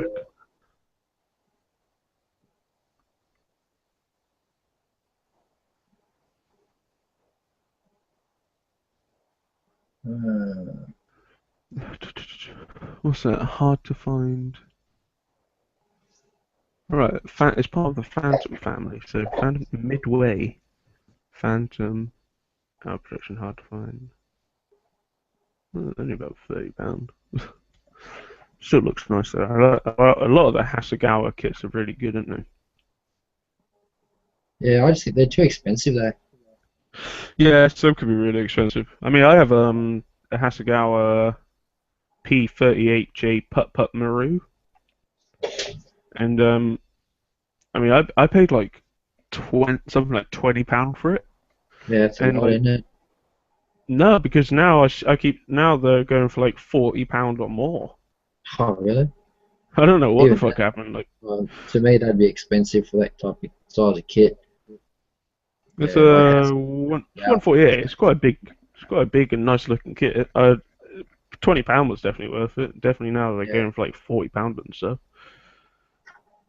You know, I don't understand. I keep seeing loads of like these Aries and Edward Brazin sets and stuff, all coming from Australia. Yeah, I wonder why. They must buy it in bulk or something, or they must have get a deal from somewhere. Yeah. Yeah. Although I doubt it'd be very, very good for me to buy from Australia. Yeah, because for me to buy an Edward kit, yeah, it's hell expensive. Mm. So, wow. Yeah, I have that Edward BF109G Royal class kit. That's a nice kit. Yeah, I think I've got the only 109 I've got at the moment is it's the Cyber Hobby. Oh yeah. 109E 1 to 32. It's nice. Yeah. So like I didn't even know, like I just seen the box and like at Toy World, and I didn't even know it was a, like I'd never heard of Cyber Hobby. I was like, oh yeah, oh yeah. And I kept going back, picking it up. Oh yeah. And then it wasn't until the final time that I picked it up and had a good look at the box, and it's like, holy shit, it's got photo etched in it. Whoa, look at the detail. Yep, buying it. Yeah, that's how I got the Cyber Hobby Stug G. the Black Knight one. Yeah. Because every time I went to the model shop, it's always there, so I just kept looking at it. I was like, should I? Shouldn't I? Eventually, I was like, fuck it, I'm having it. Yeah, why not? It's a nice kit, I must admit.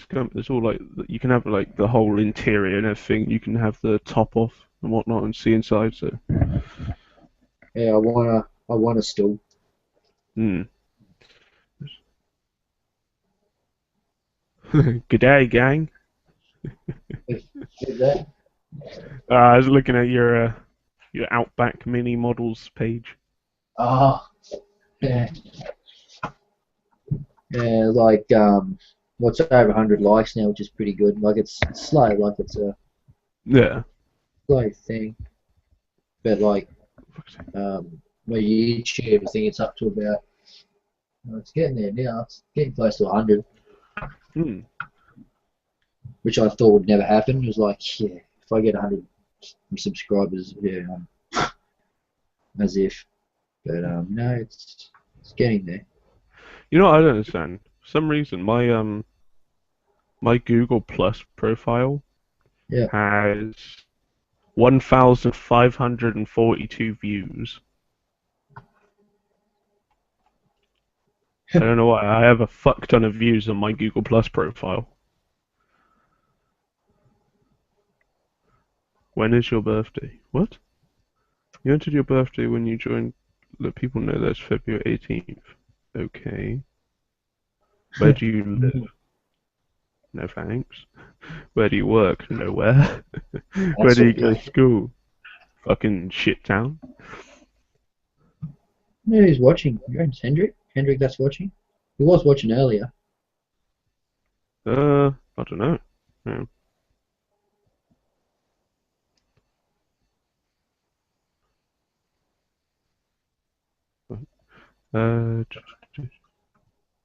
Go on YouTube. I know they were commenting on it. I've got one person watching apparently. Yeah.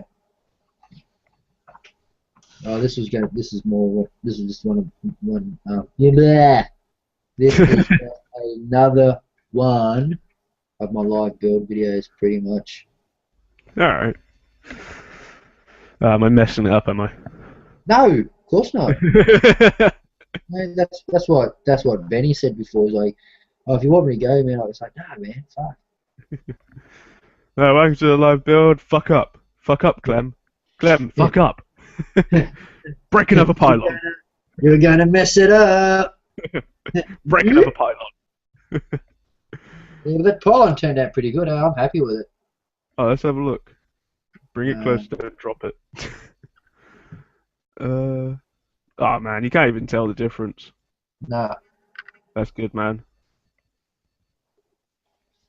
That's sorry, I meant to say it looks shit, mate. Yeah, the only difference is there's like I haven't put any like the circle recess panel line work in there because I don't have a tool to stamp in nice circles. But other than that, once I put the missile on there, you're not even going to see the details. It's going to be hidden. So you're not going to see jack shit. Don't really matter, does it? No. Yeah, for a second I thought you had a nose piercing. No, that's the booger. Huh? That's just a booger. No, I thought you had a nose piercing, but I realised it's just a spot on my screen. Oh, fucking hell. Nose piercing. So I'm busy lining Tim's pockets. Yeah, so Ben that was here just here before. If you've seen that post on International Scale Modeler of that Queensland Model Hobby Expo. I think so, yeah. Yeah, we're going to try and get down to that. So yeah, we're going to try and do like a video. Yeah, we're going to try and do a YouTube video of this thing, of this Hobby Expo. Like it's just go down, check it out, have a look. You know, if there's anything decent kits or anything out there, anything that's new that's come out, yeah, I'll probably pick something up. But it's just more, you know, like no, he's pretty much local. You know, he'd be like what some of you guys are. He's only like lives. Let's see, he'd probably be about 2.5 hours from here. Yeah. Yeah, two and a half hours. 2 and 3/4, nearly 3 hours, or from here anyway. So yeah, run down there, go to his joint, check out his cave, and yeah, we'll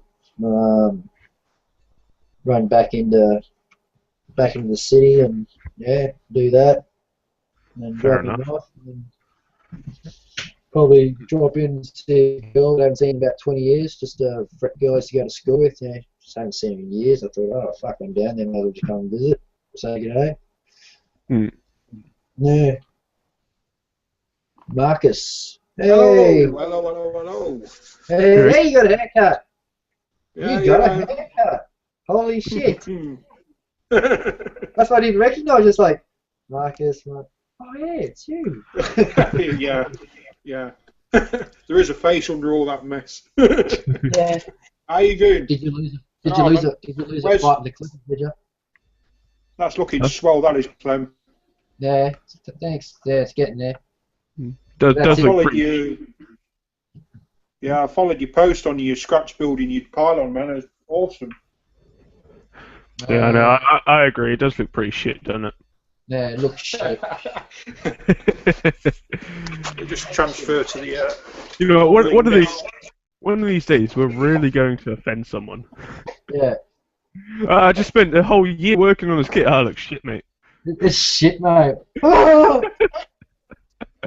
I'm gonna quit modelling forever. There's no chance of that with me. I've just forked out for another 5 kits today. Fucking hell, Marcus. I've been lining Tim's pockets. I think you're becoming worse than freaking Paul. I knew you'd say that. He got like 3 kits yesterday, and he's got like another 4 or 5 coming. Yeah. I know. Every time he goes to Tim's place. Yeah, and he was saying, "Oh, yeah, that'll be enough for a while, I think." He's bought like 20 kits since then. Yeah. See, my excuse is I've never said that. Ah, that's enough for a while. I have, and I have stopped. I have stopped buying kits. I've got plenty to keep me going. Oh no! Well, I've got rid of nearly all my modern stuff to replenish me World War II stuff. Oh, so you get the World War II bug? Yeah, you know. But I've still got the Hemmet tank transporter. And I've still got the Challengers. Yeah. Oh, it looks like mate Roy bought the new Airfix Typhoon. Who? One of my mates, Roy Whitworth, on modelling World War II. He bought an Airfix Typhoon. Has he? Yeah. Good luck to him. Yeah. The 124th one. I tell you what, there's a Swedish guy on our group building it, and he's doing all the progress pictures he's done of it so far look fucking nice. They seriously do. I have to tell him make sure he checks the canopy. Check the canopy. Put me a drink, I'll be back in a minute. Yeah, you're right.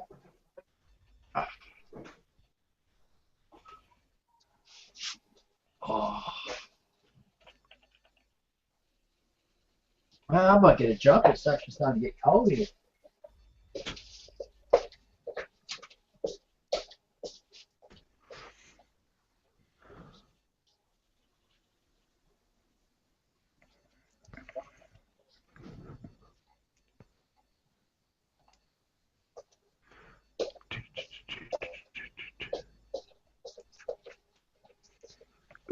Alright, I think my new headset is here, so I'm gonna go check.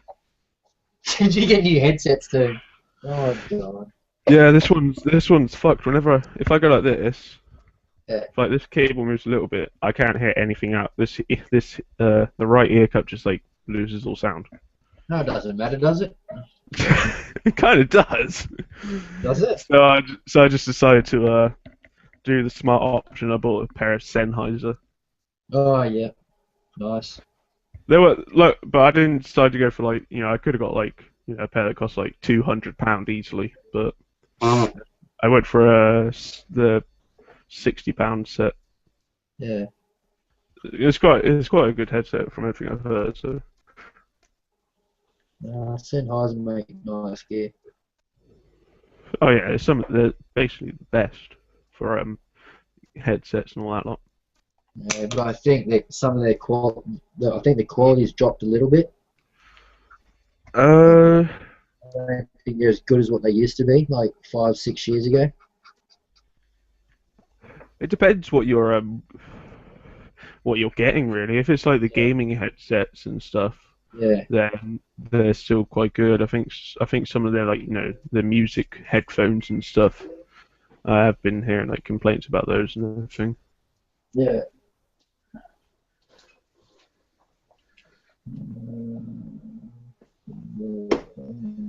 Right, get back. There we go. Here we go.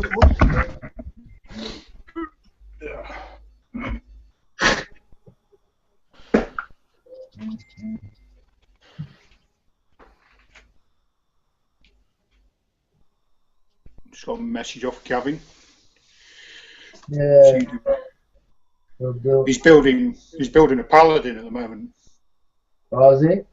AFE Club Paladin. Oh, that'd be a nice kit. Yeah, I rate AFE. I do. Yeah, I've only got one AFE kit and I haven't built it yet. Because I've got an Academy kit of the exact same thing. I think it's just an Academy kit with bloody resin and extra parts in it. That's what I'm thinking. So I'll probably end up building the Academy one first, see how that goes together, get the hang of it, and then I'll build the AFE. It's a Cobra, Cobra helicopter. Yeah. 1 to 35, I think they are. I've got a 35th scale longbow to build. I have. Yeah. So more of a company I've never heard of, but it's not a bad kit. Got it off eBay. Come from Korea. Oh really? I think I paid about £30 for it, free postage. I hope he's got a box. Yeah. Got a box from Amazon. What do you have there? That's a live unboxing. Yes, isn't it?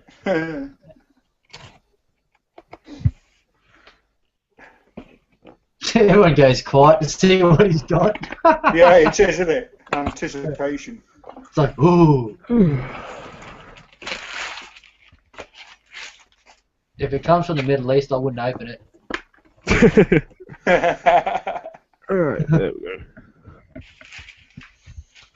What is it? My headset. Sennheiser's. Oh, okay. What's it say? Protect your game. Perfect for your game. Oh, I said protect your game. It's like, from what? It looked quite nice actually. Fucking hell. Protect your game from shitty graphics. Have good sound. The fuck, that's like a rubberized thing. Like, I'll tell you what, I got some Turtle Beach, and I wondered what all the fuss was about, and then I played Call of Duty one day, and I suddenly realised what all the fuss was about, because I could actually hear people coming up the stairs that I couldn't hear with the normal Xbox headset. Just me. Saved me quite a few lives. For the Xbox 360, you will never beat these. What are they? What's them? Triton Warheads. Never heard of them. They're basically the only completely wireless headset for the Xbox. Got you. And they are they're full 7.1 Dolby, all that lot. They have the best sound quality you'll find for them. But it does come with a quite high price tag of about 125 to 150 £150. Yeah, I've got a set of Turtle Beach headsets, and I don't really use them unless I'm playing Dawn of War or something on Steam. But I haven't played Dawn of War in ages. Yeah. This little things just at the top there where they put the. If it's in a shop, they have it like on the hook. Yeah. They even give it like a rubberized one. Yeah. Like a rubberized cover. Jesus So they can Christ. charge an extra $5 for it. We've got a rubber hook.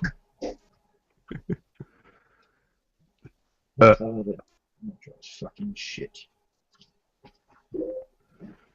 Rubberized for your protection. Shit, wear a rubber. Let's have a gander at this. What the hell do I do with that colour? That new box smell. Grey. Nope. That looks quite nice, I must be honest. Right. Let's be the headset. What's all this gander in here? Green. Let's see what this. Oh shit, is that it? Oh.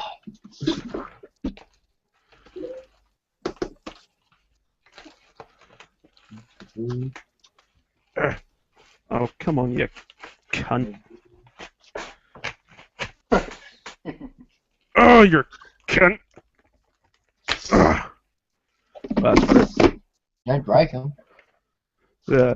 No, I try to get this freaking bag out. They have to tape it on the inside for some fucking messed up reason. That's like when you buy razor gear. Like, how well packaged is that stuff? It's like Wow. big pile of rubbish on the floor. It's like, yay, I got to it. That's crazy. What? David Parker, he's a really, really, really good modeler on Facebook. He does all the military modelling stuff and whatever. He's awesome, mate. I'll show you some of his work in a bit. Yeah. And he's just found a copy of issue number 1 of Military Modelling from January 1971. Check that out. Fucking hell. Wow. That's older than me. Was he going to buy it? I think he's got it. Huh. Man, Wow. they go for a lot of money now, don't they? Yeah, it'd be like Batman #1, but it's like military modelling #1. Yeah, they generally do. Like, one of my mates has some of these old, you know, like reference books and stuff that were like made for modelling, and it's like I want to do the tiger or something, and they go for like $500 now. Oh, you see what Tim's posted? What, the No. Dragon Fest. Fest? Yeah. Oh, no way, man. All with figure sets and etch. No way.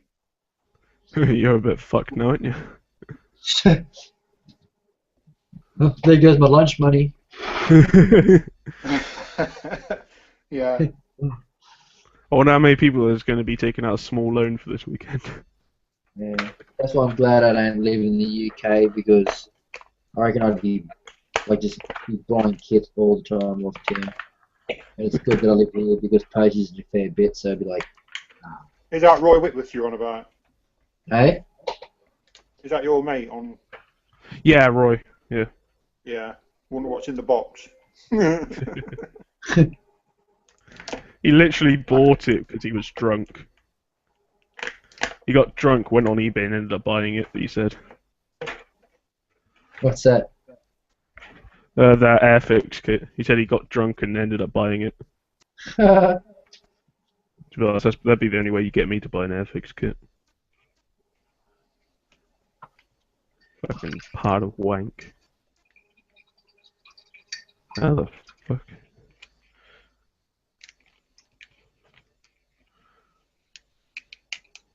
Oh, okay, I've got to take But that. it's one of the that you when you say models, and yeah, like a lot of people just know the name Airfix, eh? It's just Yeah. one of those brands. Yeah, those poor children. Oh man, that's crazy. What? Fernando Duarte, you see his post? Posted his Paladin from last year. Oh man, that's crazy. Check Why that the out. I've fuck got to is show that? you that. Oh yeah, I saw that. That's fucking nice, isn't it? That is absolutely sweet, that is, man. Wow.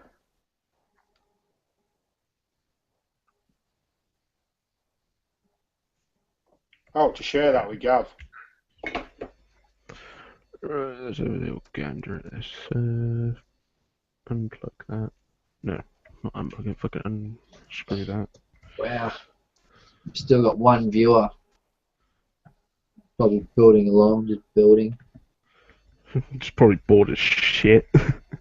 Yeah, that's what I used to do. I just chuck it. I still do it. Like if I'm just bored and I'm building, I'll just put on a hangout. Just that's been already recorded. You know, like probably 2 weeks ago or something. I'll just watch it just to catch up. So it's almost like watching like a soap opera. just pretend you have friends. Who are you talking to? Oh, man, no one. And then now it's a YouTube video. Yeah. See, I'm fucking weird watching like these Google Plus Hangouts back. Yeah. You keep hearing yourself talking, you're like, oh, fucking hell. God, cunt, shut up. But you miss out on stuff that you think, I didn't hear that. That's right, with a bloody pin on that shit. This bloody woman keeps posting all over these like local selling sites, Ann Summers parties. She's fucking doing Ann Summers parties now. I mean, for fuck's sake. Come to an Ann Summers party. No, it's literally a sex party, basically. Basically, where a whole bunch of women get together and test out dildos.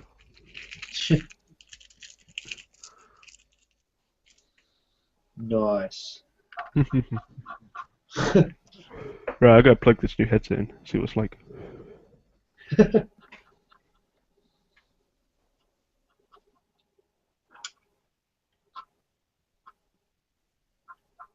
So how's work today, Marcus? I've got one more shift to do tonight. Oh, really? Yeah. It's 5 to 4 here at the moment. I go in at 9 o'clock tonight. Oh, ouch. All being well, I'll be finished at 5 in the morning. So what do you do again? I work for DHL at the local airport, East Midlands Airport, and I work on the ramp. Oh, cool. So we handle all the aircraft.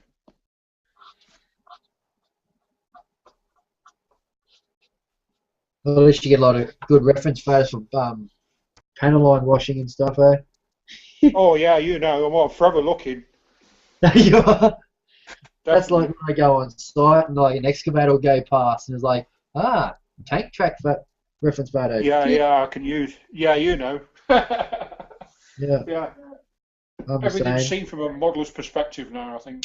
Yeah. Like when you go shopping, you're looking at inanimate objects and you're thinking, how can I use that in a modelling sense? Yeah, it's like at work. A few months ago now, I work in a concrete plant. Yeah, I've seen your pictures, man. Yeah, and then they had on one of the gates on the washout bays was like heavily rusted, like it was just covered in concrete slurry. And I whacked it with a hammer, and all the slurry fell off, but left behind was this big rusted panel. Yeah, sure enough, I got my phone out, took a photo of it, boom, straight up on the ice. And, yeah, rust effects. Yeah, oh, great. So you can blow it up and actually like zoom in and see what the colours actually are. Yeah, man. Yeah. My modelling workbench is a tip at the moment. It's basically like a weekend party and it's just been left all week. Yeah, it gets to that stage where you build and you've got like an area like this big to build because all the rest is just... That's it, yeah. I've got probably a 5-inch square footprint where I can actually work on at the moment. You see my table's getting smaller and smaller. I mean, it's not ideal because I've not got my spray station at the side of me and I haven't got my PC in front of me where I can, you know what I mean, my PC's at the back of me, this side, and my spray station's on the room that side. So, what is it? Oh well, it's 1 in the morning. Holy shit! I'm flying. So it's your weekend now, isn't it? Surely. Yep. You're in the future. I'm in the future. Oh, not really, because if an asteroid was to hit this Earth right now, we'd all feel it at the same time. Yeah, it's crazy, isn't it? Yeah, it's not like you'd go 9 hours later, boom, 9 hours later. Yeah, yeah.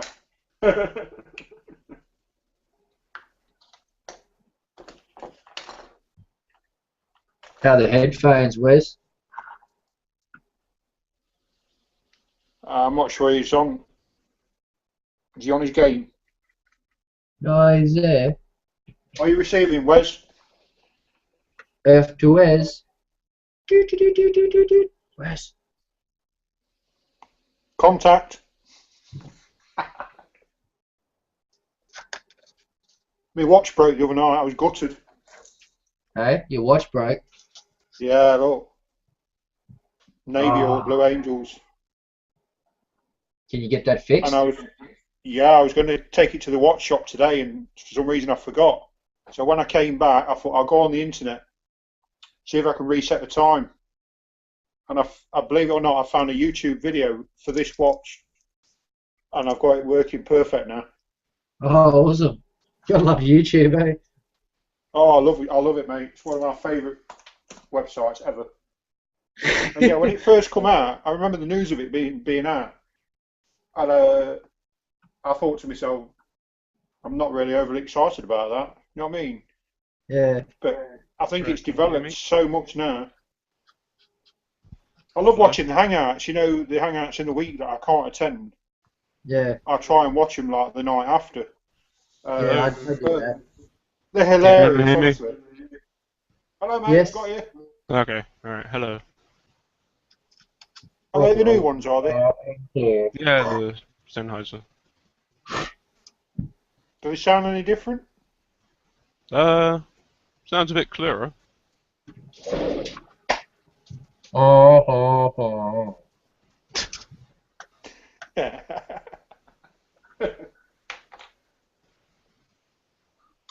Let's see what it's like with music playing. Watch some porno through it. You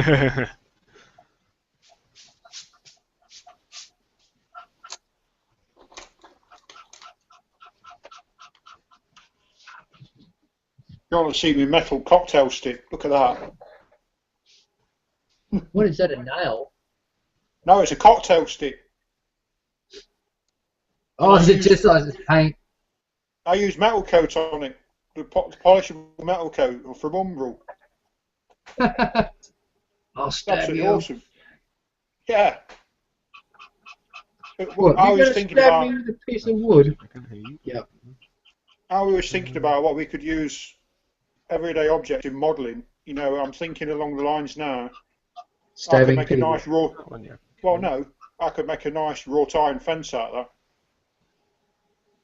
that. Yeah, you get a few of them together on some plastic card. Yeah. Then rust them. Yeah, man.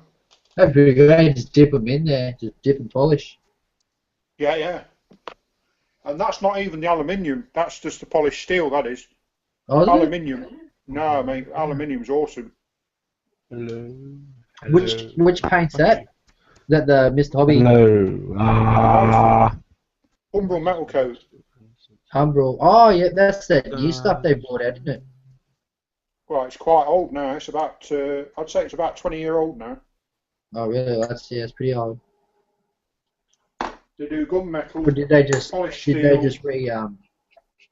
just Yeah, they probably repackage it? Yeah, I think they have. Yeah. Yeah, that's why. Yeah, that's why I thought it was new. I've got one jar of Mr. Metal Colour Chrome Silver, which is polishable. Yeah. But Yeah, I've only got the Model Master stuff. It's okay. Like I haven't really found a really nice way of polishing up yet. So you're using the weathering washes there, aren't you, from UMP? Yeah, yeah. Just the dark dirt. I've got to get them. It's no use. Yeah, they are good. Okay, so okay. Ah, ah, ah. What the fuck? No, no sound.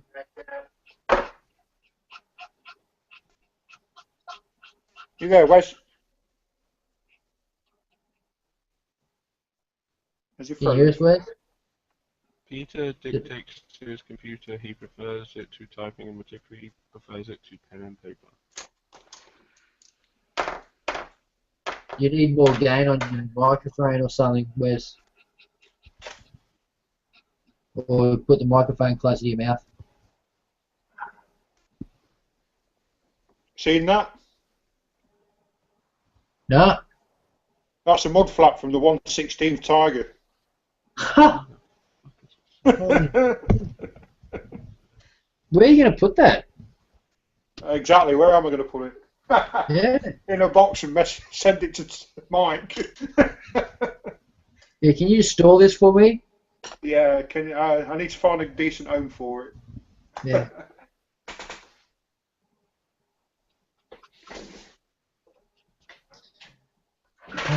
Whoops, daisy. I've come up with a cool idea for displaying the 1/35th mouse. What are you going to do?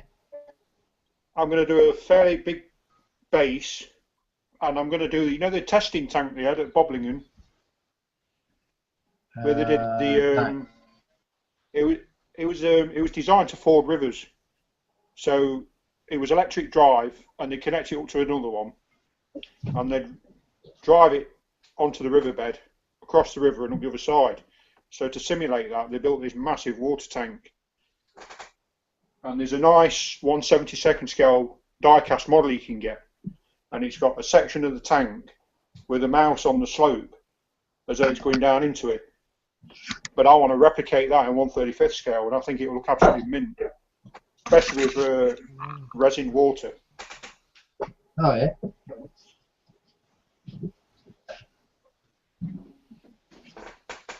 Yeah, I haven't played with water effects yet. Pretty daunting. No, I haven't. Not yet, I Yeah. haven't. But apparently that railway scenic stuff that's out now is so easy to use. There's a couple of videos on. It's just pour straight out of the bottle, isn't it? Yeah, sort of, yeah. There's a Yeah. good series of videos on YouTube, funny enough, of how to get water effects. I've saved them to my list. Oh. Yeah, I'm just trying to work out, do I go to bed for a few hours for the hangout, or do I just stay up? Well, as long as you don't do any harm to yourself in the process. Or make animal noises. Yeah, yeah.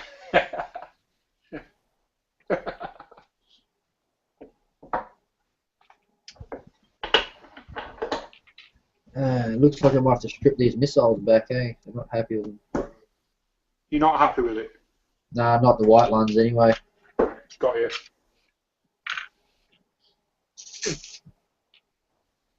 Let's have a look. Oh, they're just the panel line wash is too thick on them. Like, they're just way too thick. Like, it's just too heavy. I can see what you mean, yeah. Yeah, I've got to tone it down, probably with a bit of grey or something instead of black. Got you. Yeah, because I'm not going to put all that work into this sh&t-34 and then have shitty looking bombs on it. No. So, I suppose really what you could do is a pin wash, couldn't you? A slightly darker white, you know, rather than a grey. Because I'm pretty sure they wouldn't be that weathered. no. So it'd be more like a grey wash in there or something, eh? Yeah, like Paul does with his cockpits and that. So I might just respray the bottom half. Well, these ones I'll spray the whole way. These ones I'll respray the bottom.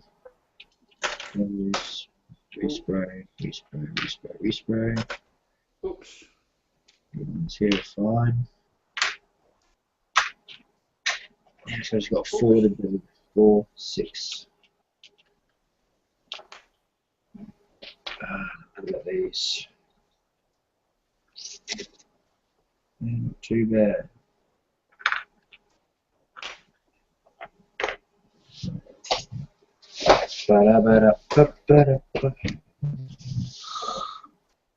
Oh.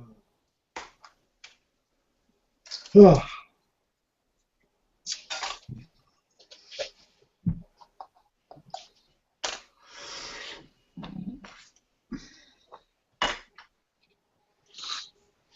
Oh.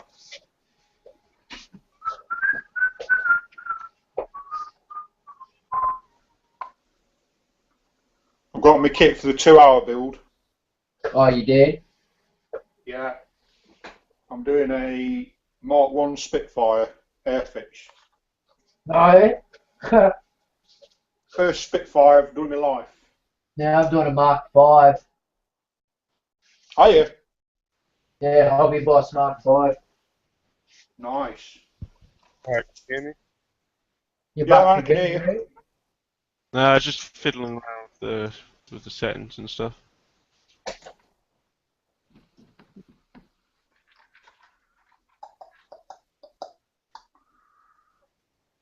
Right. Yeah, I'm going to have to re-edit the bloody title of this video. I've actually called it a 1-48 sh&t when it's 1-72. Ah, Got you you. twat. Fucking hell, mate. Bloody hell!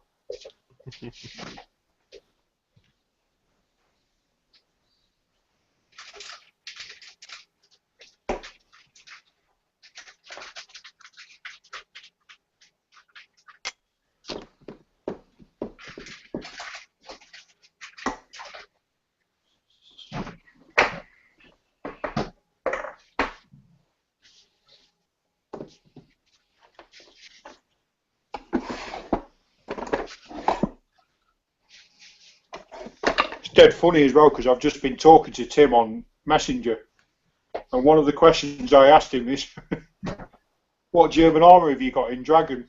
I didn't know about the Dragon Fest. I think that's because all the kits he's been picking up from. Brilliant. With Ian. He ought to change his locks and stop forwarding around quick. Unless Paul's going out for the night and it's actually Hannah that's having the Dragon Fest. Paul's stash. That's not going down well.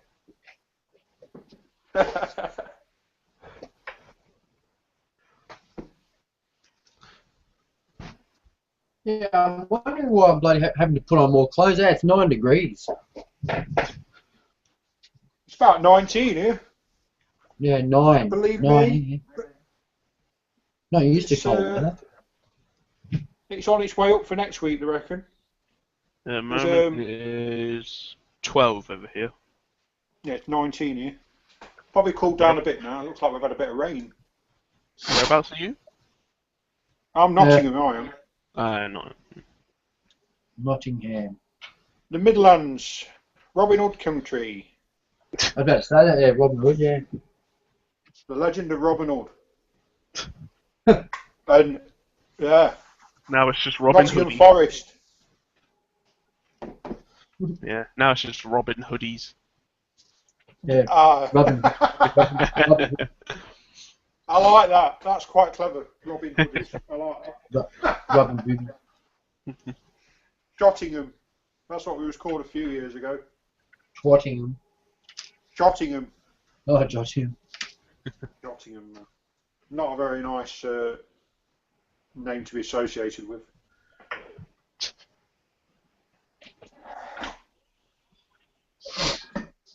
Yeah, I live about 8 miles out of the city, almost rural.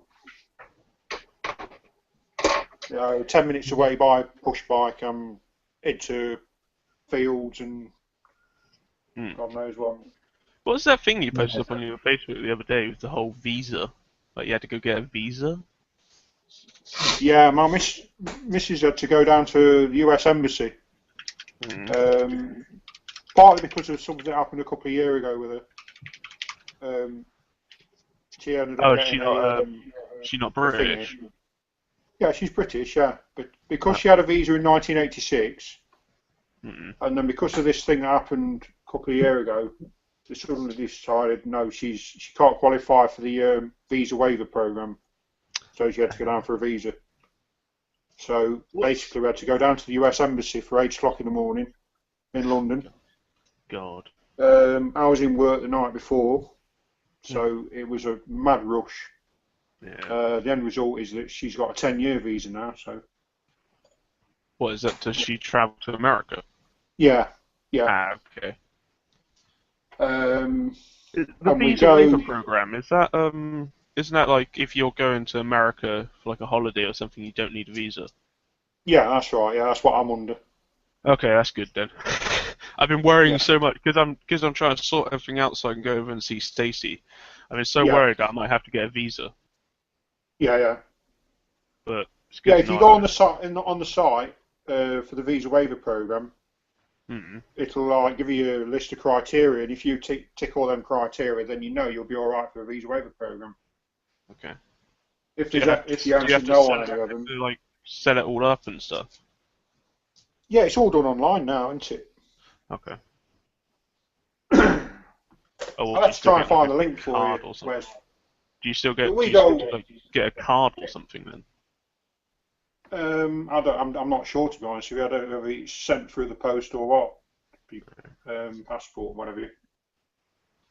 I think you have to fill a card out on the plane, don't you, before you land? You know, I've never flown before. Haven't you? Nah. You'll love it, mate. You'll love it.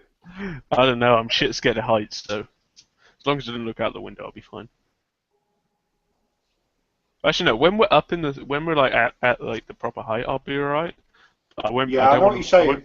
I don't want to look out the window as we're like we're ascending. That'll probably freak the fuck out of me. Yeah, and then when they start banking round to go onto the heading, and you're looking down at like patchwork quilt. To be honest, everyone on the plane will probably be so pissed off with me anyway. So it's a long trip. I'd have to go from either London or Birmingham to Dallas, Texas, and then from Dallas to Lafayette, which is just by Stacy. And I think it's about a 6 or 7 hour journey to Dallas, and then I'll have about roughly around a 3 or 4 hour wait in Dallas until I can go to Lafayette, and then that's only like an hour or something. Wow. But Jesus Christ. 6 hours for me. To New York, JFK. Yeah. In 4 weeks' time. Well, you'll be going to the north, won't you? Yeah, I New got York. fly all the way down to the south. Although I do plan on, when I'm over there, I do still plan on coming on the Hangouts. What, from America? Yeah, she's got the same camera and everything as me, so I'll be able to just sit down and hang out. Except I might have to get a headset so it's not blaring out all you lot aren't blaring out. Freaking. I wouldn't enjoy the hangout. Huh? Like, fuck the hangout. I can wait till I go back to the UK. No, I might just do it like once or twice just to just for the fun of it. Say, you fuckers, I'm in America. Come back with a southern drawl. Hey, fella, goddamn! Howdy, y'all! Hey, y'all! How y'all doing, you faggots? I remember Top Gear when they went there. I'm gonna go there, and I'm just gonna put on my Gloucestershire accent. They put messages on their cars, didn't they? NASCAR sucks. Either that, or I'll walk around and just go, "G'day, you cunt." Yeah. So they just go around, walk around asking for tea. Have you got any tea? I really want some tea. No, I'll be pissed if I can't get tea over there, to be honest. Proper tea. Alcoholic tea. I'm gonna get all that sorted out soon. So I go over there for about Paul's on the thing. going for about 3 weeks to a month. I'm hoping. Got you. Because trust me, I even though like I don't work or anything, I could still definitely use a holiday. Yeah, but you need to work to pay for a holiday. Yeah, I know. It's not too bad because you've got accommodation over there. Yeah, you sort of get there. So if you get a cheap flight. Well, my parents said that they're probably gonna. Yeah, you tried net flights. What? Wes? You tried net flights? Net flight? Website. Yeah. No. I thought the only ones that freaking flew to America was like British Airways and stuff. No. Check the website. Net flights. They specialise in flights over the Atlantic to America. Net flights. What is that? Who you use? We didn't use them this time, but we will do in the future. Absolutely. Cheap flights. There's so much stuff I have. It's so difficult. Like I've been dreading doing this, like sorting out all the flights and stuff, because I have no clue what the fuck to do. Because you've never done it before.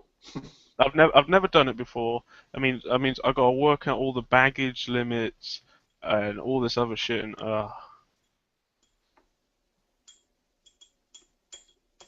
what fucking airport am I gonna be leaving from? Birmingham. No, Birmingham, UK. Going to. Where are you? Wales? Yeah.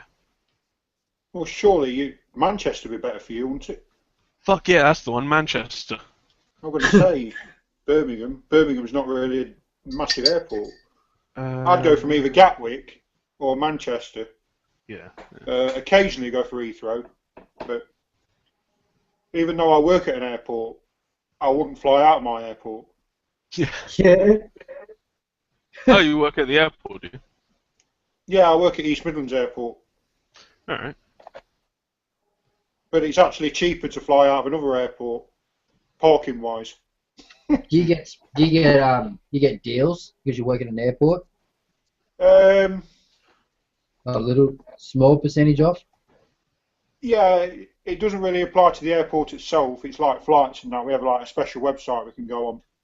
Yeah. And I don't want to piss you off, right? But we get 80% off our prices. 80%. Yeah. That's pretty good, eh? 80, wow. Yeah. I mean, if you're going long haul, like I say, the Far East or Australia or New Zealand, your quid's in big time. That's not bad. Lowest price, it says £525.50.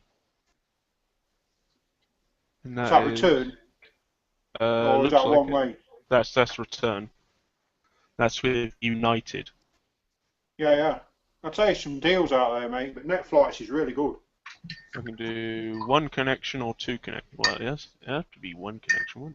Two connections. Fucking hell. So, what's this then? Depart at 9:35 in the morning. You'll still be in bed.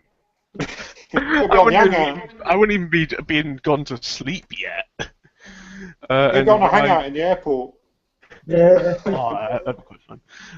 And arrive at Louisiana at 22:09.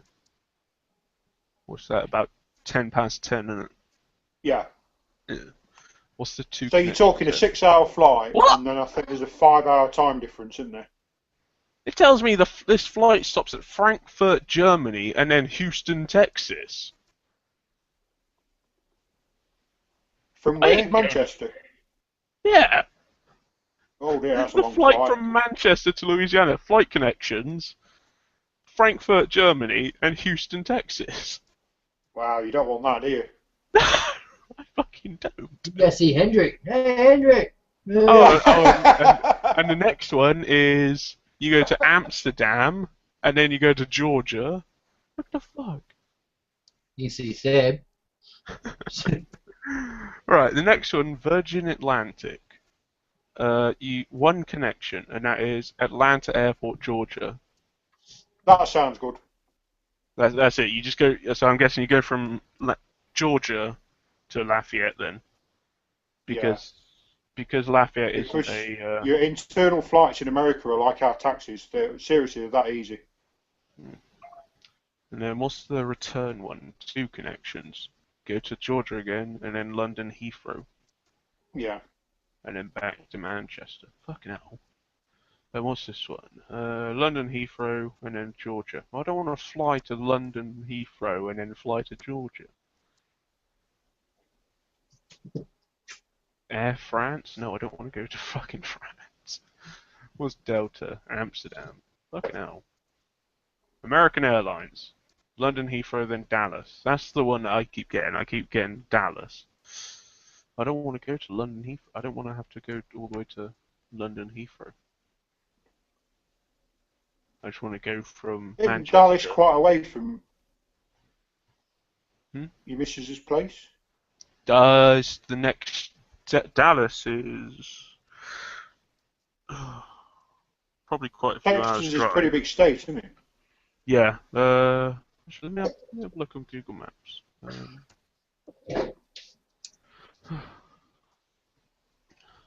I've got a rough idea where Lafayette is. Yeah. And in my mind's eye, it's a good distance from Dallas. Well, one of her brothers lives in Texas at the moment. Right. There's... Oh, fuck's sake. Reload. Right. Dallas. Dallas is sort of... Oh, can you not, please? Right, let me... No! Oh, you're a slut.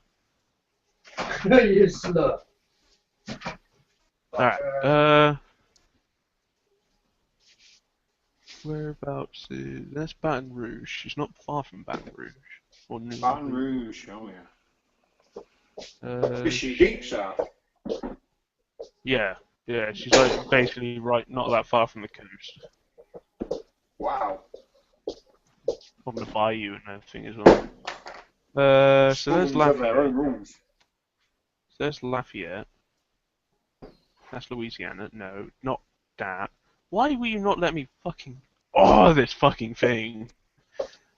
Google Maps can suck my dick. Right. Dick whore. No. Dallas, Texas. Right. There. Where's Fort Worth? That's fine. Right. Fort Worth there. Right.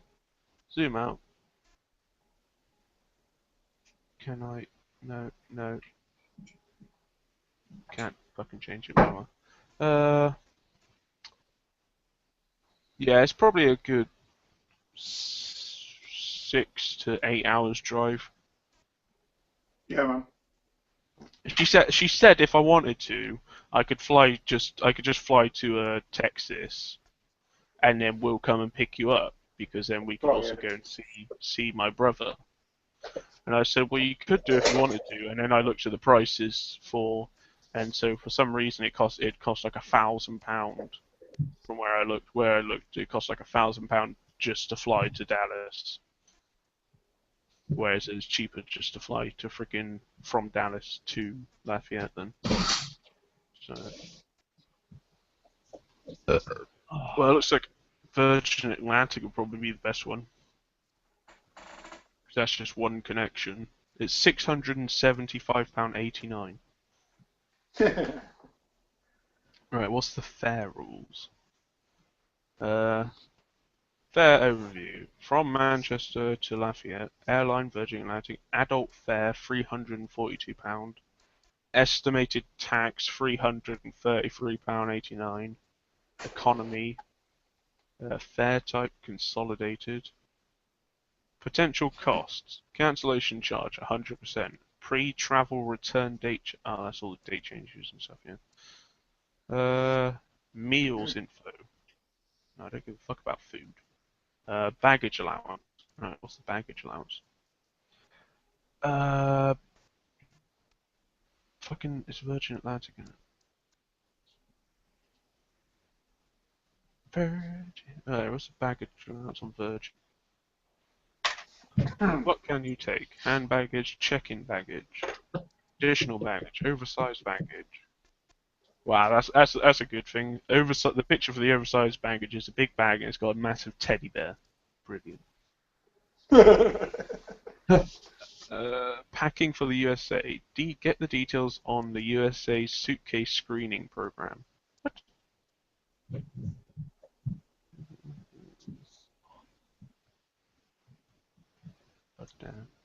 I'll keep an. I'll bookmark this website. Definitely be good to when it comes to the time to choose. Yeah, man. Or I'll just book a flight under the name Marcus M. Wilkinson. What's your name? Marcus?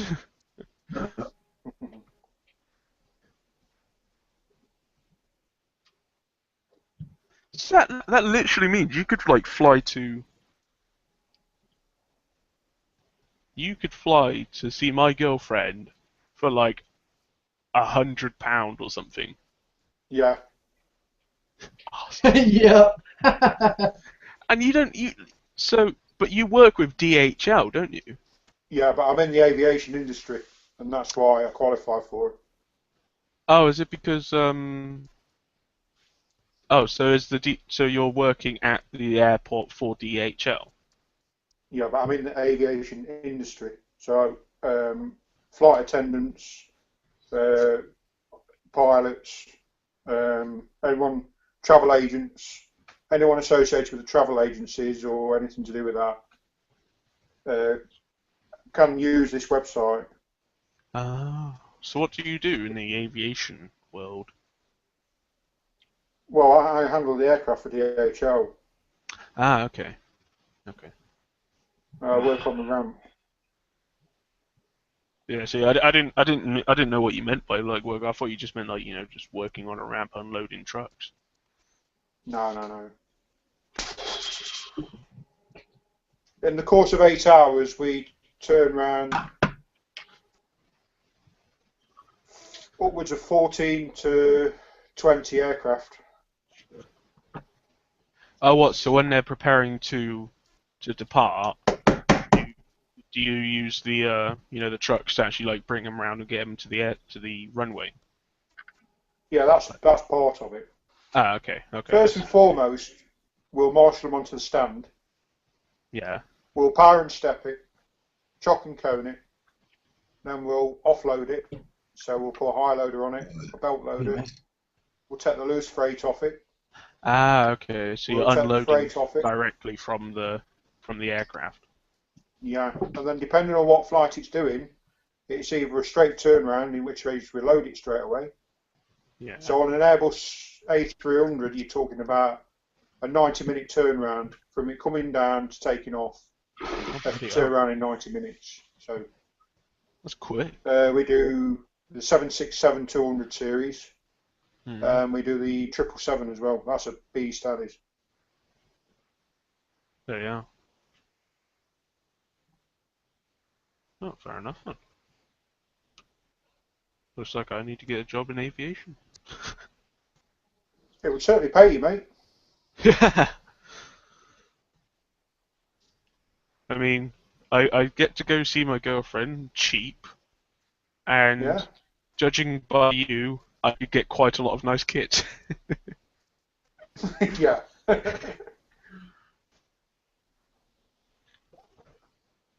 If you don't mind me asking, is it quite a well-paid job then? Yeah, it's not too bad. Hmm. Not too bad. Do you have to have like certain qualifications for it though? No, they give you all the training on the job. Oh, that's awesome. I've been 10 years now with DHL. Hmm. Started off in the warehouse. I did about a year and a half in the warehouse, Hmm. and then I transferred to the ramp, and I've been there ever since. It's a bit shit with the British weather, you know what I mean? Hmm. Winters are no fun. The cold, windy. Yeah, horrible. Blizzards. You know, the plane's still got to be off, turned around, offloaded and that.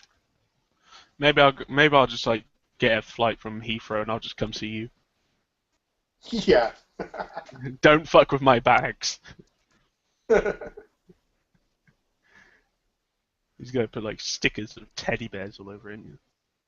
The key thing to remember is don't put any liquids above 10 mil in your carry-on luggage. Make sure it doesn't hold, or else you'll lose it.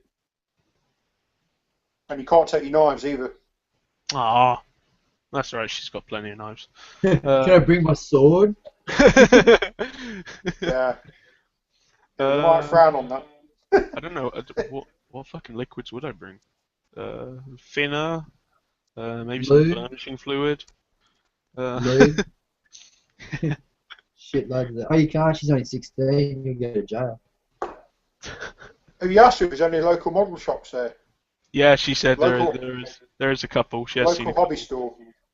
Yeah, she said there's a craft store that has a shitload of models, and she Yeah. said she has seen a couple. I already checked. I've already been on the internet looking local models. Yeah.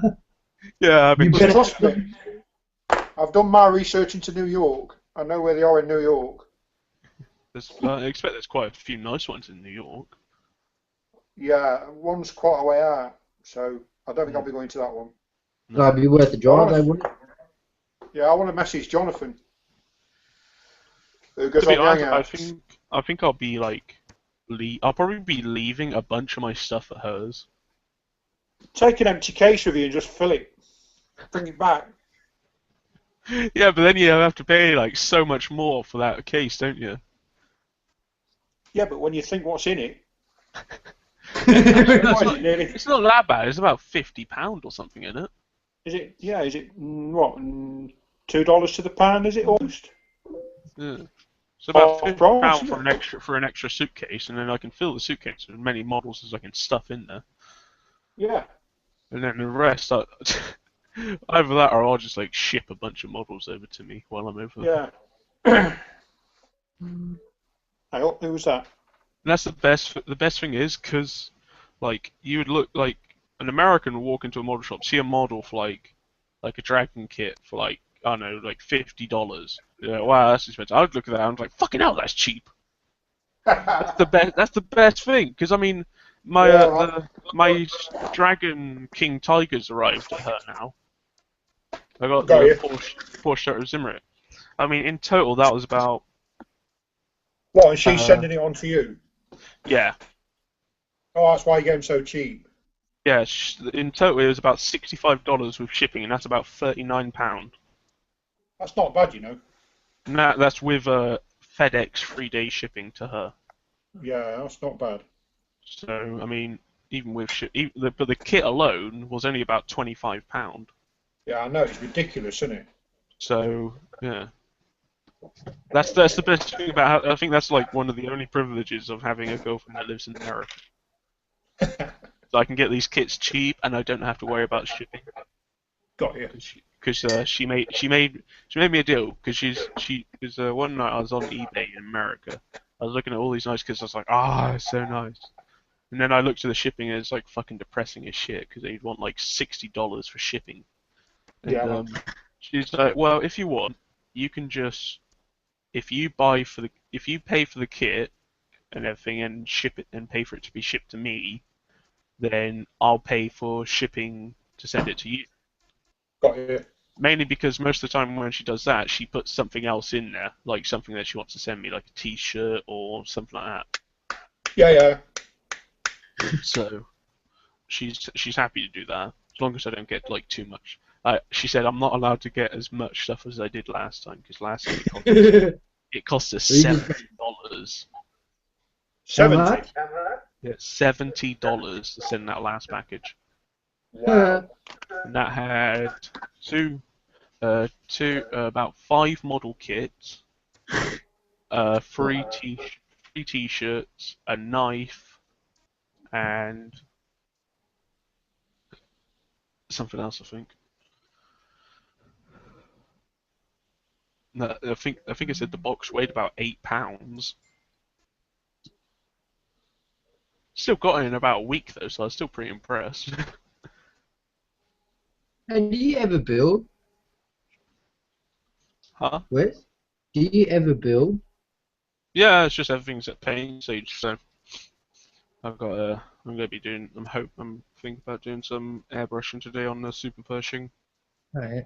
so I can start getting that finished up. Yeah, The problem is, whenever I'm doing airbrushing, I have to go out into the shed and do it, so I can't like sit here and airbrush. Yeah, true, eh? So, True. and my pool says all primed and everything, so I've got a. That's paint stage again, so. I was saying the other night, I was so tempted just to grab another kit and start building it, but I know I can't. Yeah, that's why I grabbed 2 before. I was like, nah, I just want to finish these ones first. Don't know if I start another kit, I'll get into that and just sit here for another week or something. I've only got like, literally hours and I'll be finished, kind of. Yeah. This headset's good. I like it. I've just got a Persian. Yeah, you said, yeah. You just got the normal one there, didn't you? Yeah, I got the normal one, yeah, because I'm going to try and do that dueling cologne scenario. Yeah, that one was. It said it was a Super Pershing, but it wasn't. No, that one is Super Persian. What, the one in the video? No. Oh yeah, the one in Cologne was the one in the video that we watched before, where they shot the Panther. Yeah. Yeah, it said in the video that was a Super Pershing, but that wasn't a Super Pershing. No. Nah, you'll definitely like that kit. It goes together so nicely. The suspension is really good on it as well. This is the Tamiya one, this is. Yeah. Yeah, because I got the same one, except mine's the Super Pershing. But it's the same kit, just different parts and some different parts. Did you get figures with it, Rich? Wes? Yeah, you do get got some to the figures. side of it, hasn't it? Yeah, you do get some figures. I think it's about 2 or 3 figures.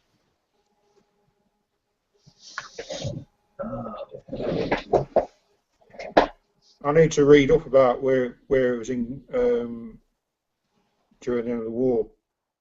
Obviously, it appeared in 45. But I'm not sure if it appeared in the Battle of the Bulge or anything. Don't think it did. Might have done. I'm not sure.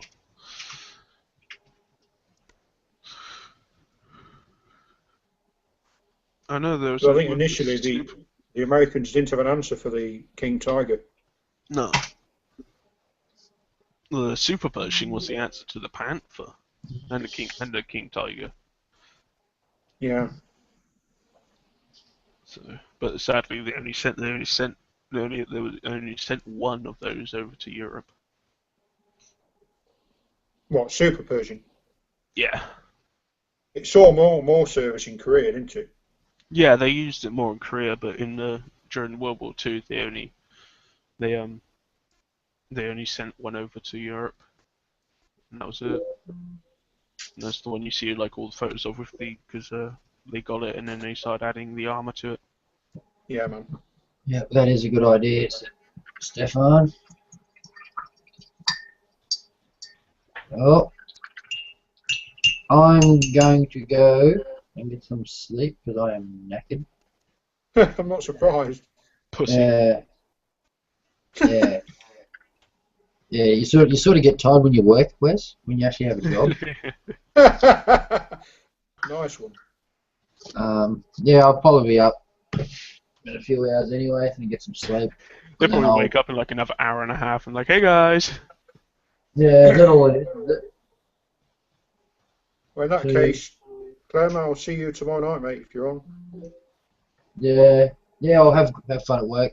Yeah, I'll definitely on tomorrow. I'll probably be up if I wake up in time, I'll probably get up and join Paul's, hang out if he has one. Yeah, man. We've got that 2-hour build, haven't we? Yeah, that's on Sunday. What's today? Sunday. Yeah, so whatever the next hangout is in a few hours' time, whether I get up or not for it, that's a different story. But yeah, but I'll definitely be up for the Sunday morning hangout for me. So. All right, mate. All right, guys. Well, I'll see you soon, eh?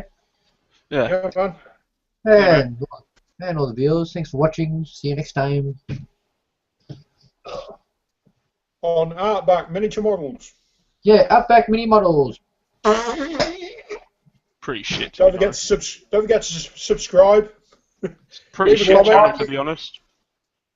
Yeah, don't worry about this hairy mutt here. He's just a young kid with a big lot of facial features and stuff. See you guys. See you later,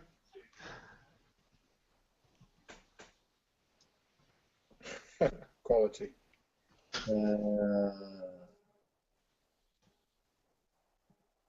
Doesn't know how to leave now, does he? Nah. I'll just stop the broadcast, eh? Stop. Yeah, man.